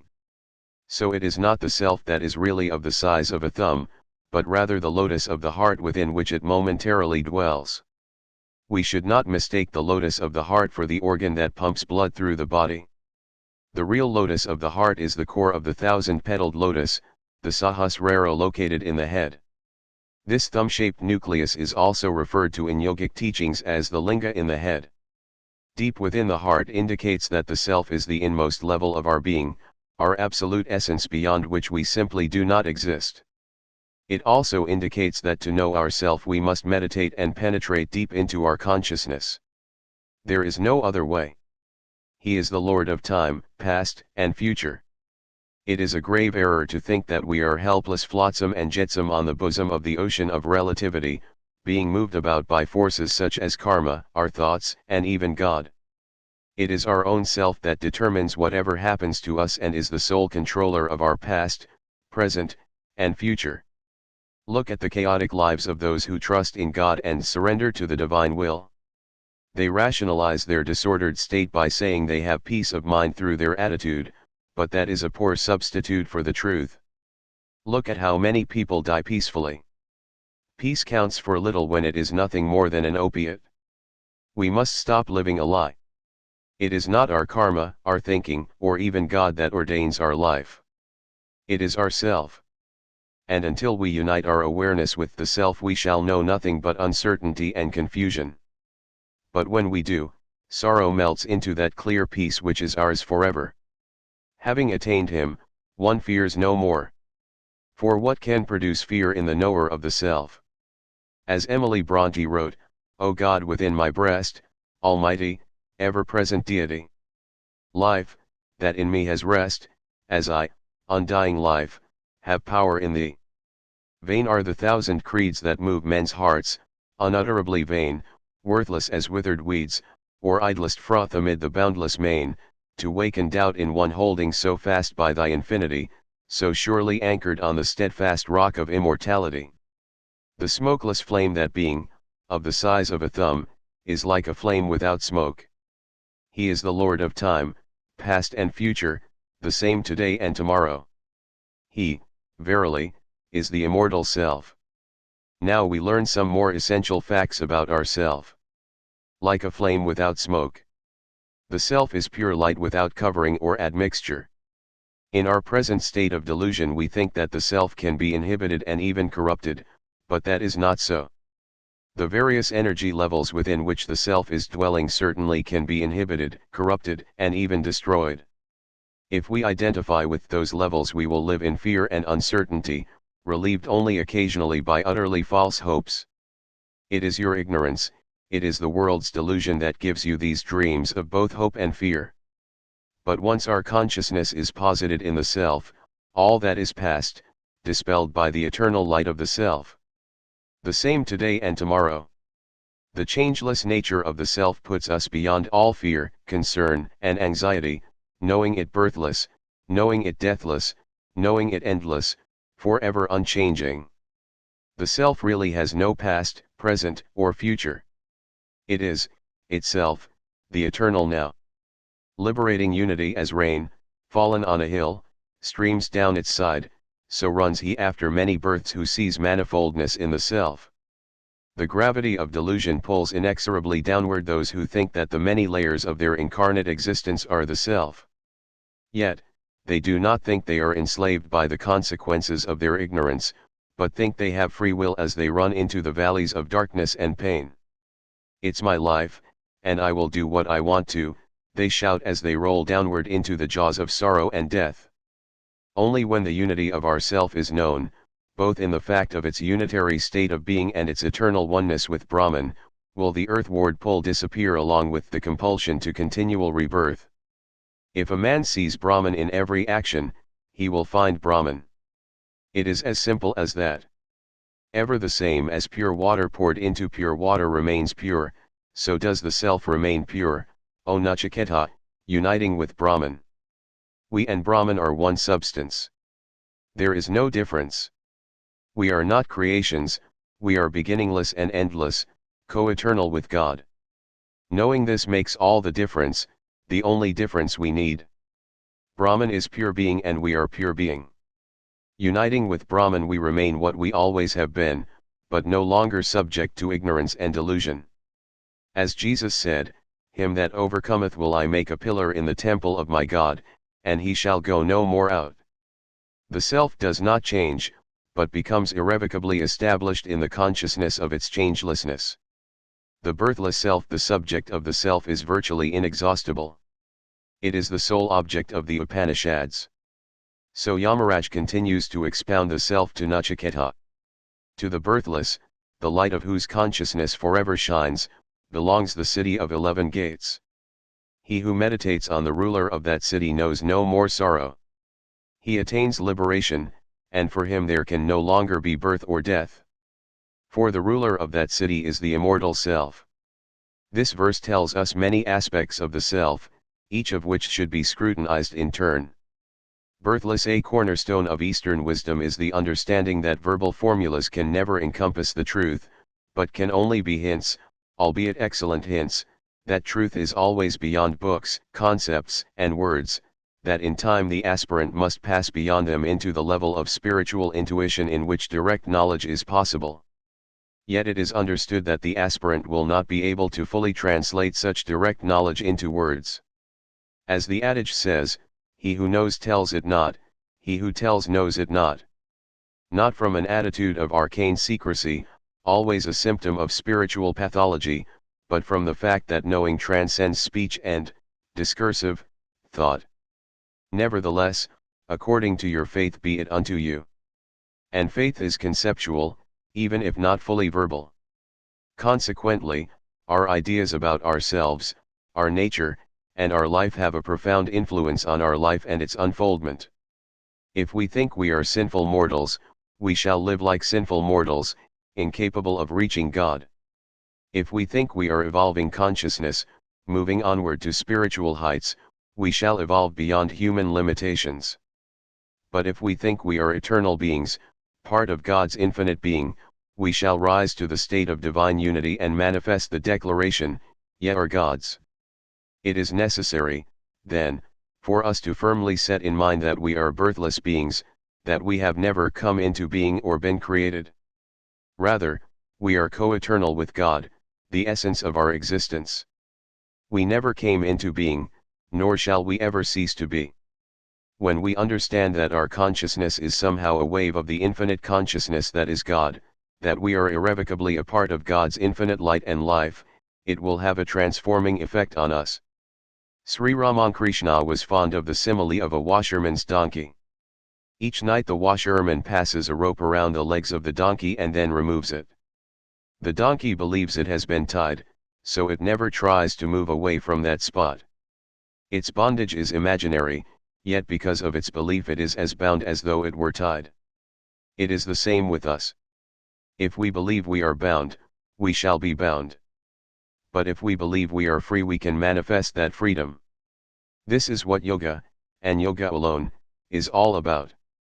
The light of consciousness God cannot be defined, but it can be said that God is light, even more, that God is the light that is life. In other words, God is conscious light. And so are we. If this is realized, then we will not identify with the change and dissolution that is inherent in relative existence. The hymn says, "Change and decay in all around I see, O thou who changest not, abide with me." The mistake is in thinking that what is needed is God as a separate being, when what is really needed is the abiding awareness of our own self, of which God is the essence. As the psalmist sang, "I shall be satisfied, when I awake, with thy likeness, when I awake, I am still with thee." Forever shines our divine nature may be obscured to our earthly eyes in the way that clouds can hide the sun and even make the earth dark. but the sun ever shines. Night occurs because of the turning of the earth, and spiritual ignorance and darkness arise because our awareness is turned wrong. Yet, as Buddha said, turn around and lo, the other shore. And Jesus said over and over, the kingdom of heaven is at hand, right here where it has always been. It is only a matter of attunement of consciousness. Again, that is where yoga comes in. The self is what it is forever, nothing can alter that. So what we need is a recovering of consciousness. It need not be produced or even gained, only recognized. This is difficult for us to grasp since we have become habituated to the ways of relativity in which everything is a process moving along in stages. Yoga reveals the truth of ourselves, and since the clouds of illusion have to be moved aside to reveal the ever-shining self, yoga appears to be a process, too, but essentially it is not. Yoga is simply seeing true. The city of 11 gates. The human body is usually called the city of 9 gates for the 9 apertures of the body, but here it has the number 11. Shankara says this is because the navel and the Brahmarandra, the soft spot at the crown of the head, are also being counted as gates. This is appropriate, as before birth we are nourished through the navel, and at death we often depart through the Brahmarandra. The important point that is being made here is in contradistinction to religions other than Hinduism, and even to the attitudes found today in contemporary Indian philosophy. For it is commonly thought very spiritual to disregard the body, push it aside in our consciousness, and despise it as a liability and even a prison. But the Upanishad tells us that the body is not alien to the self, Atman, but rather belongs to the self, just as the cosmos belongs to God, and is in a sense the body of God. It is important to continually keep in mind that whatever can be said of God can usually be said about the individual being, as well.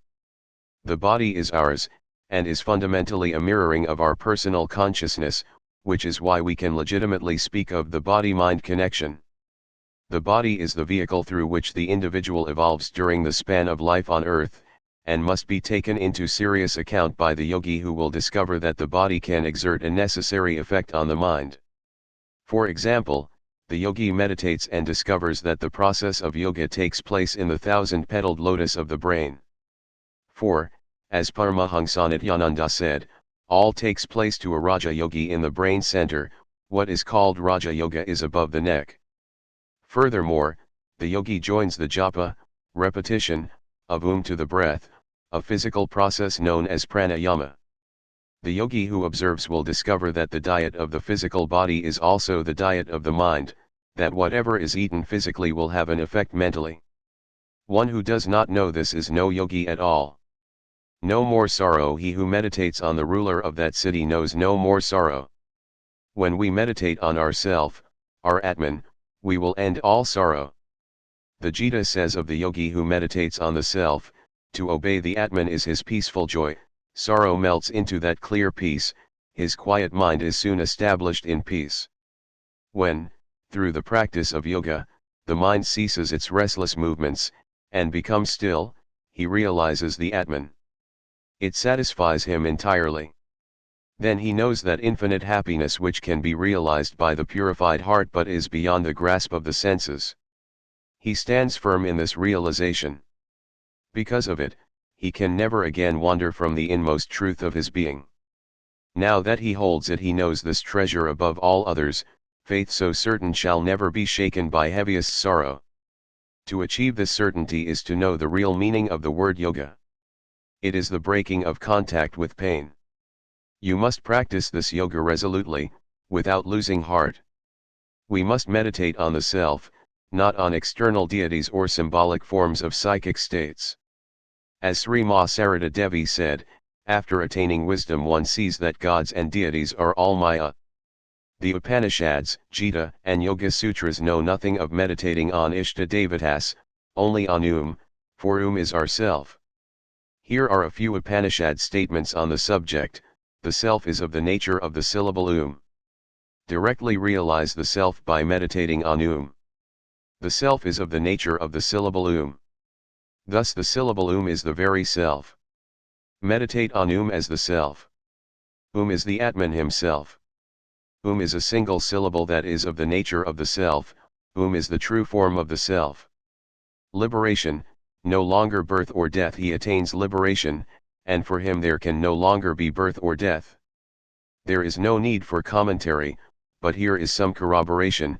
Know this Atman unborn, undying, never ceasing, never beginning, deathless, birthless, how can it die the death of the body?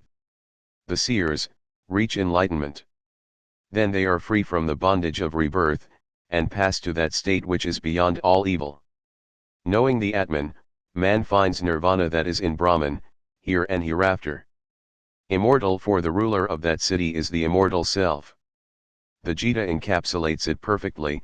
This true wisdom I have taught will lead you to immortality. The faithful practice it with devotion, taking me for their highest aim. To me they surrender heart and mind.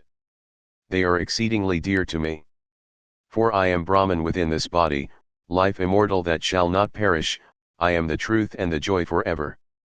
The shining self, the immortal self, is the sun shining in the sky, he is the breeze blowing in space, he is the fire burning on the altar, he is the guest dwelling in the house, he is in all men, he is in the gods, he is in the ether, he is wherever there is truth, he is the fish that is born in water, he is the plant that grows in the soil, he is the river that gushes from the mountain, he, the changeless reality, the illimitable. Where in all the scriptures of the world can we find such a thrilling statement, thrilling and glorious because it is true? The two that are one. To fully comprehend the teachings of the Upanishad sages, we must keep in mind that whatever can be said of the Paramatman on the cosmic, universal level can usually also be said of the Jivatman on the level of our individual life within the cosmos. So the Upanishads are describing not only God, the Supreme Spirit, but the nature of our own individual spirit. What is needed there is another, essential, side to this Upanishad statement, and indeed to all scriptural teachings, that must be kept in mind at all times in our study. We must experience and know the realities spoken of by the sages. They did not write down their perceptions for us to merely accept them and be intellectually convinced of their veracity. Rather, they wrote them down as signposts so we could check our own perceptions against them. Never did they mean for their writings to become dogmas and doctrines. They assume that their readers will be yogis like themselves, sadhaka pilgrims pressing on toward the ultimate frontiers of consciousness. This is the absolutely unique character of the basic texts of Sanatana Dharma. All other scriptures, including those of later authorship in India as well as those of other religions, are statements of truths we are supposed to accept on faith without question. This is why intelligent investigation and analysis are so little valued by the expounders of those scriptures, why nearly all religions warn their adherents away from reading the books of heretics and demand that they shun their company. Intellectual fearlessness terrifies the chosen faithful and sets their teeth on edge. But no religious system that employs a single bond can lead us to freedom. For example, in yoga, yama and niyama are not commandments but helpful information. Just as we learn what food is harmful to the body, so from Patanjali we learn what conduct limits and clouds the consciousness of the aspiring yogi. If we wish to ignore his counsel, that is our own concern. No one will call us to account for our heedlessness except our own self. Those who are fit to be yogis joyfully learn what to cultivate and what to avoid, and live accordingly. Those who drag their feet, sigh, and sullenly demand mitigations, are simply not fit for yoga and should occupy themselves in other areas. This is why Jesus asked, "Which of you, intending to build a tower, sitteth not down first, and counteth the cost, whether he have sufficient to finish it? Lest haply, after he hath laid the foundation, and is not able to finish it, all that behold it begin to mock him, saying, This man began to build, and was not able to finish." Every yogi must be adhikaran, qualified and worthy, fit for yoga and capable of its total practice. Jesus said, "Come unto me, all ye that labor and are heavy laden, and I will give you rest. Take my yoke upon you, and learn of me, for I am meek and lowly in heart, and ye shall find rest unto your souls. For my yoke is easy, and my burden is light." It is interesting that he likens spiritual life to the cumbersome wooden yoke of oxen or bullocks, assuring us that it will be restful and easy and light to bear. How is this? To a strong ox or bullock the heaviest of yokes will be of no consequence. So if we are the kind of people for whom yoga is intended, its requirements and disciplines will be light and easeful. But if, instead of being oxen or bullocks we are dogs and swine, symbols used by Jesus for the unworthy, the light and easy yoke will break our backs. This is why some people should take up bowling or surfing and forget religion altogether. What to say of yoga? For the serious seekers, though, the ancient rishis hold back nothing, but give the full picture of the self. The immortal self. The self can appear, please note I say appear, to enter into numberless conditions and interior states. It even experiences millions of births and deaths, yet it never really dies, for immortality is a fundamental trait of its nature. It is not easy, but the yogi must cultivate a continual awareness that he is immortal being, never anything less, and never anything more, and order his life accordingly. I do not mean by this that he denies his present, seeming, condition, but that, as Yogananda continually advised, he is always aware that he is only sitting in the motion picture theater of the cosmos watching a movie that, cosmic as its scope may be, can be wiped away in a moment, that only he and the other viewers are real, that all must eventually leave the theater and go home to infinity. How splendid are the truths of the Vedanta! The Sun, the Self, is the source of all light, the inner light of consciousness that illumines all things. For outside the Self there is no perception of even the brightest of material suns. It is the presence of the Self that produces awareness of all phenomena. Outside the Self nothing at all exists. Within the Self is everything. Shining in the sky, the Self shines in the sky of the Chidakasha, the subtle ether, Akasha. The Chidakasha is the infinite, all-pervading expanse of consciousness from which all things proceed, the true heart of all things. The shining of the Self in the Chidakasha is the emanation of In the individual, the Chidakasha is the subtle space of consciousness located in the Sahasrara, the thousand-petaled lotus that is the astral/causal brain. From that point the word of life, pranav, enlivens and illumines all things, which is why we meditate upon in the head. The breeze blowing in space, the Self, is also that power which moves within the Chidakasha as the wind moves within earthly space. As the wind causes movement in the trees and on the surfaces of earth and water, in the same way it is the Self that produces all movement in the cosmos, in all the worlds gross and subtle. The fire burning on the altar, the Self, is the transmuting force of cosmic fire on the altar of the universe. In India of the Upanishad rishis there were no temples, nor were there any external religious rites other than the Sandhya, morning and evening salutations of the sun, and the Havan, the fire ritual in which by the agency of consecrated fire the offerings were transformed into subtle energy forms and transferred into higher worlds.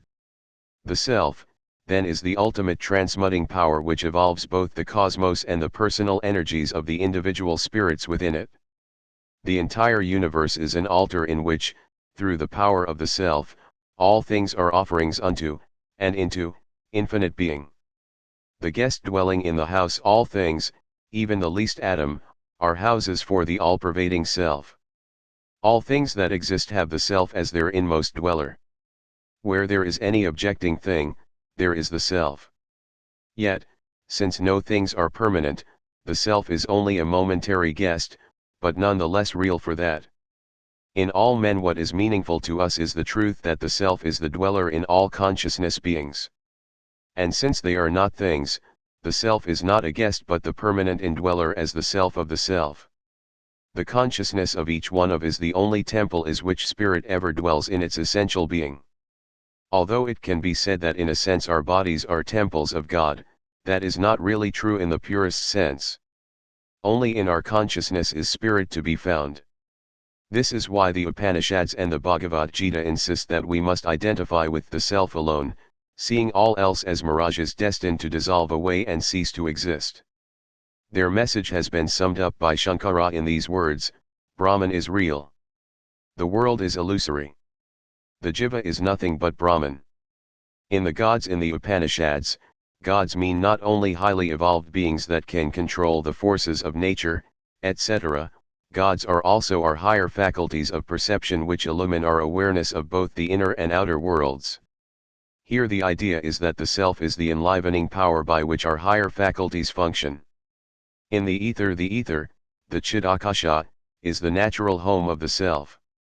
Only in this inmost level of being can the self be always perceived. In the lesser levels we usually lose the self by losing perception of it. How can we establish ourselves in etheric awareness? Through the unique property of Akasha, sound specifically, through the japa and meditation of as Patanjali has stated in the Yoga Sutras. In the Vedanta Sutras of the sage Vyasa, also called the Brahma Sutras, he tells us, Anavrita Shabde, by sound vibration one becomes liberated. Wherever there is truth, wherever there is true knowing, there the self is operative as the sun of consciousness, revealing both relative and absolute truth. For truth is its nature. A popular Sanskrit adage is, truth alone conquers, meaning that victory over ignorance and bondage is found only in the self, the ultimate truth. The fish that is born in water, egotism, is a prime train of human beings, usually in the form of outright arrogance. In religion this manifests in the insistence that human beings are superior to all other beings. Even in India we have the idea that even the gods pray for human birth because supposedly only human beings can be enlightened. In Christianity there is an insistence that human beings are higher than angels because they alone can be saved through Christ. In the most ignorant of religions there is the insistence that only human beings are immortal and that animals are some kind of animated machines, that human beings alone are in the image of God and such like. Therefore the Upanishad tells us the truth, that even in the dullest of animals, the fish, the self is present, that the fish is the self in manifestation, as are we. The plant that grows in the soil, lest we confine the self to animal life, the Upanishad further tells us that plants are dwelling places of the self, too. The river that gushes from the mountain, and lest we think that the self in only in living things, the seers assure us that in inanimate things the self is living and moving. Everything is alive in spirit. What a sublime worldview! The changeless reality, all the things listed as abodes of the self are ever changing, and their forms are evanescent, soon seen to be without permanent reality. Since we identify with what we see around us, we continually fall into the snare of thinking that we, too, change and have no ultimate reality. Even if we think otherwise intellectually, we keep acting in a delusive manner. Hence we must keep reminding ourselves that we are changeless and absolutely real. The illimitable, equally wonderful is the truth that we are beyond limitation, that infinite are our possibilities, for we are the infinite self. The call those who embodied their realizations in the Upanishads did not do so to furnish us with a bundle of beliefs to take on faith and wrangle over. Their intention was to spur us onward to attain the same vision as they possessed, to be sages equal with them, no longer servants but friends. Their call to us is the same as that of Swami Vivekananda, who continually exhorted his hearers, awake, arise. The life-giving self. Just as children babble on aimlessly about things they do not understand, so we do the same, though in a more sophisticated way, especially in religion and philosophy. So the three verses relating to the self and life are very much needed by us. First, the Upanishad tells us, He, the Adorable One, seated in the heart, is the power that gives breath. Unto him all the senses do homage. Adorable. The word Prabhavananda translates adorable as Vamanam, which means adorable, dear, and pleasing. These epithets are traditionally used in relation to Shiva, the symbol of the Atman and Atmaic consciousness. This is important, for the self is not just truth or reality, a mere abstraction, but when experienced as either the individual self or the Supreme Self, produces in us a personal response, literally the response of bhakti, devotion, and even prema, love. In contemporary India there is the idea that bhakti and prema can only be experienced toward a being that possesses form, rupa, or qualities, guna, that it is impossible to have these responses to Brahman, the transcendent being. but in the Upanishads and the Gita we are constantly exhorted to love Brahman, not just some forms of Brahman, and the Atman. This also indicates that the ancient Upanishad sages did not believe that the Absolute or the Self was without attributes of any kind. Rather, they considered that, although anything said would be only approximations of divine realities, still human beings could conceive of God in at least a dim way. And they absolutely could experience God, and have reactions and definitions arising from their experience. In chapter 12 Krishna speaks of this in more detail, and we will consider it there. To the yogi, then, the self and Brahman are equally adorable. Seated in the heart, God and the self are seated in the heart, as the Upanishads and the Gita continually emphasize. There they abide permanently, it is not a matter of occasional visitations. Knowing this, Jesus said, "Behold, the kingdom of God is within you." This, too, is a matter of direct experience. Saint Luke used the word edu, in other words, see for yourself that the kingdom of God is within you. This is not something Jesus wants us to believe and act on blindly, he wants us to experience this truth, for only experience produces lasting effects. The heart is the throne of God and the throne of the divine self. When Jesus says, "To him that overcometh will I grant to sit with me in my throne, even as I also overcame, and am set down with my Father in his throne," he is speaking of our heart, not his. Our heart and the heart of God are not the same, but they are one. Power that gives breath. The Upanishads literally say that it is the self which produces our inhalations and exhalations. Who could live, who could breathe, if that blissful self dwelt not within the lotus of the heart? The self is the breath of the breath. The breaths are the real, and their reality is the self. He who breathes in with your breathing in is yourself. He who breathes out with your breathing out is yourself. From him is born the breath. The shining, immortal person who is breath is the self, is Brahman. Which is the one God? The breath. He is Brahman. In the spiritual texts of India the word hridaya, heart, means not just the heart, or core, but also is said to indicate the space, akasha, where the in-breath and out-breath merge, the ultimate heart. This is why yoga must involve working with the inhaling and exhalation breaths in the form of subtle pranayama. The breath is the supreme Brahman. The breath never deserts him who, knowing thus, meditates upon it. Having become a god, he goes to the gods. They who know the breath of the breath, have realized the ancient, primordial Brahman. The senses do homage. In the primal texts of Sanatana Dharma we find references to gods, devas. In modern Hinduism we find a panorama of all kinds of gods, demigods, and such like, so it is supposed that the ancient texts refer to them when speaking of devas. But a simple perusal of the context of those references reveal that the Upanishad sages meant the senses, Jnanendriyas, not some kind of external deific intelligences. The senses do homage in the sense that in the evolved individual they draw near to, upasate, and become merged in the self, which is their source. Now this tells us two interesting and usually unsuspected things.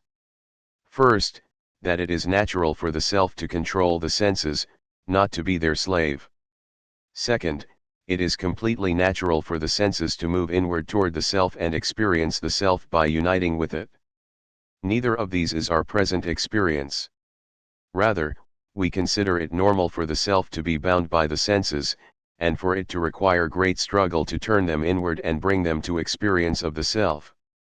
Evidently we have lived in a subnormal condition so long that we have come to think subnormality is normal. We are like the drunk man who was walking along with one foot on the sidewalk and the other down in the street. When someone stopped him and asked why he was walking that way, he burst into tears and answered, "Thank God. I thought I was a cripple." Basically, the self is the goal of all. The essence. The Upanishad then asks, what can remain when the dweller in this body leaves the outgrown shell, since he is, verily, the immortal self? The answer is quite simple, nothing but the body remains, for the self is as different from the body as the pearl is from the oyster and its shell. The departure of the self produces death and decay, for it is the self alone that gives, and is, life, the sustenance of the body. Jesus, himself a yogi having lived over half of his life in India, said, "Man shall not live by bread alone, but by every word that proceedeth out of the mouth of God." That is, we live not on matter, but on the very life of God, because matter is only a modification of that life energy. The Upanishad which Jesus would have known, expresses the same idea by saying, "Man does not live by breath alone, but by him in whom is the power of breath." It is not breath that makes us live, though breath is the basis of our body's metabolism. This is why yogis can live without the physical act of breathing. What we cannot do without, and by which we do live, is him who is the source of breath, especially in his primeval form, the pranav, the life giver, the word of life. Through the repetition and meditation of as recommended by Patanjali, we enter into communication with the Lord, Ishvara, and then into unity with him. For in him we live, and move, and have our being. The eternal Brahman, the eternal self Brahman and the self. And now, O Nachiketa, will I tell thee of the unseen, the eternal Brahman, and of what befalls the self after death. This is an interesting juxtaposition, Brahman and the self after death, of the body. The Upanishad puts these together because Brahman and the self are one, and after death the spirit recovers the memory of its immortality, its eternity. One with Brahman, the self yet experiences many changes. Those changes may only be appearances, but they are nonetheless real, and profoundly affect the self in its evolutionary journey. So they need to be set forth. The ignorant of those ignorant of the self, some enter into beings possessed of wombs, others enter into plants according to their deeds and the growth of their intelligence. Here again we have a most interesting thing. Instead of discussing the worlds entered by the spirit after bodily death, and their nature as reflections of the spirit's karma, physical rebirth is immediately being spoken of. This is because it takes a goodly degree of evolution for the subtle worlds to have meaning for the developing spirit.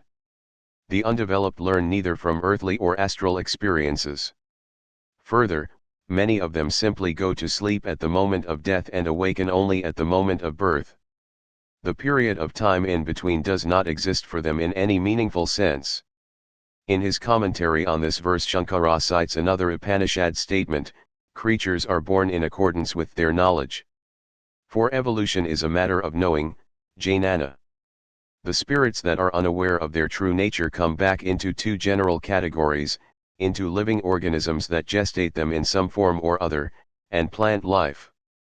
Obviously, very little goes on in the life of the plant as far as consciousness is concerned. Only those who are born and live a life with some degree of control over a body vehicle can develop their consciousness to any significant extent. Implicit in this verse is the principle of the transmigration of the Atman from lower to higher forms of life. We start out as atoms of hydrogen, move into mineral forms, then plant forms, then living organisms, and then into the human body, from which we shall eventually evolve into forms in higher worlds. For most of the time evolution is automatic and incredibly slow.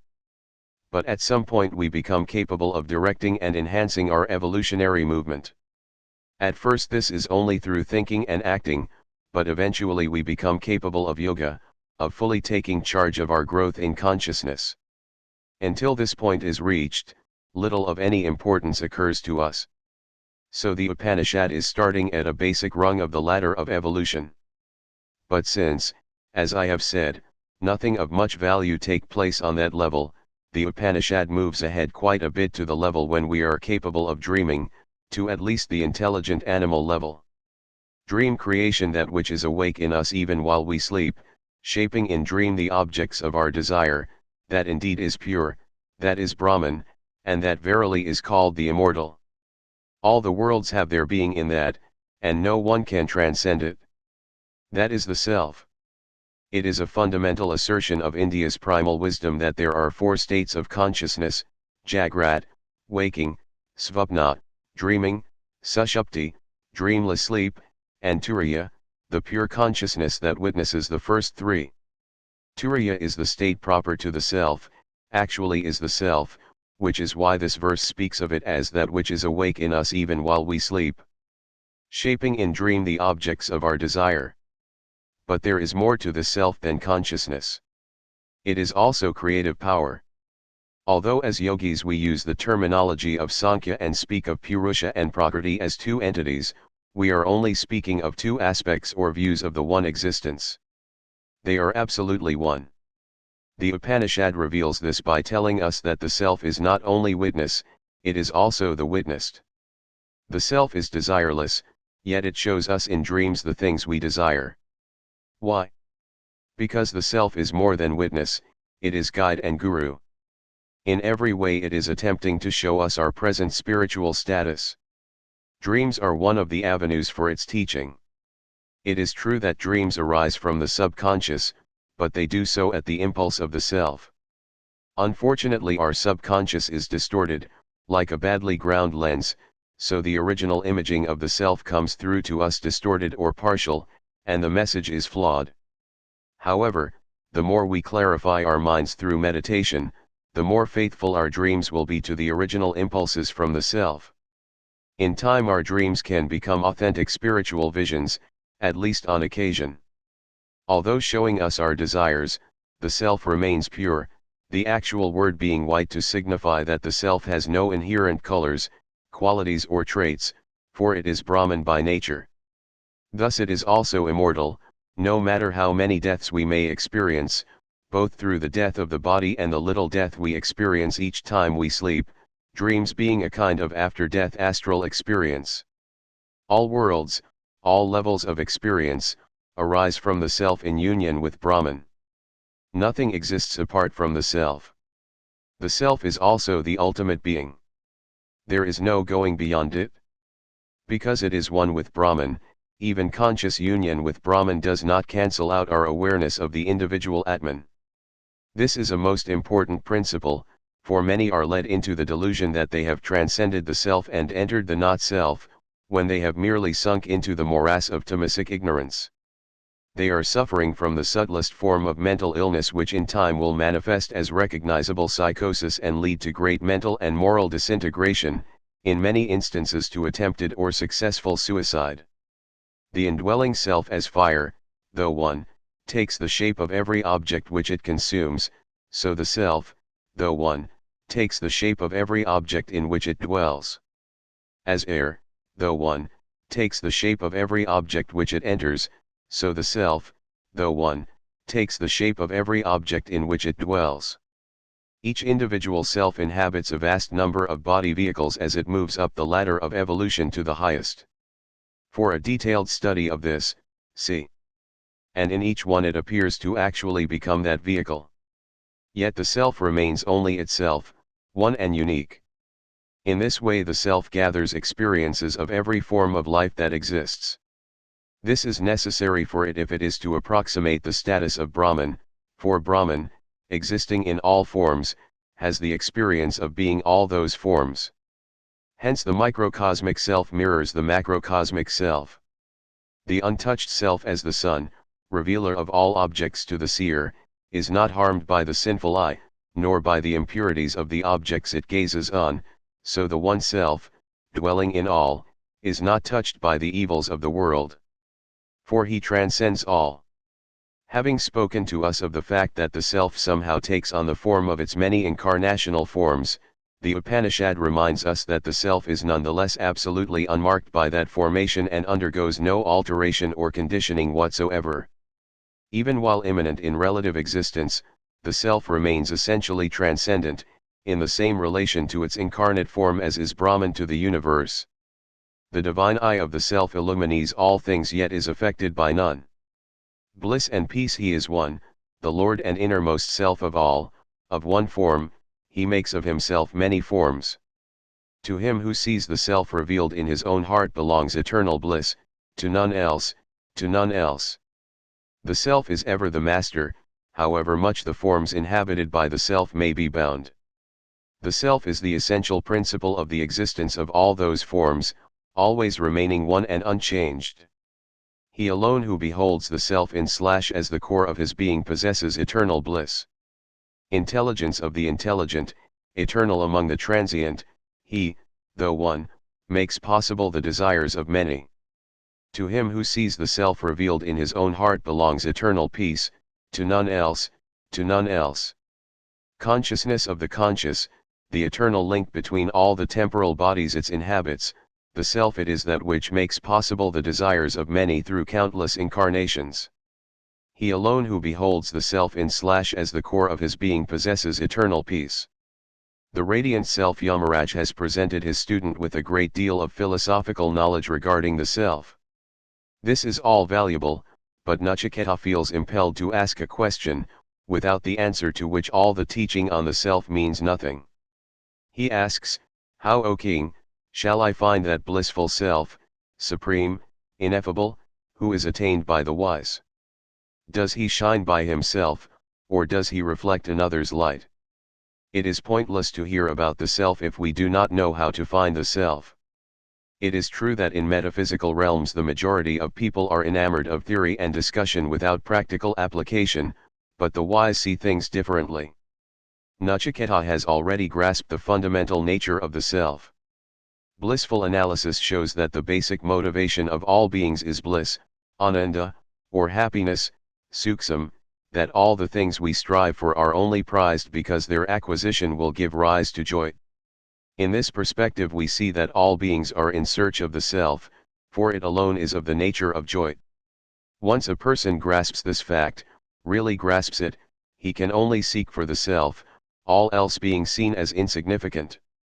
In the Brihadaranyaka Upanishad we find the following relevant exposition: "It is not for the sake of the husband, my beloved, that the husband is dear, but for the sake of the self. It is not for the sake of the wife, my beloved, that the wife is dear, but for the sake of the self. It is not for the sake of the children, my beloved, that the children are dear, but for the sake of the self. It is not for the sake of wealth, my beloved, that wealth is dear, but for the sake of the self.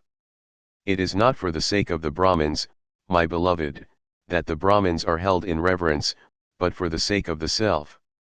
It is not for the sake of the Kshatriyas, my beloved, that the Kshatriyas are held in honor, but for the sake of the self. It is not for the sake of the higher worlds, my beloved, that the higher worlds are desired, but for the sake of the self. It is not for the sake of the gods, my beloved, that the gods are worshipped, but for the sake of the self. It is not for the sake of the creatures, my beloved, that the creatures are prized, but for the sake of the self. It is not for the sake of itself, my beloved, that anything whatever is esteemed, but for the sake of the self. The self, Maitreyi, is to be known. Hear about it, reflect upon it, meditate upon it. By knowing the self, my beloved, through hearing, reflection, and meditation, one comes to know all things. Supreme the self is supreme, there is nothing that is higher or more desirable than the self, there is nothing that exists beyond the self. It is supreme because it is existence itself. There is no reality other than the self. We must seek the self because only the self can be attained, everything else is a mirage. Ineffable the self cannot be defined or evaluated in the terms of relative existence or relative objects, none of which exist outside the self. Consequently the self cannot be intellectually understood or even defined. Nevertheless, the self can be known in a manner beyond any ordinary knowing, for it can be experienced as both object and subject, a quality unique to itself. Attained by the wise the self is attainable. Those who at present are ignorant of the self can become knowers of the self. Although only the knowers of the self are fully worthy of being called wise, we can certainly call those who are seeking the self also wise. All of us can be the potentially wise if we follow the path to self-knowledge as outlined in the Upanishads, the Gita, and the Yoga Darshan of Patanjali.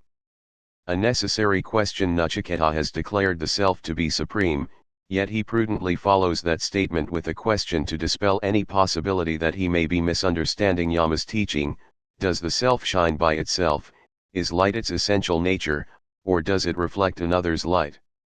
This is a most crucial inquiry. Is the self light, or is its light drawn from a source other than the self?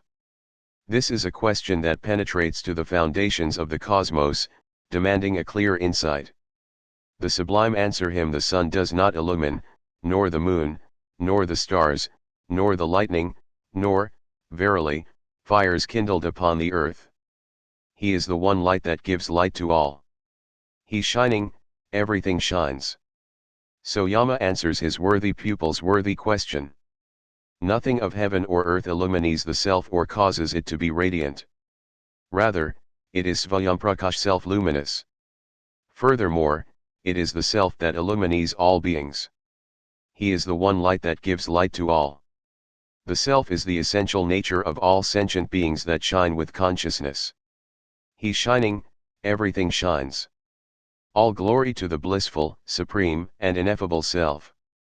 All glory to the wise who strive to attain that self, as well as the supremely wise who have attained it. The universal tree. This universe is a tree eternally existing, its root aloft, its branches spread below. The pure root of the tree is Brahman, the immortal, in whom the three worlds have their being, whom none can transcend, who is verily the self. Little needs to be said about this verse, its meaning is quite obvious. We can, however, infer a significant principle: all things are rooted above in the supreme consciousness, in Brahman. Everything has Brahman for its essential being. From this we get the Hermetic principle, as above, so below. Applying this principle to our own experience, we can come to understand a great deal about the higher, and truer, nature of what is arising and subsiding in our life. Original Christianity, being rooted in the Upanishad teachings of Jesus, Ishanath, taught the same, and that is why in the oldest text of Christian hymns, we find this: the likeness of that which is below is that which is above. For everything is above, and below there is nothing, but it is believed to be by those in whom there is no knowledge. That is, the ignorant believe that things have an independent existence, an existence that can cease, rather than the truth that they are not only rooted in Brahman, they are an imperishable extension of Brahman. For in him we live, and move, and have our being, for we are also his offspring, as St. Paul pointed out. And he is before all things, and by him all things consist. David simply sang, "For with thee is the fountain of life, in thy light shall we see light." Brahman is the ultimate state and stage of being. There is no transcending Brahman, for Brahman is truly the self of all. From this we see the principle only, comparatively, recently discovered by science, that in essence all things are immortal, that there is not a single atomic particle in creation that can go out of existence, that the changes we think are death and birth are only rearrangements of the living energies of which all consist. A yogic aspect. Though yoga is not the subject of this verse, we can extract some important yogic information from it. Since we are miniature cosmoses, little universes, our origin is also above in the root ball of the brain, the thousand-petaled lotus, the Sahasrara. Therefore, to experience that source, in meditation we orient our attention toward the head, and we invoke the pure root of our being in the form of which is the same as Brahman. The fearless source. The whole universe came forth from Brahman and moves in Brahman. Mighty and awful is he, like to a thunderbolt crashing loud through the heavens. For those who attain him death has no terror. Awful is outdated English. Awesome is much more correct. In older forms of English, awful, horrible, and terrible all meant awesome, and were positive, but at this point in time they have reversed polarity and become negative descriptions. Brahman is inexorable power as well as infinite consciousness. His presence is like the thunderbolt whose light blinds us to all lesser lights, whose creative sound is expanding through the Chidakasha, the ether of consciousness, in which all things exist, and of which they consist. Those who unite with this Brahman experience their eternal immortality and become fearless, especially in the face of the mirage called death. The divine will. In fear of him fire burns, the sun shines, the rains fall, the winds blow, and death kills. Katha Upanishad 3, here, too, a state of ecstatic awe and wonder is meant. In older English, which Prabhavananda is using, fear meant to be filled with awe and respect, not to be afraid.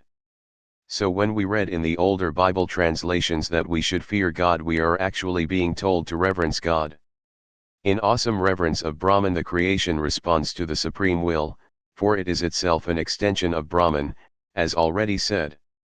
All that occurs is the movement of divine consciousness, is response to divine will. Brahman moves Brahman, and creation manifests and moves onward. Brahman ceases to move Brahman, and creation resolves into its potential, causal form and seems to cease. At all times it is Brahman reacting upon, and to, Brahman. Even death is only a change of life. The root of rebirth: if a man fail to attain Brahman before he casts off his body, he must again put on a body in the world of created things. Perfect knowledge of Brahman resulting from total union of our consciousness with Brahman's consciousness is the only passport beyond this world, or any worlds of relative existence. Knowledge is the root determinant of our rebirth or our freedom from rebirth. This is why most religion is so useless. It deals with good and bad, with truth and error, on the tiny level of individual human mentalities. The infinite scope of Brahmic consciousness simply does not come into its purview. Human beings waste lifetimes with such mundane religions that only program them for more and more births upon this earth. Even their ideas of the afterlife and heaven only condition them for more birth and bondage. Degenerate Christianity, especially, with its doctrine of physical resurrection and immortality, instills material consciousness in its adherents, condemning them to the will of perpetual birth and death. Thinking they are creatures, they sink into the quagmire of creation. Actually, they impel themselves into the morass, calling it the will of God. As Jesus said, "If therefore the light that is in thee be darkness, how great is that darkness?" If our truth be actually untruth, its blinding, and binding, power is nigh well inescapable. The realm of realization in one's own soul Brahman is realized clearly, as if seen in a mirror. In the heaven of Brahma also is Brahman realized clearly, as one distinguishes light from darkness. In the world of the fathers he is beheld as in a dream. In the world of angels he appears as if reflected in water. First, this verse should put the lie to the absurd claim in contemporary Hinduism that enlightenment is impossible unless the individual is born on earth in a human body. What is the truth is the fact that the highest realm of relativity, the heaven of Brahma, Brahmaloka, is the only one in which the capacity for realizing Brahman is inherent in the form proper to that world. In all other worlds the incarnational form is the bar to such realization, for in the minds of the inhabitants of those worlds Brahman appears only as a dream or a reflection in water. The most important fact, though, is the statement that Brahman can be seen and experienced in the self of each one of us, no matter what world we may or may not inhabit. We need not aspire to ascend to any other world, thinking that incarnation there is necessary for our spiritual liberation. Not at all. Whatever world we may be in, whatever form we may find ourselves incarnate in, we can realize Brahman perfectly. Why? Because our self is one with Brahman. This is why we sometimes read in the lore of India about animals that at their death attained moksha, liberation. It is all in the knowing, the jnana. Hierarchy of consciousness. The senses have separate origin in their several objects. They may be active, as in the waking state, or they may be inactive, as in sleep. He who knows them to be distinct from the changeless self grieves no more. If a lost person could somehow be lifted up high and see his surroundings from that perspective, he could easily see his way out of his confusion. In the same way, those who are lost in the jungle of the senses can find their way by heeding the wisdom of the Upanishads. Sense experience is just that, the experiences of the senses themselves. The self witnesses these experiences and thinks that it is really undergoing them and being affected by them. This produces great fear and suffering. What to say of the mountain-high heaps of illusions and delusions those experiences produce, not in the self, but in the mind. The self, however, attributes these things to itself and fears and suffers even more. Whether the senses are active or inactive, the potential suffering is ever there. If, however, we can realize that such perceptions are utterly separate from us, from ourself. All fear and sorrow cease forever. But we must realize that truth, not just accept it or act as though it is so. In other words, we must become yogis, for only yogis realize the truth of the self and the error of the not-self. The hierarchy above the senses is the mind. Above the mind is the intellect. Above the intellect is the ego. Above the ego is the unmanifested seed, the primal cause. And verily beyond the unmanifested seed is Brahman, the all-pervading spirit, the unconditioned, knowing whom one attains to freedom and achieves immortality. It will be good to do some vocabulary building at this point. By senses is meant the 5 organs of perception: ear, skin, eye, tongue, and nose. Often the word senses really refers to the 5 sense perceptions. By mind is meant the sensory mind, the perceiving faculty that receives the messages of the senses. Intellect is the faculty of understanding, of reason, the thinking mind. The ego is the false I, egoism or self-conceit. It is also the self-arrogating principle I that is projected by the mind rather than the real self. Ego is in manifestation whenever I is said or claimed by anything other than the spirit self. The unmanifested seed, the primal cause, is Prabhavananda's translation of 2 terms, Maha, Tattva, and Avyakta. The Maha Tattva, or Great Principle, is the first evolute from Prakriti. It is the principle of cosmic intelligence, Buddhi. The Avyakta is the unmanifest, the primal Prakriti, from which all things evolve. It is necessary for us to be aware of this hierarchy, for the lesser levels can be controlled from the higher levels, thus saving a great deal of time and frustration. The Supreme, the source beyond all these various levels that are the machinery of the individual and the cosmos, is that which is the Supreme, the source of all. Regarding that, the Upanishad continues, and verily beyond the unmanifested seed is Brahman, the all-pervading spirit, the unconditioned, knowing whom one attains to freedom and achieves immortality.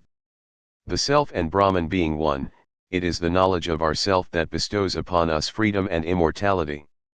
To know the self. But how do we know this self? Not merely hear about it or believe in it, but truly know it by direct experience. None beholds him with the eyes, for he is without visible form. Yet in the heart is he revealed, through self-control and meditation. Those who know him become immortal. What could be simpler? We enter into the heart, into the Chidakasha, not the physical organ called the heart, that is at the core of our being. There the self is revealed to the disciplined meditator. Immortality is the result of such knowing.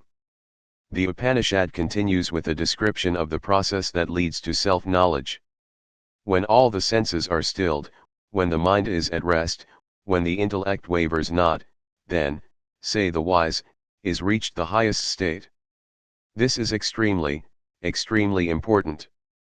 Because of the razzmatazz of the yoga carnival that has been rioting on from the last century, nearly everyone thinks that the highest state involves chills and thrills in the form of inner sensory experiences of cataclysmic proportion, including opening of chakras and rising of kundalini.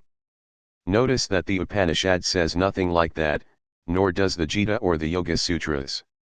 What it does tell us is that the pure consciousness that is reality is experienced when all the senses are stilled, when the mind is at rest, when the intellect wavers not. That, and that alone, is the highest state which in time becomes permanent and is itself liberation. Yoga, obviously much that is called yoga is not yoga at all. This is brought out by the next verse. This calm of the senses and the mind has been defined as yoga. He who attains it is freed from delusion. In one not freed from delusion, this calm is uncertain, unreal, it comes and goes. The state of calm, or steadiness, styram, in awareness of awareness itself, is yoga. This frees us from delusion because it makes us aware of our true nature as the self. In those who have not attained perfection, this state comes and goes.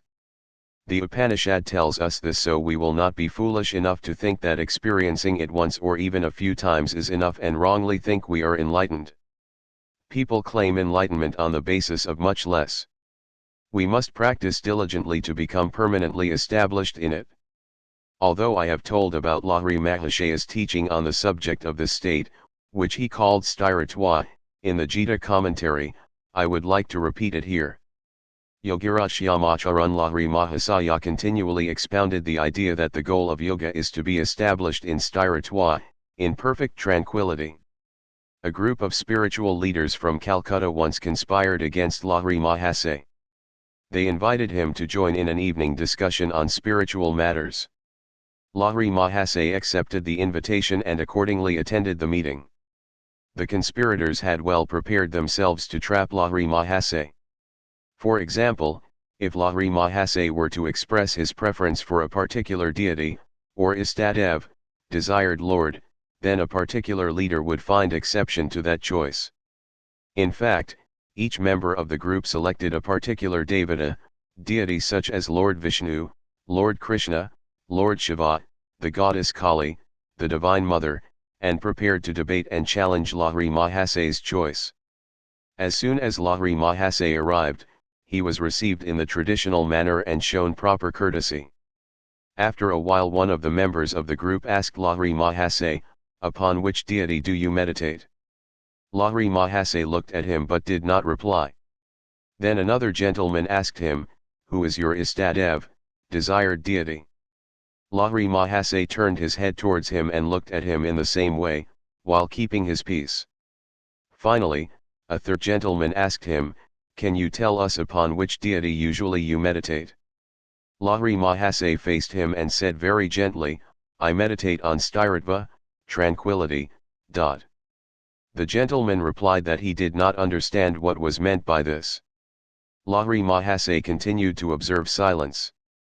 After some time, another gentleman asked him, "Could you please explain this? I do not understand exactly what you are saying." Lahiri Mahasaya, as before, continued to maintain silence. Another gentleman asked, "Can you enlighten me as to what you mean by that? I do not understand at all." Lahiri Baba told him, "You will not be able to understand, and also I will not be able to make you understand, realize, through words." The group was at a loss. All of their preparation and conniving had come to naught. Only silence prevailed. All kept silent. After a long time Lahiri Mahasaya got up and silently prepared to leave the meeting. All showed him the traditional courtesy as he left. As Paramahansa Yogananda, who made Lahiri Mahasaya known in the West, often said, "He who knows, knows, none else knows." How can Brahman be known? Brahman words cannot reveal, mind cannot reach, eyes cannot see. How then, save through those who know him, can he be known? Brahman can only be truly known by direct experience in meditation.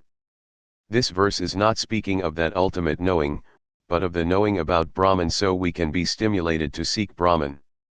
Empty words and intellectual ponderings cannot bring about this knowing, nor can our mind and senses.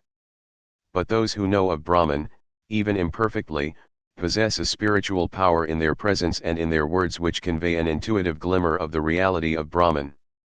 That glimmer, entering into our hearts through contact with them, causes our inmost awareness to awaken, arise, and respond, and seek the full realization of Brahman for ourselves. This is why the company of sadhakas is essential for the questing soul. It is like one candle lighting another. The two selves, there are two selves, the apparent self and the real self. Of these it is the real self, and he alone, who must be felt as truly existing. To the man who has felt him as truly existing he reveals his innermost nature. It is common in Western metaphysical thought to speak of the lower self that is not truly the self, but the lesser aspects of human existence, and the higher self that is the real self. We must distinguish between the two, and this impossible without enough inner development, making possible the intuition of the self, even if it is not directly known. One who has this intuition, if intelligent, will then begin to seek to know the self, to become a yogi in some manner. To such a one who perseveres, the self will be revealed in its fullness. As Swami Gambhirananda renders the first part of this verse, the self is to be realized as existing, and then as it really is. This realization is what is meant by distinguishing between the unreal and the real. From mortality to immortality, lead me from death to immortality is part of a prayer at the beginning of the Brihadaranyaka Upanishad. In this final part of the Katha Upanishad we are given practical understanding of the way in which immortality is gained. The mortal in whose heart desire is dead becomes immortal. The mortal in whose heart the knots of ignorance are untied becomes immortal. These are the highest truths taught in the scriptures. When desire dies, when ignorance drops away, immortality is revealed. Practically speaking, we become immortal, but in reality we have always been immortal. Yet, like a millionaire who thinks he is a pauper, our immortality is of little meaning to us until we come to realize and experience it. Furthermore, the Upanishad tells us that in essence this truth is the only spiritual teaching there is, not just the highest truths as Prabhavananda renders it. Shankara says that this is the only teaching in all the Upanishads, however varying the approaches may be. The aspirant must not lose himself in philosophical byways, including those set forth in mountains of books on yoga and Vedanta. He must keep his vision clear and focused by understanding that liberation is the only point the Upanishads ever make. Attaining immortality, it is easy to tell ourselves to rid ourselves of desire and ignorance, but how is that to be done, especially since we have been in the grip of these two ogres for creation cycles? The Upanishad gives us the yogic key to rising above desire and ignorance into immortality. Radiating from the lotus of the heart there are 101 nerves. One of these ascends toward the 1,000-petaled lotus in the brain. If, when a man comes to die, his vital force passes upward and out through this nerve, he attains immortality, but if his vital force passes out through another nerve, he goes to one or another plane of mortal existence and remains subject to birth and death. It is noteworthy that this comes at the very end of the Upanishad. Yogananda used to say, yoga is the beginning of the end. So it is appropriate that after all the philosophical exposition the yoga teaching should be given. By heart is meant the hub, located in the midst of the upper trunk of the body, of subtle passages known as nadis, here translated nerves, through which the life force, prana, circulates throughout the gross and subtle bodies, just as the blood circulates from the heart through the veins of the physical body. 100 of these nadis direct the life force to the life processes of the bodies and are the forces of embodiment. One unique nadi, however, rises directly upward from the heart hub into the head. This nadi rises from the heart directly into the head, it is not the passage in the midst of the spine. If at the time of death the departing spirit leaves through that channel, he gains immortality. But if his consciousness attaches itself to any of the 100 other nadis, he will be impelled into the subtle worlds that lead inexorably back to incarnation in relativity. In every meditation, by intoning in time with the breath we activate this channel, causing the life force to spontaneously and effortlessly flow upward into the 1,000-petaled lotus in the head toward the divine radiance that shines above and upon the upper levels of the brain lotus. That divine light is the essence of the life-giving word, the pranav. Then at the end of life, having prepared himself by this practice, sitting in meditation the yogi ascends upward from the body into the realm of immortality. The Supreme Person who is liberated in this manner? In conclusion to his teaching, Yama tells Nachiketa, the Supreme Person, of the size of a thumb, the innermost self, dwells forever in the heart of all beings.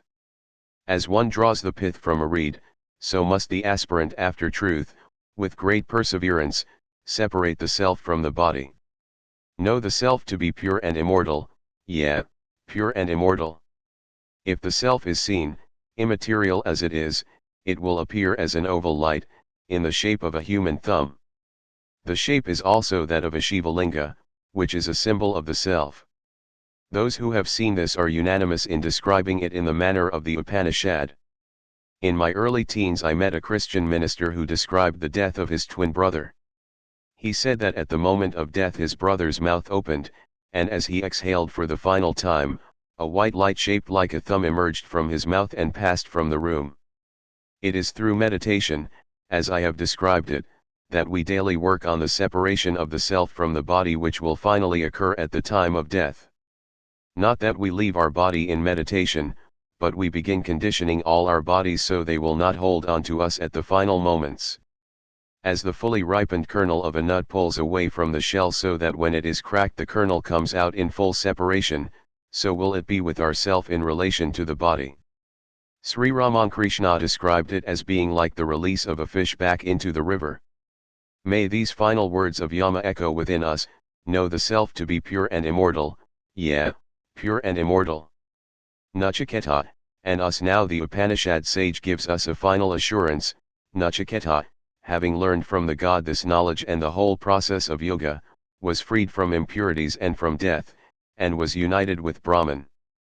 Thus will it be with another also if he know the innermost self. End of Katha commentary.